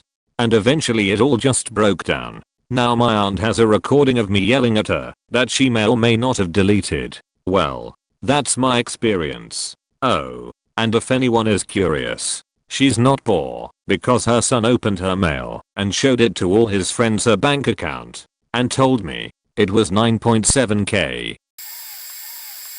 My brother is a grandiose narcissist. He is the best at everything, the smartest in the room, with the best job and best education, with hobbies we couldn't even imagine. Because they are not at our level point, he didn't always used to be like this. Our father is a narcissist and verbally and emotionally beat him down. I was treated a little better than my brother because I'm a girl, but I've come to realize it's because my father was engaging in covert emotional incest with me. Our mom did the same with my brother. We both left home at 18, and I coped with my childhood by entering depression and being in abusive relationships. Because our father raised us to be the best, I was a perfectionist. My brother left the house as a narcissist. Any conversation with him results in him declaring himself right, even if it wasn't a debate or argument. He will take something benign, like discussing favorite recipes or music, and tear it down as not creative, mainstream, or somehow not good enough. The last time I was in a room with my brother and father together, they were making fun of my toddler's favorite television show in front of my toddler. Later that evening my brother made fun of my toddler's obsession, my son is on the spectrum, to my husband. My husband shut him down. We text maybe once a year, usually when my brother wants to brag about something, so he'll contact me, so he can be praised. I cut contact with our parents last year. My brother is in his 30s now, so I don't know if he'll ever change. I've been through years of therapy, support groups, and medication to be a somewhat functional adult. I don't know if my brother could change, and my parents are bastards for raising him to be like this. Our parents raised us to compete with each other, so I don't think we were ever close. What's really sad is my brother has a lot of good qualities. He's very intelligent, he's creative, he's hardworking, and he's committed to his goals. But he's also extremely shallow, verbally abusive to anyone in his orbit, and puts others down to raise himself up. Had we been raised in another household, he's exactly the kind of man who could make the world a better place. I'm faking over it and resigned to the knowledge that one day I may wake up to see his face plastered on the news after killing his fiancée and child. My family have tried to be there and help him get better and help his fiancée get out of the situation, but neither of them followed up on it. His future was so promising too. I mean, he had a rough life and was the top of his class, putting himself through college to go into medical school, but he always had this ego and messiah complex that just got worse over the years. I think it got exacerbated when he started to sell and do drugs. He already was genetically predisposed to addictions and mental illness, and I think it just made things worse. His temper kept getting worse and now he speaks an utter nonsense. I'm really thinking he's in early stages of schizophrenia, but he's an adult now and has been Baker acted 3 times now and nothing stick. He is really charming and knows how to sweet talk anyone, and in fact love bombs people. My last contact with him was him threatening suicide with me over text messages, which turned out to only get a rise out of me after each and every family member blocked him without telling me what was going on. He knew I'm still messed up over our sister's suicide, and he still pretended to do it, but wouldn't give me the details of where he was, or answer his phone, when I was desperately trying to call him. When you have a family member like this, all you are forced to do is watch as someone you grew up with, formed a very strange and unique bond with, and remember having good times with. crash and burn the world around them, and there is nothing you can do but watch. Our dad received a formal diagnosis of narcissistic personality disorder with antisocial traits when I was 3. Brother was 5. Brother only has a soft diagnosis of NPD. He started stealing from a very young age. He became emotional when caught, but I never saw any true remorse. He would cry sometimes, but I think it was over getting caught and losing the thing he wanted. I've described it as, say on a scale of 1 to 10, 1 being I wouldn't take it if it were free, and 10 being I'll murder to get it. He constantly operates on a 7 to 9 for everything. Still does. From the type of food he wants to the car he wants. I personally operate between 1.5-3, so it created a family dynamic where his wants and needs were met first. Once he decides he wants something, it's over. He's incredibly charismatic, always surrounded by friends. Girls loved him. Maybe it's because I'm his sister, but I never really understood why. He could charm anyone, even in seemingly impossible situations. Like when he was failing classes in high school, he would just talk his teachers into changing his grades, so he'd skate by with a D. Watching it was incredible and stomach turning. I felt a lot of injustice. I could never get him to actually see me. I don't know how else to describe it. Still to this day all of our interactions remind me of nuclear fission. It's like a catalyst goes in, and then he turns and reacts. Any attempt to get him to step into my point of view is another catalyst going in. Nothing more. He doesn't ever reach out and become moved emotionally by the many things he's done to me. By 13 he was addicted to opiates. He had over a decade of very heavy drug use filled with addict behavior. He stole cars and motorcycles, parted them out, selling parts on eBay, then scrapped the frame, or whatever. He purse snatched, broke into places. His lies to get money were elaborate, believable, and consistent. He got out of nearly everything he's been caught for, except the arson. He has a felony for that one. Long story, and lightly identifying, because it's so unique. The girls he was into were drop dead gorgeous, and the worse he treated them the more loyal and desperate they became for his approval. In fact, recently he came over for a visit, and we got into an argument about some shady shit he did while over. I tried to leave as he was cussing me out and screaming in front of our kids. I have a 3-page text from my sister-in-law chewing me out for slamming the door as I left, in my own house, and scarring their infant. The views are so incredibly one-sided it creates these dueling narratives that intersect at approximately no point. Hair's clean now but always was, and still is, very manipulative. He's skilled at it in a way most people don't even see coming or going. Incredibly successful salesman. How he's able to get people to support him and make them think it's their idea is mind-boggling to me. The part that gets me most is how he gets it past our parents. Our mom didn't have a talking relationship with him for a decade, but she's begin to let water go under the bridge, and that's all in the past. They're thick as thieves now. I'm no contract with the whole faked up lot. By Felicia. Mine's sister went in was about 7, and she was about 11. I asked her if she'd finished with the TV. She was playing Super Point Mario on the Northeasts. She said after this level. It set her at 10 minutes later. I asked again. She lost her shit yelling and screaming at me and tried to suffocate me with the beanbag. Our eldest sister comes out and yells at her to get off me. She runs towards eldest sister, punched her in the stomach, and ran to her room. Mum comes in from watering the garden yelling what the fuck is going on. I've handed her the hose for washing your hair over the basin the wrong way, so she hit me with it. None of us can remember why she tried to bash my mum with a VHS cassette when she was 20. My dad had to hold her down, kicking and screaming at my mum. Mum didn't sleep the next week, waiting for my sister to stab her in her sleep. She had a boyfriend when I was 16. It was a school night. They were having sex in the room between mine and my parents. 10 p.m.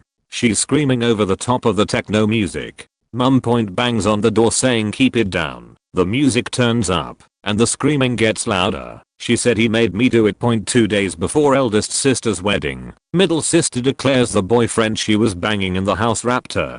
Dad lost his shit because that boyfriend was now dead, wrapped his car around a tree, and the alleged rap happened years earlier. She had 2 kids, married him, had 2 more. Almost 3 years ago she left him claiming DV and jumped in bed with our first cousin. She was astounded and cruel in court documents towards my family, and to this day, thinks we treated her unfairly by supporting him. She wanted 100% custody. He wanted her to move back and cooperate 50 over 50. The judge gave her the option, move back and cooperate, or see the kids every second weekend. She claimed we all wanted to kill her, so gave up her kid split with the cousin when he proposed to her because they weren't in a relationship, they shared a bed. He helped pay bills etc. But they weren't doing anything. He then was labeled abusive. Random things like my dad abused her as a child. He worked away and worked a lot. They were barely ever alone together, and he never tried anything on me or my eldest sister. She homeschooled her 4 kids. One age 7 couldn't even read the alphabet. She told everyone who would listen she was dyslexic. She never had her assessed. With court she had to enroll them in school, thanks to our mum telling the lawyer to make that happen. And 6 months later the now 8-year-old was pretty fluent and on par with her peers, and it was found she needed glasses.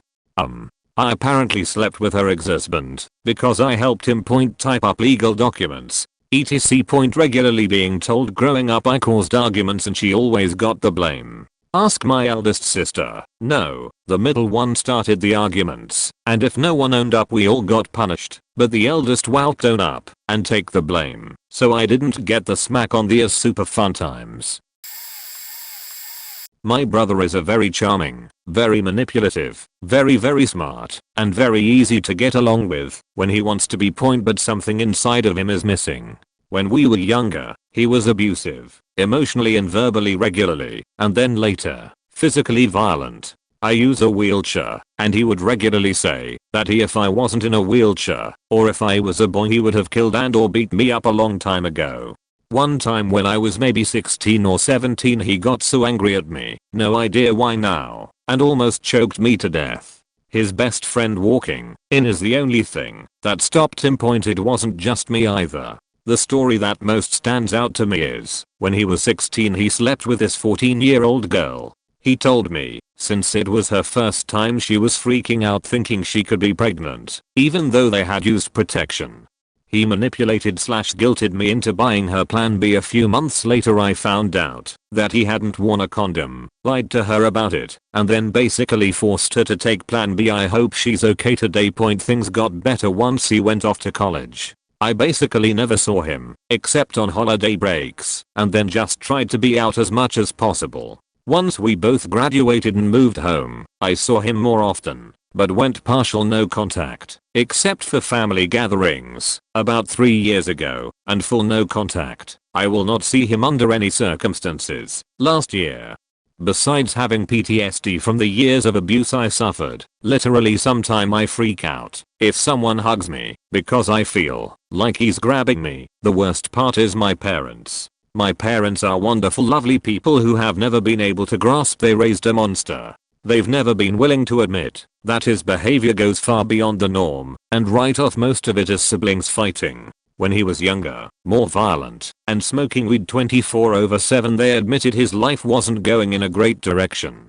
But because my brother is incredibly intelligent, he realized he'd get more of what he wanted by being a model student, not doing drugs, looking like the perfect citizen. So now they won't say a bad word against him. For a while, it got really bad between me and my parents. They couldn't understand why I despise him, why I literally will not be anywhere near him. Every time we spoke there was pressure to reach out, to contact him, to build bridges and get along. I honestly worried I was going to have to cut my parents out because of how toxic it was becoming. We've gotten past that, but I know my parents still think I'm being unreasonable, especially because my brother tells them he wants his sibling relationship. At least they don't bring it up. And, after an insane incident at Thanksgiving last year, don't pressure me to see him, and actively warn me when he's going to be somewhere. Pro tip for parents out there, don't pretend nothing is wrong. I know you love all of your kids, but the other ones are hurting at the expense of the one you're protecting. My older brother was never diagnosed as psychopathic or sociopathic. He was a serious narcissist and I have a lot of uneducated speculation that he is a sociopath. I truly do not believe he is capable of loving anyone. He makes people around him believe he cares/loves them because he needs them to think that, so he can use that relationship to get something from them. He has to feel like he is the smartest person in the room all of the time. One of the things he does to make himself feel smart is steal from you. He will steal anything from a cigarette lighter to large sums of money. I have seen him steal phone chargers, clothes, pens, a pair of flip-flops, and all of my 13th birthday money. If you confront him about it, he acts horribly offended to the point of threatening to assault you, all while denying that he took anything. He is a raging addict. He claims it's self-medicating from PTSD sustained in Kosovo. My family and I speculate that he really embellishes the amount of action he saw there. There are a lot of holes and missing details in his stories. He makes claims that he was shot. He claims that he killed a bunch of people over there and saw a bunch of his guys die. It's also not what he is saying, but how he says it. It is in a very self-righteous context. He wants people to think he is a war hero that has become this tortured soul, and therefore it excuses his drinking. Also worth noting that he was spiraling out of control before he went into the military and joined, hoping it would straighten him out. When he goes on his benders, he becomes very manipulative. My dad would never as much as cosign for a car or apartment for me when I was younger and didn't have any credit. He has co-signed for my brother numerous times. He spent tens of thousands paying my brother's rent and overdue car payments because my brother has blown all of his money on drugs and booze. He likes to tell people he is going to kill himself when his back is against the wall, so they come to bail him out. That's his go-to to get my parents to do what he wants. He's done it so many times I finally had to cut him off. I hadn't spoken to him in years. He is living in some facility for vets in Baltimore, MCVETS I think. He tricked my parents into thinking he was 2 years sober recently, and they guilted me/manipulated me into letting him back into my life. 2 weeks later he faked having cancer, and when my mother drove from Richmond to Baltimore to take him to a hospital he was wasted. He faked having cancer to preemptively generate sympathy from my parents, because he had either fallen off of the wagon or never actually was on the wagon. At this point, I have moved on. As far I'm concerned, I kind of see him as the Walking Dead. He isn't my brother. My brother really stopped existing 20 years ago, and he is something else now. I have a family now. I don't have the time or energy to invest any emotion into his infinite spiral. I have accepted that he is going to die young. I'm actually looking forward to this day. I think it's going to crush my parents for a while, but in the long run it's going to set them free of the grip he has on them. My sibling is a lot older than me, so when their spouse first came around, I was pretty young. My in-law and I, became pretty good friends. They were off, but we shared some similar interests and I just went with it. They could never be wrong, and nothing was their fault. I always told the joke X could cheat their pants, but it would be my siblings' fault. As I grew up, the in-law got more and more involved in our family business and after a while, basically took over. Once they were in, they bought fancy vehicles and my sibling basically lived off of the business. Things didn't start getting really bad until they started fighting with my father. The in-law couldn't let things go, like believing wholeheartedly that things were theirs when they were not. Example, my father bought something at an auction that they were also attended. Like 5 years later, they started throwing a fit over this auction item and how my dad ripped them off. My dad bought the item fair and square. They started using their children as pawns to get money from my parents and eventually completely quit letting my parents see their grandkids, which basically destroyed my parents. The in-law started trying to get my dad to assault them and recently pulled a gun on him, which thankfully was caught on video. Basically a complete shit show, and the in-law should be investigated and put away. I don't know if the psycho has read it, that's why it's a confusing red haha, but it's not worth getting shot over. Watch who you let into your lives. Creeps exist out there. I was the golden child. I have an older sister who was parentified and younger sister who is the scapegoat. I moved across my country after college and a year later I offered to help the scapegoat move too, mostly because at the time I was lonely.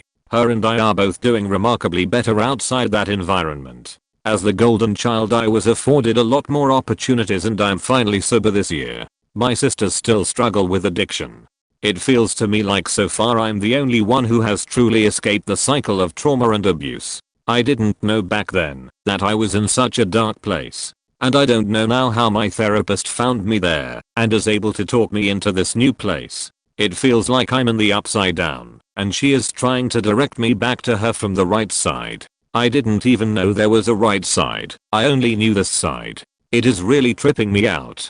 I reckon with the pain experienced by my siblings who were neglected and deprived in order for me to get more attention and resources, I also contributed to their suffering by doing things to maintain good standing as the golden child. I didn't know any better, but I know now how it hurt. It has also been weird relating to friends as I become more comfortable owning my story. People ask about my parents and are not comfortable hearing how casually and matter-of-factly I say I haven't seen my mom in years and don't know where she lives, or that I was so afraid of my father I would beg my mom to call him instead of me having to ask him to go to a sleepover. Sometimes it still feels like oversharing. At the same time it feels important to shine light on these experiences people everywhere have hurt/are hurting. And I feel by being honest about my own experience, I help make it normal to talk about for everyone.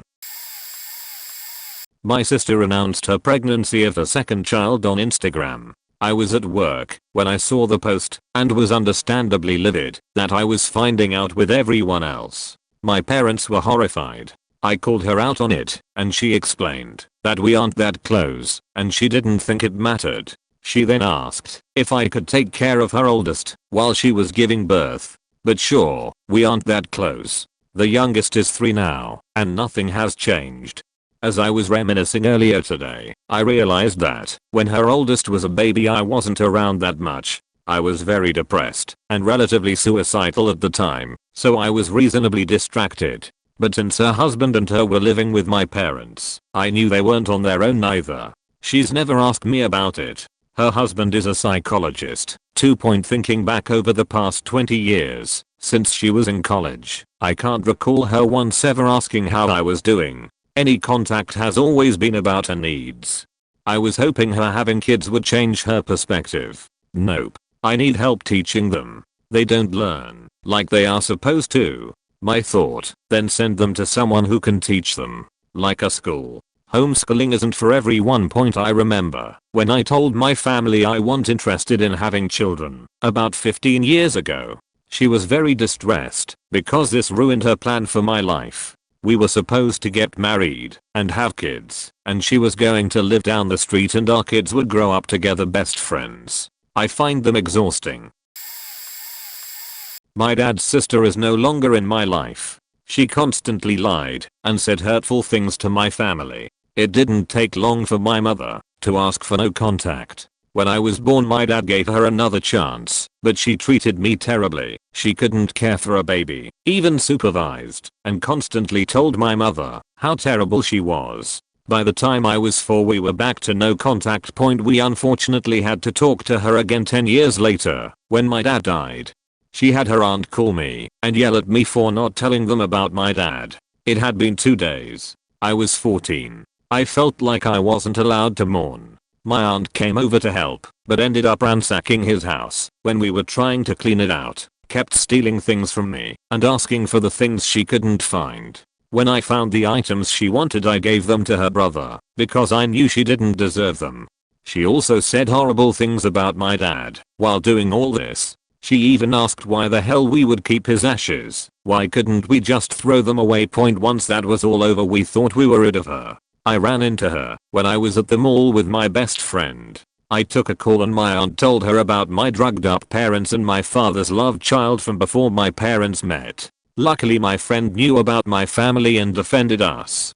Unfortunately for my best friend we found out my aunt was living in the same complex as her and my aunt started stalking her in order to get my number, my address, anything.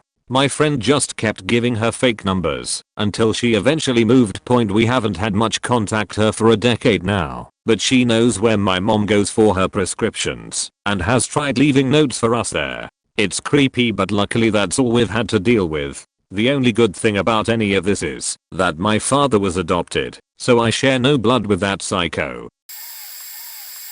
My brother will lie on a dime. He is an expert at gaslighting and making family members question their own realities. He thinks people owe him things because he did this or that for them way back when. He tells my SAHM that she is a bad wife, never spent time with us, selfish, etc. None of it's true. And the worst part is, my patient parents put up with this craziness and always take the time to sit and talk and hear him out and inevitably extend him more grace.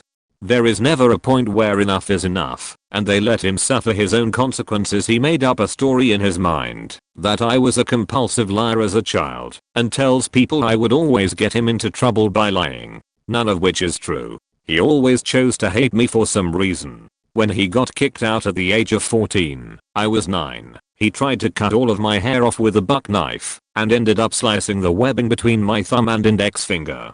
Mind you, I had nothing to do with any of it. He came to find me just to hurt me one good time before he had to go. Now he is a grown man living in one bedroom with 3 kids and his wife in my parents' house. He treats his wife like shit and blames all of his problems on my parents still, all while surviving on their dime. And yet, he can be so charismatic and lovable. That's the hardest part. When he is being wonderful, it's hard to trust that it is real as much as you might want to. My 21 brother, 22, has very clear narcissistic behaviors. When he was a kid he was diagnosed with conduct behavioral disorder. It was living hell. I have complex post-traumatic stress disorder from growing up with him, and my other disorders are probably in part due to him as well. He would constantly talk about how smart and amazing he is, and tell me how stupid I was. He always had to be the best at everything, and if he wasn't he'd throw a temper tantrum, which he still does. I remember the summer of 6th grade my family went to Alaska. We went fishing to catch some rainbow trout. I ended up catching the biggest and was really happy because the fishing guy was saying how impressed he was. Hearing someone praise me made my brother get super upset, and we had to end the fishing then and there. He'd punch walls when he was a teenager and constantly be yelling about how much he hates my parents in his bedroom. Once, he decided to keep a metal bat in his room, and soon after all the metal bats went missing.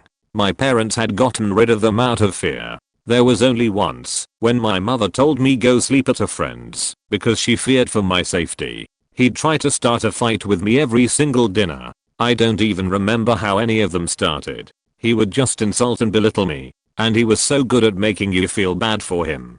Because he was adopted, of course my parents loved me more, right? Oh, poor misunderstood boy with his different looks. Half black, half white, ginger, white skin. And if I ever brought up a topic, say, sexism, he would always turn it around to be about him. Suddenly sexism wasn't a problem. Why would I even bring that up when racism was the really issue here? But only racism against him. See how much he gets discriminated against for being black, even though his skin is whiter than mine? And if I tried to talk about discrimination against Latina or black women it would still get flipped to be about him. Because when he talked about racism he wasn't talking about racism against Latinos or Asians or Native Americans. It wasn't even about black people. It was about him specifically. He'd make you feel like shit for talking about an issue that didn't affect him. And when I was going through the worst time of my life and getting angry at my parents he was suddenly the golden child.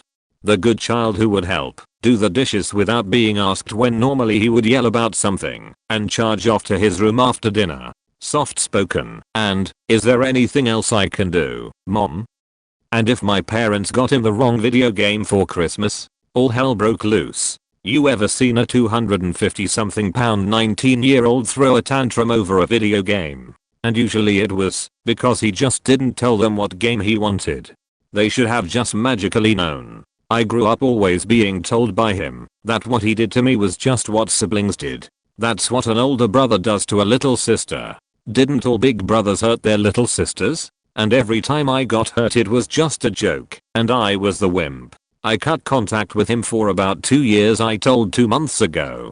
On a family trip I interacted with him again. I realized how much he loves to have power over others. He thrives off of it. We all wanted to go to Disneyland and needed 2 cars to get there, but one of them was his. My parents left the trip early and ended up leaving the rental car for us to use. Suddenly his car wasn't needed, and that pissed him off. He didn't hold the power to deny us our trip, so he decided he didn't want to go to Disneyland.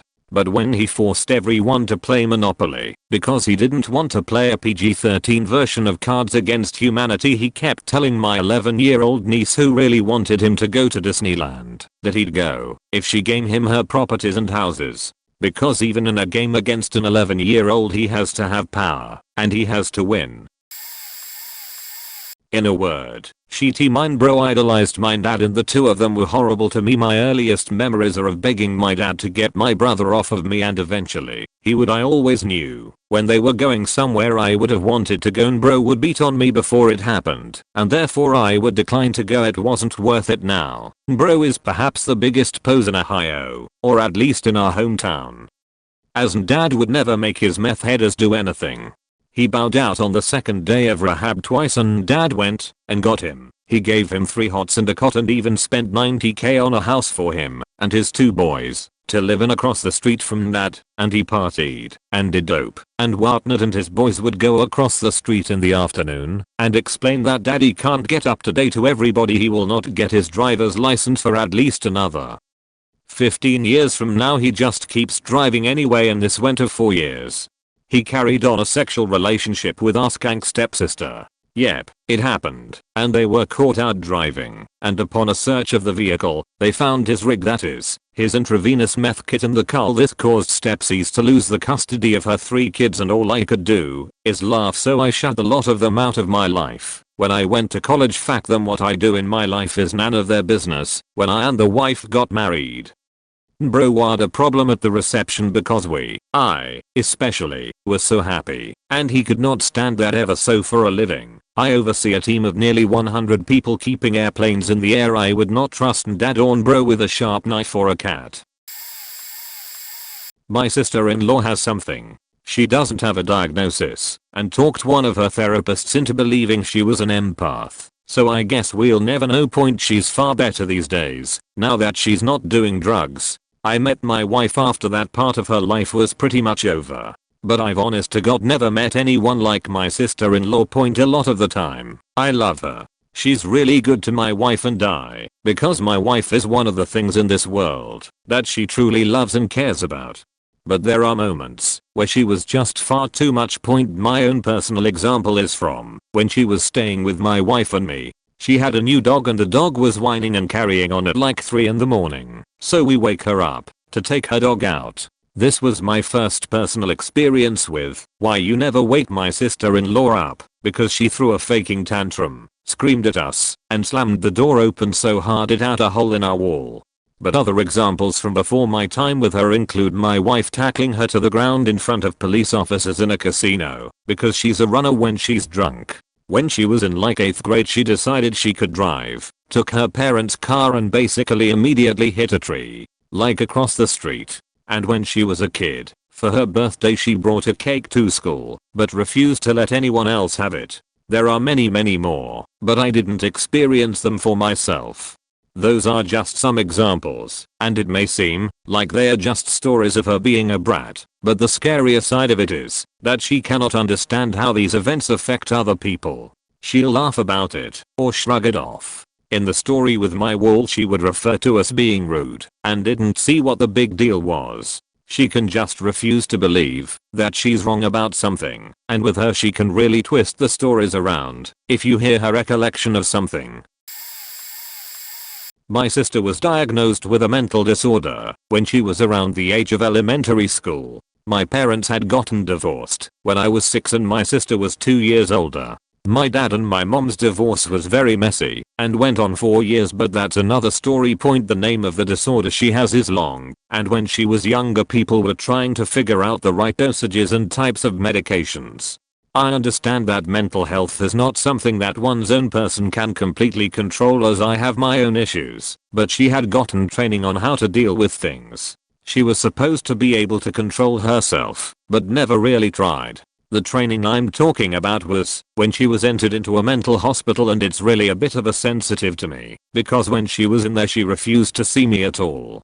And as a kid that didn't understand it much, it hurt. My mom got to go visit her and my douche father barely went, but I still couldn't point. My mom decided to take her out due to a reason I wasn't told. But around this time, before in the hospital, kids at school kept asking me why C's would sometimes have to leave the class or begin to get upset, and I always made up an excuse or played dumb and kept everything to myself for over a year, I believe, and it really broke me down. But when my sister got back I was happy she was home, but not much changed. I understand that she was young, but she knew I was smaller than her, and over the next couple years, up until the age I'm now, 14, she has continued her abuse towards me.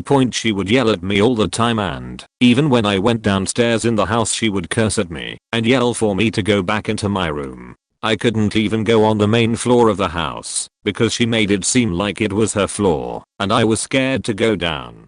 She would sometimes hit me, slap me, scratch me, or even punch me. And whenever I tried to run away from her or got mad at her for being treated that way, she would then follow me around wherever I go and say she wants to do something with me. Also, to keep in context, my mom was a single parent and had to work, so sometimes I would be left alone with her. My C's kept asking for second chances and then I gave them to her. I have a really bad memory from a bunch of trauma, but I always remember some very vivid sounds, images, or motions.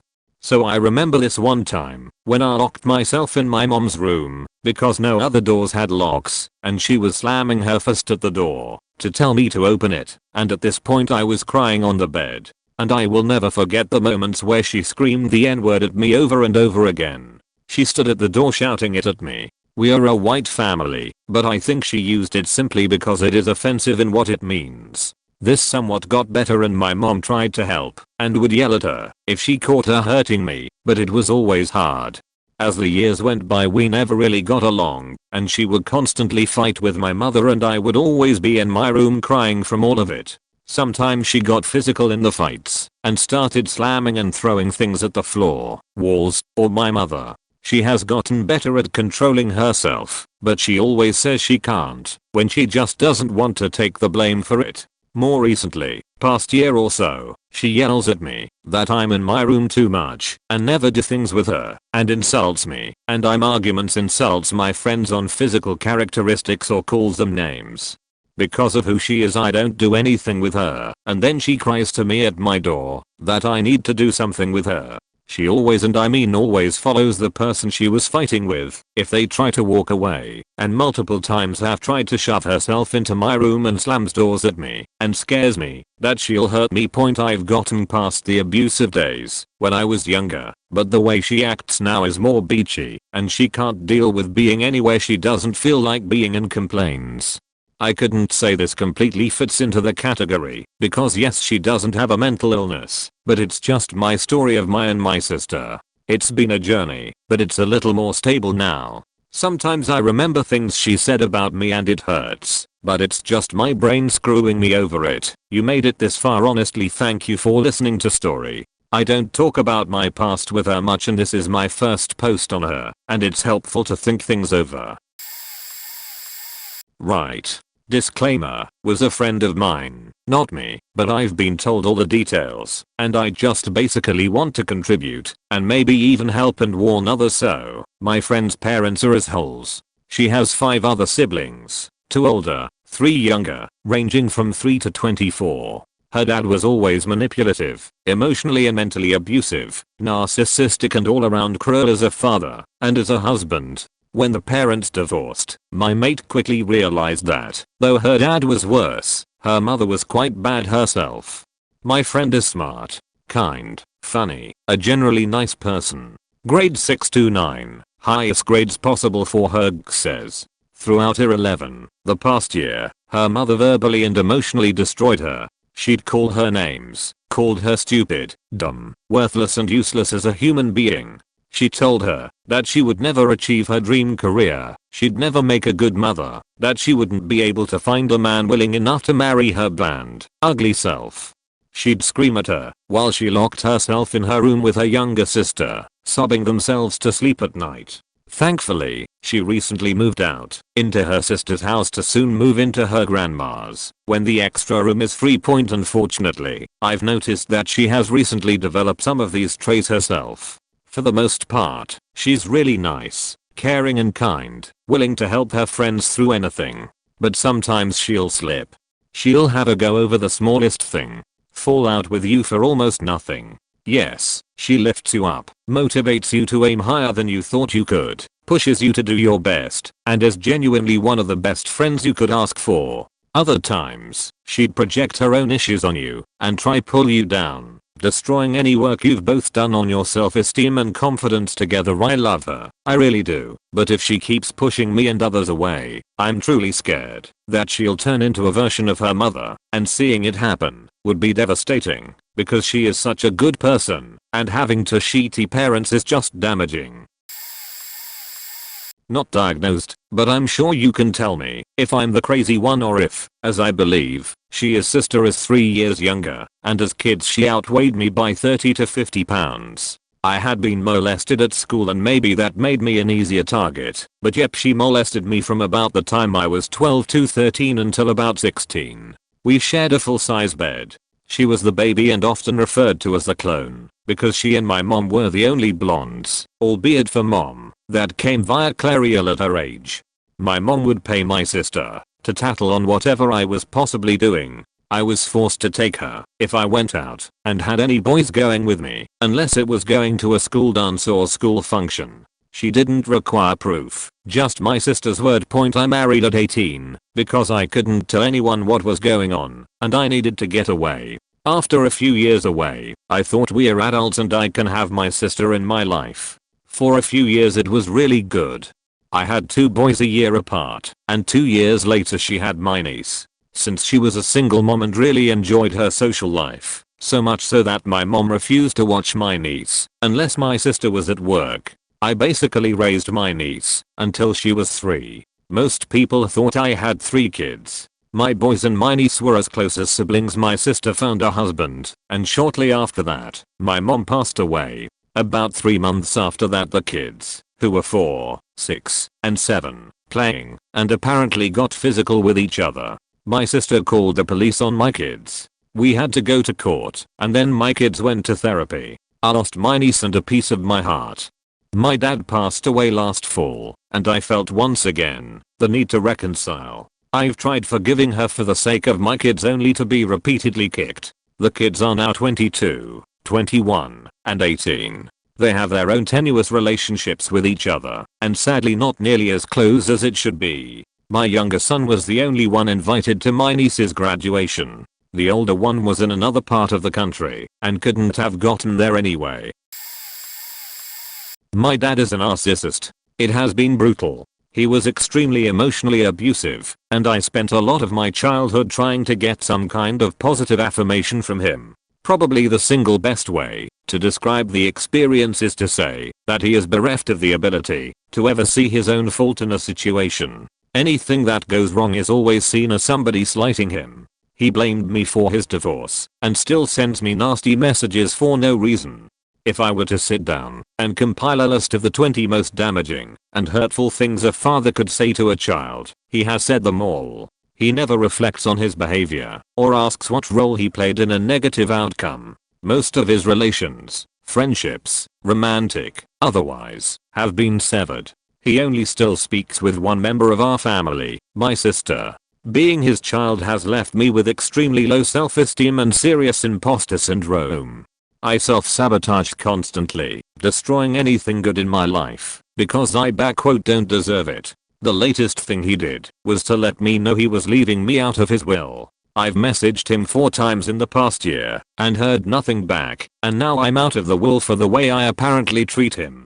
The worst part is that he still has some strange hold over so many people. He's very charismatic, and because he thinks so highly of himself, there's a compulsion to seek his approval, not just from me, but from everybody. I have freed myself of him now.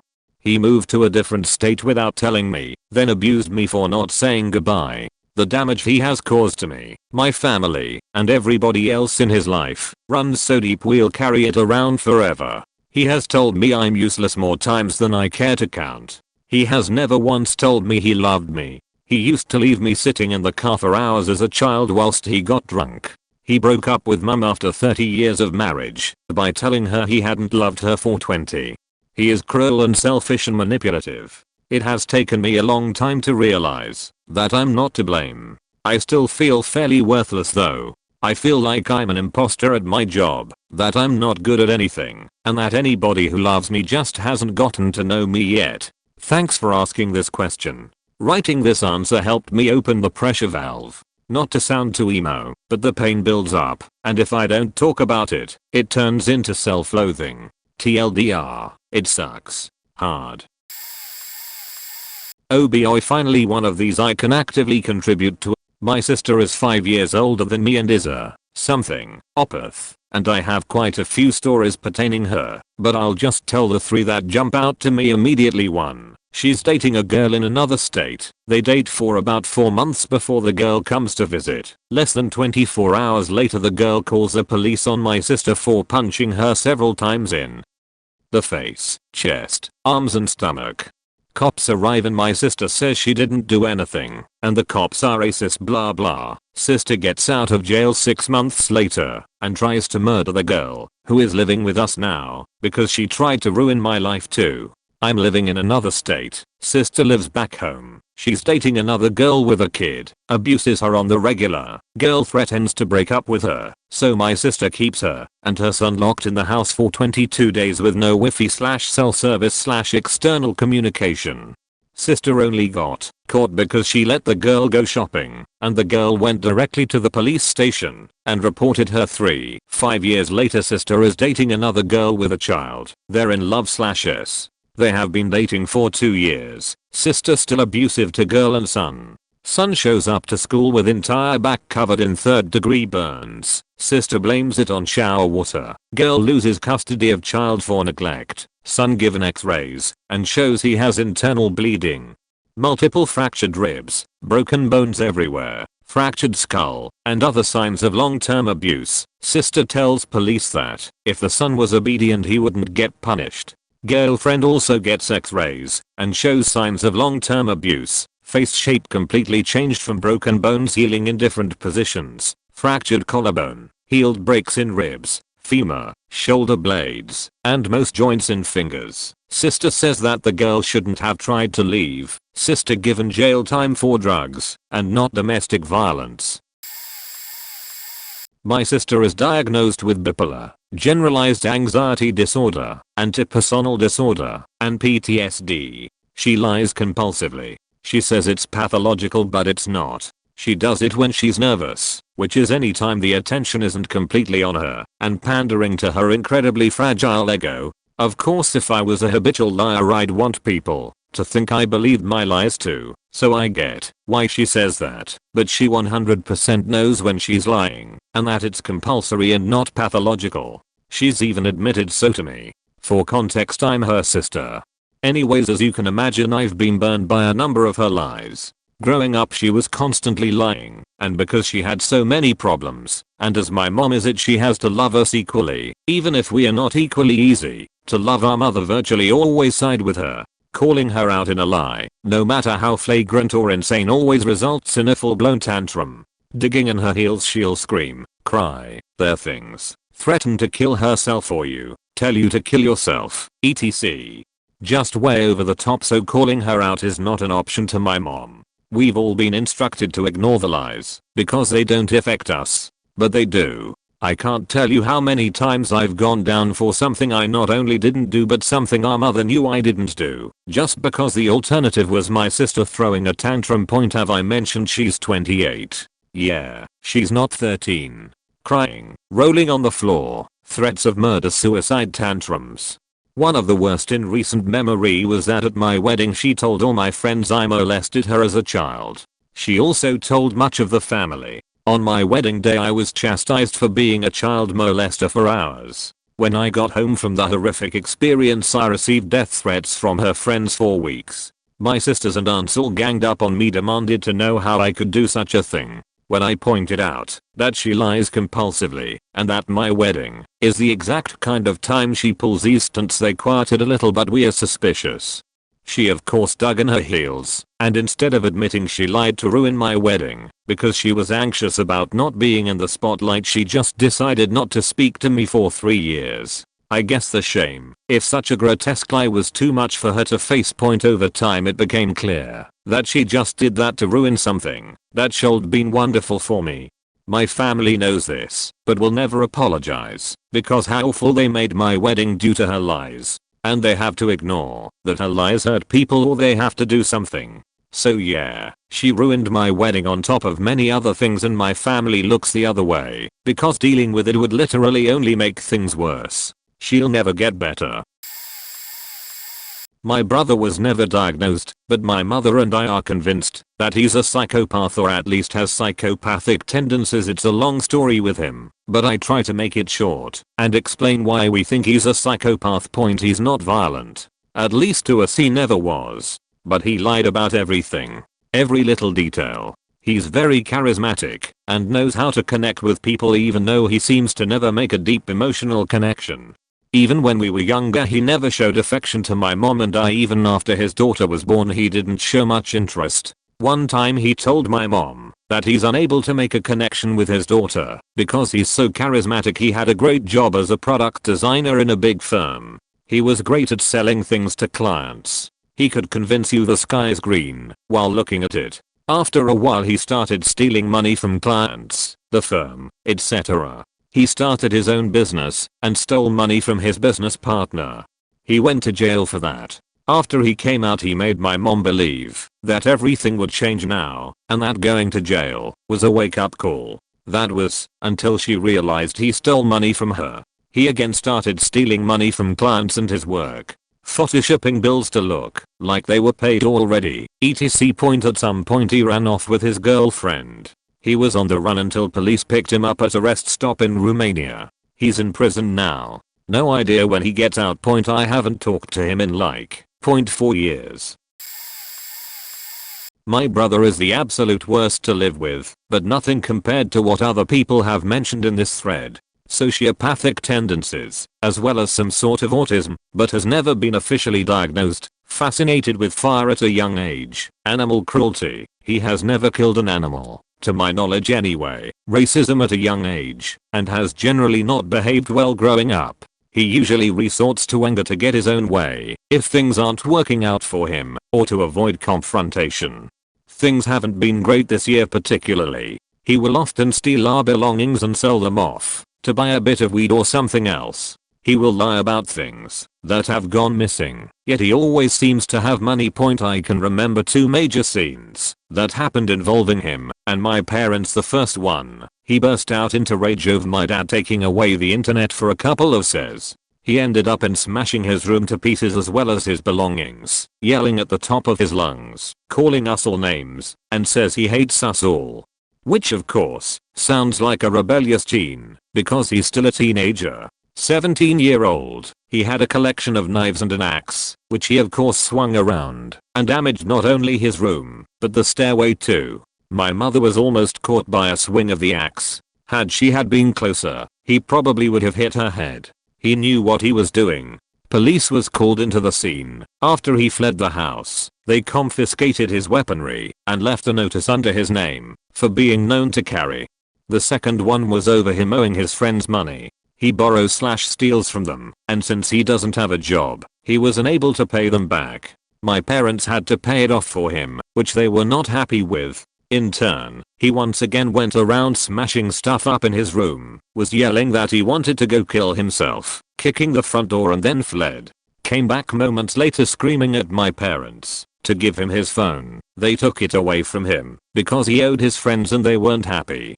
Which was just an attempt to get his own way. He got it back and left for a day or 2. The common theme here is that if it doesn't go his way or it doesn't benefit him, he usually gets angry at us. He's made my mother break down into tears countless amount of times due to his behavior, but she can't seem to actually kick him out of the house. She won't even have him sectioned, but a few social workers have advised it.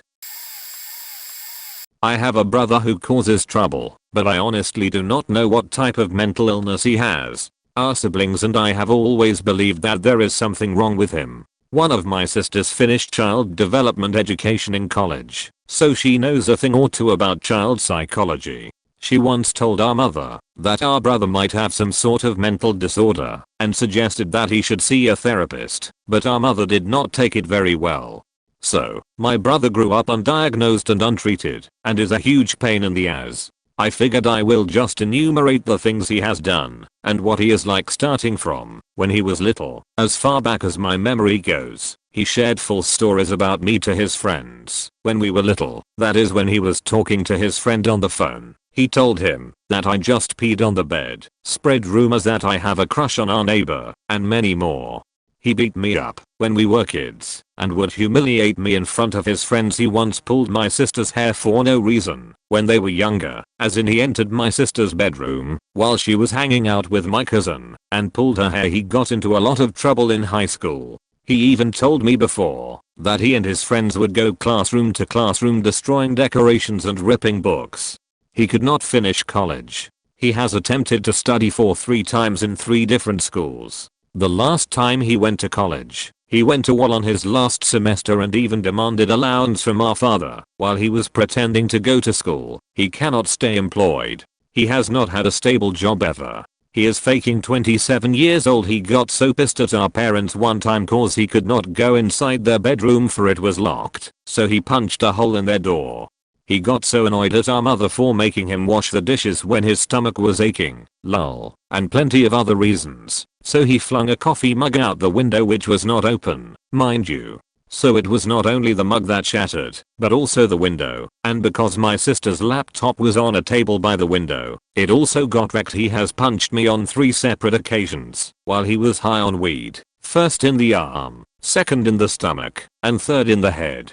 I swore to myself that if he ever punches me again, I will not hesitate to call the cops. He yells when answering back to our parents and talks to them like they are not his parents. Whenever he discovers something new, even if it is common knowledge, he shares it as if he is the first to find out and think that he is so smart. He thinks too highly of himself, like he is some sort of a genius.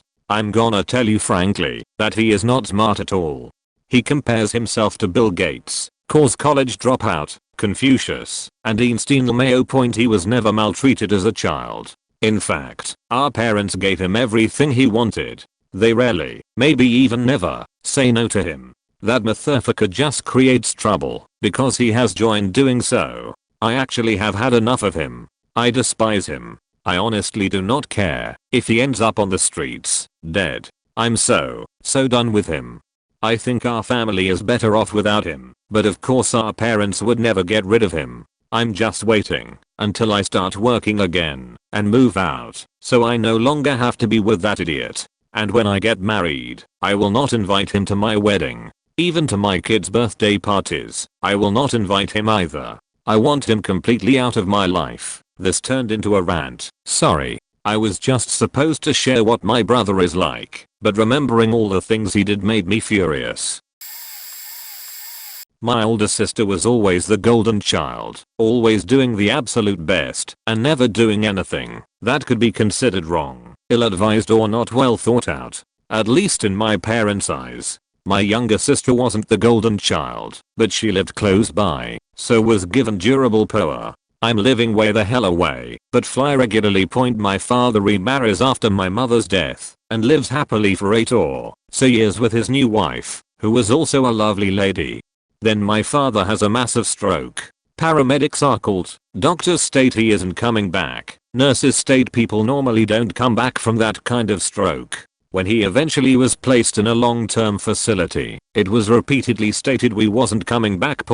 But we are in the social media age. So, Golden Child starts her blog about dad's recovery and start posting pictures about dad in a wheelchair brushing his hair.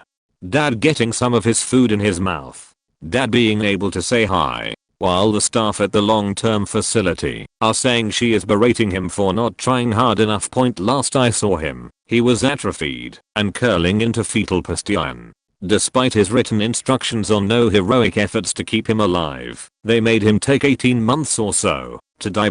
Absolute topper was that younger sister texted me to tell me he had died. Who would think that is at all appropriate? I will never forgive either of those two beaches. My brother-in-law, let's call him Jerkface. I've known him for 22 years now. I don't know if he's ever actually been diagnosed NPD, but only because he won't seek medical care. There's no question in my mind that he has NPD and likely a schizoaffective disorder or bipolar. He is so awful to his family. He calls himself an empath, which is hilarious in its own right. My husband/his brother hates his guts and decided to sever the relationship with Jerkface a few years ago. My mother-in-law enables him, and she's just starting to fight back that urge. The only thing that convinced her of this was when Jerkface started to do meth in her home. She is as straight-laced as they come, and she couldn't be a part of it. She was kind enough to let him in a few months ago, and within a day, he had thrown thousands of dollars worth of stuff, TVs, small kitchen appliances, into the street, destroying it all. He took things that his mother had seen for his dog, you read that right, and cut them up with scissors in front of her. One of the worst parts is that he tells anyone that will listen that his family has forsaken him because he is gay. This couldn't be further from the truth. We have all been nothing but supportive, and honestly, we don't care. My Mel would go sit front row at his drag shows. He was also a drag queen and cheer him on. Jerkface's his parents were his biggest supporters. Now, he's delusional. He thinks people in YouTube videos are sending him secret messages. He shows me pics of models and tells me that they're him when clearly they are not. He states that he was hired by the CIA and is working in the Pentagon. We've all had just about enough. TLDR at bottom. Wow, finally my time to shine. My fraternal twin sister is a narcissist. I'm female too. It's odd because she's not like psychopaths who hurt people just for the joy of it, but she doesn't care about hurting others if it gets her what she wants. She has very little empathy and is extremely controlling and manipulative. She was very difficult to live with. We have a younger brother of 4 years too. She used to bully him a lot. She bullied me too, but I was much more capable of standing up to her. My parents didn't intervene a lot when she misbehaved when we were little, so she kept acting selfishly because she didn't face negative repercussions. She is very cunning too. All of her friends thought that she was really nice, as well as our extended family. It was so crazy. I wished so much that other people could see what I saw, the other side of her, the real her. But it's not their fault. We shared some friends. We'd be hanging out with a group of friends and she would be acting super nice. Then as soon as they turned their backs she would say something incredibly mean and hurtful to me, normally in a very condescending tone, and then go right back to being nice. It was really creepy, like she was flipping a switch. She always took out her insecurity on my brother and I. We normally didn't interact with her more than we had to. So much of the time, I would be minding my own business, and she would come into the room and start saying nasty things to me and try to start a fight. I wasn't allowed to stand up to her, or I'd get in trouble, but my parents didn't mind her bullying me. It really sucked. Also, people only call me by my nickname. I don't like my real name. My parents always called me by my real name when they were upset with me. For as long as I can remember, my sister has called me by my real name whenever she wants to demean me. She always uses my real name when she is being condescending to me. After we left for college we rarely spoke. It was just a relief to me. She said that she wanted to get closer after our first year of school though. For a whole year, she kept acting super nice to me, but I wouldn't let her in. I finally gave it a chance. It felt like we grew really close and bonded. For a whole year we built a relationship. At the end of that year, she wanted a favor from me, a big one. So I did it for her, and as soon as she got what she wanted she went right back to being the biggest bitch I've ever known. The whole 2 years, she was just pretending to be nice. I tried to make things work and give her the benefit of the doubt at first, but to no avail. She again tried to start controlling everything I did. She wouldn't stop, no matter how many times I told her to. Eventually I couldn't deal with her hurtful actions anymore, so I told her I didn't want to have a relationship with her anymore. The response I got was okay. She didn't care at all. All of the time we'd spent together meant nothing to her. It was so insane to me. I felt so used and manipulated and stupid for falling for her shit because I knew better. We haven't talked for a long time now, and I intend for it to stay that way. It wasn't until after everything happened that I realized she was a narcissist. TLDR, fraternal twin sister is a narcissist. I'm a girl too, by the way. She is incredibly controlling and manipulative, as well as cunning.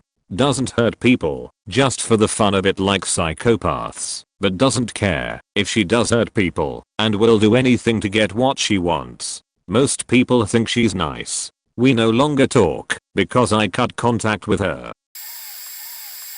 Does it count if they are adopted? When I was growing up, my father adopted a boy to whose father he owed a perceived, as it turned out, debt. When the father died, the boy, who we'll call D, was sent to our house to live. We were / are very wealthy, and he very poor, but we still treated him as one of our own. As soon as he arrived, he gave off the impression of someone who was very intelligent, narcissistic, and sociopathic. Some of the highlights, in chronological order. He started to tell lies about me, saying that I'm a snitch, and making people hate me to isolate me. He stole all of my friends away from me. Upon learning that I had a girlfriend who I was taking things very slowly with, he confronted her and physically assaulted her, stealing her first kiss. This caused her to break up with me. I'm pretty sure he killed my dog because he hated pets. We were told his death was an accident, but I don't believe it. Nothing noteworthy happened for a few years as he began to be more kind to me. I thought he was improving and treated him better in turn, but remained suspicious. To the outside world we were good friends. My father began to fall very ill. It turned out that D was the one who was bringing his medicine to him, and I discovered that he had been switching out the medicine for a slow-acting poison, probably for my father's estate. My father, myself, and the police all confronted him, and he fled, but not before stabbing my father when pretending to surrender. He was shot by police, but he was a physically huge man and he survived. This was a long time ago, so someone could easily leave and not be found by police. He returned a short while later to kill me as revenge. In the fight our house caught on fire and burned down, but both of us escaped. I'm not really sure what happened after that. The day I got out of the hospital, my brother begged to go to a rehab, saying I was a pussy for having an allergic reaction and going into anaphylactic shock. He got himself kicked out of rehab to fuck some girl and doesn't care that my dad has thousands of dollars of debt because of it. He refuses to get a job and says he wants to mooch off of my parents. He still drinks and does drugs and hangs out with his old friends who got him into this. He thinks he's better than everyone and says it constantly. He crashed a four-wheeler once, got a hemorrhage that ended up healing before surgery, and came to the conclusion that he is godlike and cannot die. He broke a bowl, plate, and jar of jelly because my mom didn't want him to drive her car. He yells at me and insults me when I drive the speed limit and says I'm boring. He always talks about how he's better than everyone and he won't get any consequences because he doesn't care. He does drugs and he doesn't care if he dies because of it. He doesn't care about how much my parents stress about it. He insults my parents, especially my mom who does everything for him. He calls her stupid, a bitch, and has told her to kill herself. He tells me that I have no friends, that no one cares about me, and that I should kill myself. He said if B got a girl pregnant and it were a girl, he would want it aborted. If the girl refused to abort the baby, he wouldn't help her at all. He said he wants to have a kid to give him the motivation to get a job, and that he wouldn't want the mother involved in the kid's life. He said he would leave the baby home with my parents and they work and I have school to babysit while he worked. Not even mentioned how would he or us get the money to raise it. He genuinely believes he is better than everyone, that nothing can hurt him, and that he is superior in every way. He doesn't care about anyone. I have so much more I could say, but this is long enough. My biological father was abusive. From that I feel like me, my sister, and my mother all sorta took it indifferently in odd kinds of trauma or something, I guess. Maybe that's too extreme a word, because my mom did move away from him when I was 1 and my sister was 2. but it does still affect us in a way to this day. We've all sorta internalized it horribly, and no one really wants to admit how it affected us. I'd say my sister got it worse though. Well, and my mother, she's always been defensive since, and I called her a narcissist for a fair bit, because of just how much she seems to get offended by people trying to challenge her perspective on anything really. The way I see it, I got low self-esteem from the experience, always looking back on my father and my actions, desperately wanting to be nothing like him, and she got a little narcissistic as a way of trying to defend herself from all that had happened, and as her never really having dealt with it right. I mean, I seriously don't blame her. How the hell are you supposed to deal with it? Even if she is kinda hard to reason with more often than not. She's been better recently though, since I went outside with her grocery shopping and whatnot. She's still just kinda difficult. She's always sorta messing around by being physical, like slapping, pinching, etc., and she's always uncomfortable of anyone touching her back. I can't even touch her shoulder without getting hit a bunch on the arm. I don't know. I wouldn't blame her for it as much as I wouldn't a few years back. I just feel bad for her, because she really seems to be hiding stuff that she doesn't know how to handle by doing all of that. My sister was diagnosed bipolar at 4 years old. She would fly off the handle at the drop of a hat and go back to being angelic just as quickly. When I came along, it exacerbated the activity. When I was 3 months old, she lit a Zippo lighter, likely learned from our chain smoker mother, and dropped it on my while I was in a bassinet with an Afghan baby blanket. The blanket was seared into my right arm from my pinky to my elbow. I required a skin graft. At 7 years old, she drop-kicked me down 2 flights of stairs. Because I played with her friend at daycare. At 8 years old, she shattered my right wrist over a quarter I found in the couch. At 11 years old, she hit me in the face with a trash can because my mom sent me into the bathroom after her to tell her the bus to school had arrived. At 15 years old, she tried to stab me with a knife because I stopped her from hitting our younger sister, who had wanted to go to the restroom. Younger sister was grounded for bad grades and older sister convinced herself that meant no bathroom breaks.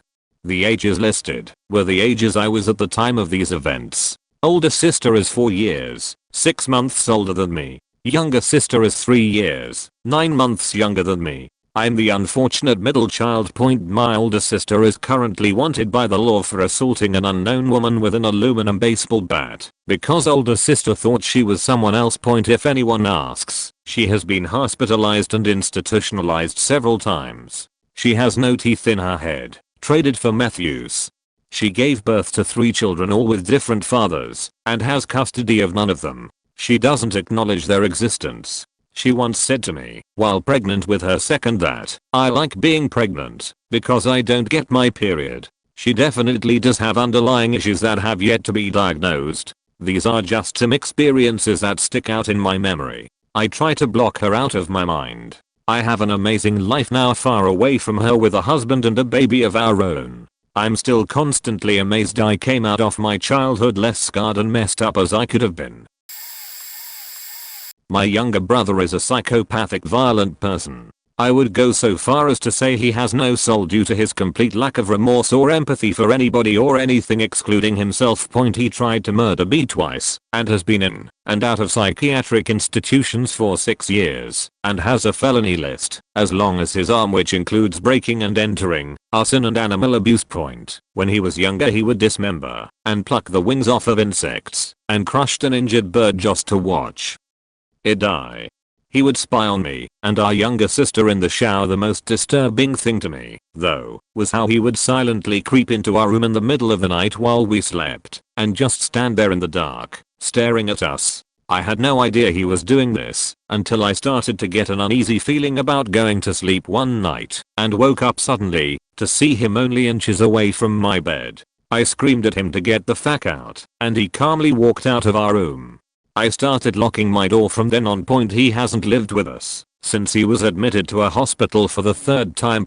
I hate him. I know it's not his fault he's this way, but I don't care. I hate him, and I wrote him out of my life years ago. I have no contact with him. I have no desire to have any sort of relationship with him, and I sure as well will never allow him near my precious sister. He can go rot in a hole.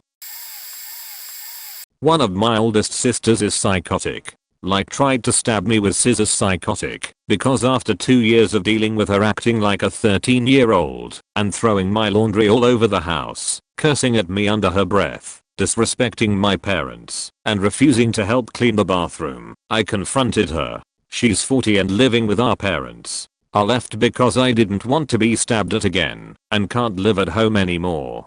During the summer my mom was dealing with the effects from chemo as she'd been for quite a few years. She'd had an accident and was admitted to the hospital, where she ended up having a heart attack and being on a ventilator and not responding.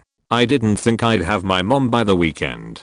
I was still working at the time, and while I'm at work, psychotic sister decided to group message me that I was messing with her things, even if I didn't go inside the house, and that I haven't gone to the house to feed my dog or cats, which I had been, but at night, since I worked days and she didn't notice.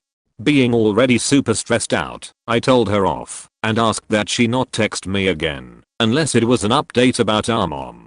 Oldest sister, which she added to the group message, chimes in to defend psychotic sister and saying I should get over her trying to stab me and that it was my fault our mom was in the hospital and not to go to see her or they'd have me kicked out. I ended up only going to the hospital when I knew both of them weren't there.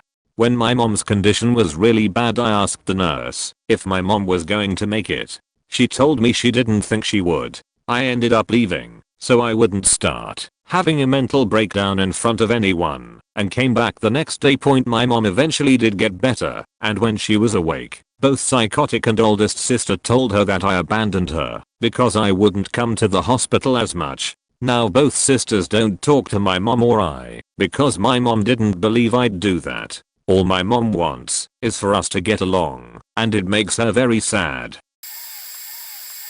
Does it have to be sibling? Because my experience with my narcissistic codependent mother is so similar to all of these comments. I can't even. Lives in another country. I'm getting married. She comes over for the wedding and to pet sit. When we go on honeymoon 4 months prior, she had visited to meet my partner. She was well behaved, although expected me to drop everything to drive her somewhere random for something equally as random. She had dinner with my future in-laws, was the center of attention generally, so was fairly well behaved.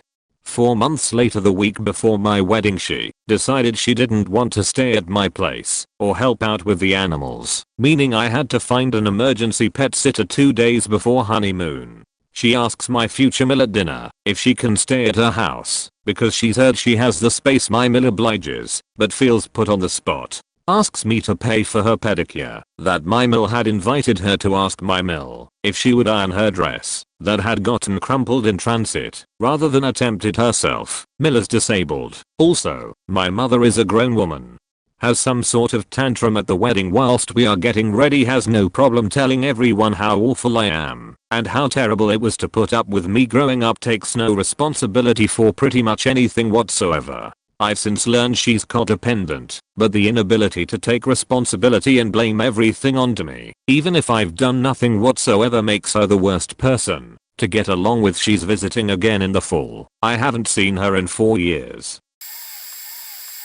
I was best friends with a borderline girl when I was a teen and still pretty easy to manipulate. At that time I did and believed pretty much everything she told me. I guess this was because I just left a very safe environment, switched schools, didn't know the big wild world, and wanted someone to teach me. I didn't realize this at the time, but it started with her driving me away from friends and family so that she could have me for herself. Whenever I complained about someone, she said it's best to cut strings because they shouldn't treat me that way. Yes, even with my mom and siblings who were actually really caring. At some point after we graduated, actually I did, she failed a class. I decided to go to Australia country for 3 months. She was not happy with this, especially when I had so much fun there that I decided to stay longer instead of coming home to Europe to celebrate her birthday. I learned a lot about myself in that time, and when I got back I wasn't her little puppy anymore and stood up for myself. One evening she was snapping at me all the time, but never told me why, so when I said I'd leave because I won't put up with this, she stopped me and said I could have at least asked why. Well, this all went on for a few times with her never really telling me what's wrong and just yelling at me for how bad of a friend I was and that she wanted to burn me and watch because that would make me suffer for the horrible stuff I put her through. 10 years later I still don't know what I supposedly did to her. Well, that was the end of our friendship, and since she drove me away from everyone, the end of every friendship I had. This was actually the worst time ever. Eventually I turned back to my mom and family because I had developed psychological issues about that and didn't know what else to do. Until today I won't go to class reunions where she is because she still tries to cut me out of every conversation I try to have with anyone and to make my time there as miserable as possible. My sister takes meds, but I don't know the condition. Also on mobile, by the way. Basically she believes herself to be the victim 100% of the time, and she is right 100% of the time. And whenever I do, or say something better or smarter, she immediately loses her shit. I'm the oldest, she is middle child, if that means anything. She thinks the world is out to get her. She thinks I'm a psychopath, and that my mom wants to kick her out the house. Basically blaming everyone for her faults, and blows up at the sign of disagreement of any sort. Let's say she is walking up the stairs and misses a step, which oddly happens a lot, and anyone who is walking by her, no matter how far away they are, their fault she fell. Doesn't know when to keep her mouth closed and listen, and perfectly fits rebellious teen girl stereotypes. Example: a mom, getting late, you have skating practice in the morning, go to bed. Sister, no, what if I don't want to? And always has some smug face on like she cheated in a game where it's impossible to cheat or something. Example B, she knocks on my door and asks me to buy her some clothes off Amazon and that she can pay me back next week. I say, if you can pay me back next week, you can wait till next week and pay yourself. She proceeds to scream at me saying I hate her, blah blah blah, slams my door and yells everyone in this house hates me. So fun story. My sister hasn't been diagnosed with BPD, but all of the signs are there for it. It's been getting worse for the past few years, but she just really hit the fan when her ex broke up with her after she accused him of abuse. I took her side at the time and cut him off completely as we had been good friends up until then. She moved back home and has been here for 5 months now. In the course of those 5 months I have been threatened with her throwing temper tantrums weekly, going as far to say that she would hit herself and give herself black eyes and then call the cops and tell them that I hit her. She has hit me, kicked things out from under me to see if I would fall over. She screams at all hours of the night because she feels like she's being ignored and she doesn't care what happens. She self-medicates with alcohol and prescription drugs. She self-harms and has suicidal ideations. I know that she's hurting from some type of trauma in her past, but I'm getting to the end of my rope. The last ditch effort has been to get her to see a DBT therapist and hope that works. I don't want to have her hospitalized if I can avoid it, because I've had friends go through the system for their own issues and seen some horrific situations that I don't want her to have to deal with. But I also feel like I'm not doing enough to help her. I feel trapped and alone and unable to deal with my own minor mental illness. My younger sister is a narcissist. She always needed to be the center of attention and always dramatic about every little things. Everything I have, she wants it. If she didn't get it, she will cry and kick until our mom gave in, or she will just steal it and pretend that she got it somewhere else. Every achievement I have, she have to overshadow it. If she can't, she will just lie and try to convince everyone that what she has done is better.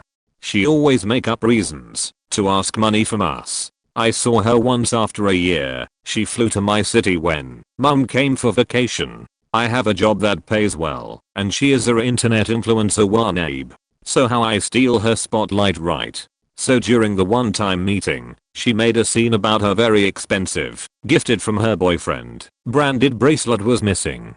We had to walk around the mall to try to find it, but she refused to ask the lost and found, but took a photo of her wrist and posted it online with caption, "How can I didn't realize you are missing, please come back to me." Then she asked me for some money to buy a replacement immediately, but at the same time she bought a pair of expensive slippers and want to continue shopping for branded bras. I asked her why. Didn't she use the money to buy the bracelet? She said because she planned to buy those slippers and bras, so she can't buy the bracelet with it. I asked her why don't she go back and search her hotel room before she buy a new one. She said she want to buy one first, and then if she found the original bracelet in the hotel room she will have two, which is better. So I totally believed her and lent her the money, haha. No point, I refused to lend her any money, so she said something like, fine. If you as a big sister won't help your own little sister then fine. After she went back to her hotel room, she texted us that she found her bracelet. So yay for having these toxic family member. As someone who suffers from something similar to being a psychopath or a sociopath, it's weird. But my sister, she gets my blood boiling. She thinks everything is an option, no matter what. She will continue to something another doesn't like and acts like a toddler, yet we are both over faking 18. She has sent me to the hospital more times than I can count and never gets punished for it and says it's unfair. She is one of the reasons I have attempted suicide multiple times. So when I retaliate, she gets mad, and here's the last time I talked to her. Manuscript equals my sister. Me equals what the fuck do you think? So this is late at night, when I'm about to close up my bakery, she comes in. This happened a few months ago. Manuscript, give me your wallet. Me, no, you psychotic bitch. I'm not letting you mug me. She pushed me to the ground, and after I saw her foot raise, everything went black. I apparently got kicked in the head, hard, according to the security cameras. She took my wallet and left. I woke up later and realized it was gone. But not only that, my pants were down. She wrapped me. I proceeded to call the police, my PTSD getting the best of me. I showed the camera footage. They couldn't get her address from me as I was crying and screaming, scared of everything. They asked my brother, telling him the situation. He lives in my block and they were told from my partner. So my brother comforted me, helping a lot. God bless his soul, because I don't deserve him. He has helped me so much. So they made me and my brother come to her house. They kicked down her door, finding a dead cat in her basement and her trying to kill herself. She failed and she was arrested for multiple charges. I pressed charges and they also asked me and my brother if she was always this horrible. We both said yes. Rot in jail, you faking demon. My sister is one and lucky me, she married someone who is worse than she is, and this is the most recent story. My mom was diagnosed with stage 4 cancer. While we were in the hospital she was shedding tears. Few weeks later I found out, when my mom was in the hospital, she has gone into her home, stolen all her jewelry, and cleaned out her bank account. My mother is a pensioner, so she only had 3k in there. My mum does not have many nice things. The one thing she had was a diamond ring that I see her admiring. I was so heartbroken when I found out it was one of the jewelry that had been stolen.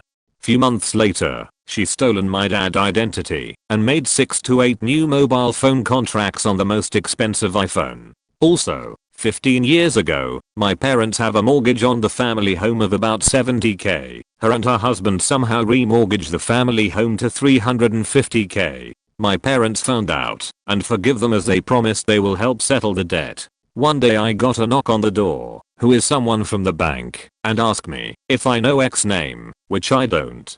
They told me that X is the person who owned the home, but he has been dead and the paperwork has just been signed. Not possible if you understand the forgery here. I broke the news to my parents and we packed up everything we own on that same day. By the next day the house is abandoned. To top this all off, I'm willing to forgive them and my whole family, but guess what? Psychopaths never think they did anything wrong. Not once they apologized for what they did. Instead it's a 360 flip. I recently purchased my first home, and I wanted the whole family to come together for dinner with my mum as she will be going into chemo and radiation again to treat the recurrent cancer. But I did not want to talk to her, so my younger sister invited her on my behalf. Her response was she will not come because I disrespected her and I should call and invite her myself. Oh, and she told all our relatives that my parents don't give a shit about her. She's struggle in life and my parents does not help her out. These are just a tip of an iceberg. I'm getting like panic attack just writing this up. What's sad is that my sister didn't always used to be like this. She was actually friendly and worth talking to, but she became narcissistic after she transferred in high school. She has gotten the typical spoiled girl attitude. She has even gotten the spoiled girl accent. We are Filipino, so of course I found the accent annoying since I wasn't used to hearing it. Anyways, her personality has changed, her interests have changed, and her choice of friends have changed. She's gotten deep into K-pop, that when you talk to her, when she's singing horribly she'll get mad at you. But what I hate the most about her is her hypocrisy, spoiledness, and self-centeredness. Every time we argue she'd always be the victim in her eyes. She always brings up how sad and ignored she is. She always whines despite her having almost expensive stuff and been to different countries. She's an iPhone user and always wants branded stuff. Look at her school supplies and you'll get my point. I kinda hate how my parents rarely notice how spoiled she has become. Worst part is she grew up in a conservative and Catholic household and went to a Catholic school. She's always isolated in her room, only talking to her friends in her school with the said annoying accent. When she's been scolded for her wrongdoings she always goes to her friends and say she was mentally abused. One time, I scolded her for doing something wrong. She talked to her friends about it and said that my brother feels like he's the king of the world.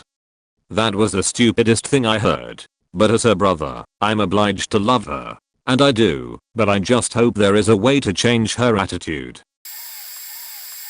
Not my sibling, but cousin, and we grew up together. Lived together for short terms. We are born days apart, so we are treated like brothers sometimes. Oh god, it was a terrible misfortune that the family pretty much put me in direct competition with him since we were little. He's also our only child, so he fixated on me a lot. When I was like 9 he held me down and put a sock in my mouth for not helping him play a computer game. While we were living together one summer he raged at me cause it was raining on my birthday and that was my fault for having a shitty birthday. That same summer I also underwent surgery in my mouth. He choked me one night and pelted me in the mouth with rubber balls. I wore braces too, then held me in submission and forced me to cry. He was bored and wanted to see me cry. A year later, I don't know why, but I visited him again in a new city. Promised me he was gonna show me around and all these things we were gonna do. I was 14. Sounded fun. We stayed in his room most of the time playing the same video game over again. I wasn't even allowed to leave the room to drink water. A year later a different cousin asked him why he deprived me of water, and he said I deserved it because 2 years earlier I failed to reset his router. Where are the parents, you ask? Well, my mom grew up coddling her sister, his mom, and his dad was in jail most of his childhood. So feeling bad for them, she turned a blind eye to everything he did. Accused me of lying and complaining too much whenever I said I didn't want to be around him or he's harming me. Disciplined me for defending myself. My older sister was the same way. Pretty much got the idea implanted by my mom. So neither of them were any help growing up. His mom, well, it's obvious there's a trend of narcissism on my mom's side of the family. My cousin's mom was basically the source of his narcissism, and having grown up now I do feel bad for him. She was very physically abusive, extremely possessive of him, and demanding in the way he grew up and carried himself. If she sensed I was outdoing him, he would get hit or hassled. Since he couldn't bring home the straight A's the mom was entitled to, he was beaten, punished. Image was slashes everything to her. That said, she could give a fuck if he was hitting me or being a problem to others. She just wants him to look good, have good grades and make money. I'm 23 now. He moved away from his parents, who still live in Mexico with their luxury drug money. His mom's snobby and entitled as always. He's actually better nowadays, since I made tremendous effort to distance myself from him and most of my family. He's not attached to me and doesn't really attach to others much. Good on him. Plus his mom's not living with him, fueling toxic energy. He tries to avoid her. My mom is constantly pressuring and guilting me to hang around family more. Knowing what will happen, I'm practicing indifference to that. She's also oblivious to reasons I don't want to be around them, claiming either I lie or that I shouldn't hold grudges. I don't think that's what a grudge is. As for me, I grew up without being taught how to establish boundaries. I've tried to learn on my own, but it's very hard when you have such terrible conditioning at home. I had many abusive relationships with friends, but mostly family growing up. Those two aren't the only ones with NPD. Even family members that don't have it picked up on that behavior being that they were raised by and around it. I was in a relationship not long ago with a girl with BPD, which to sum it up is basically a self-destructive version of NPD. Got very abusive both physically and mentally. I stayed in a terrible situation nurturing my abuser. We lived together on our own and kept quiet about it for over a year cause I was used to that. Ended up anxious, paranoid and suicidal. As soon as I got out of that relationship I started going to therapy. That's where I put all these pieces together. I'm not depressed anymore, but I do have PTSD. It's been getting better though. Hopefully I'll learn how to set up boundaries, but for now I mostly have trust issues made worse by everything I just said lol.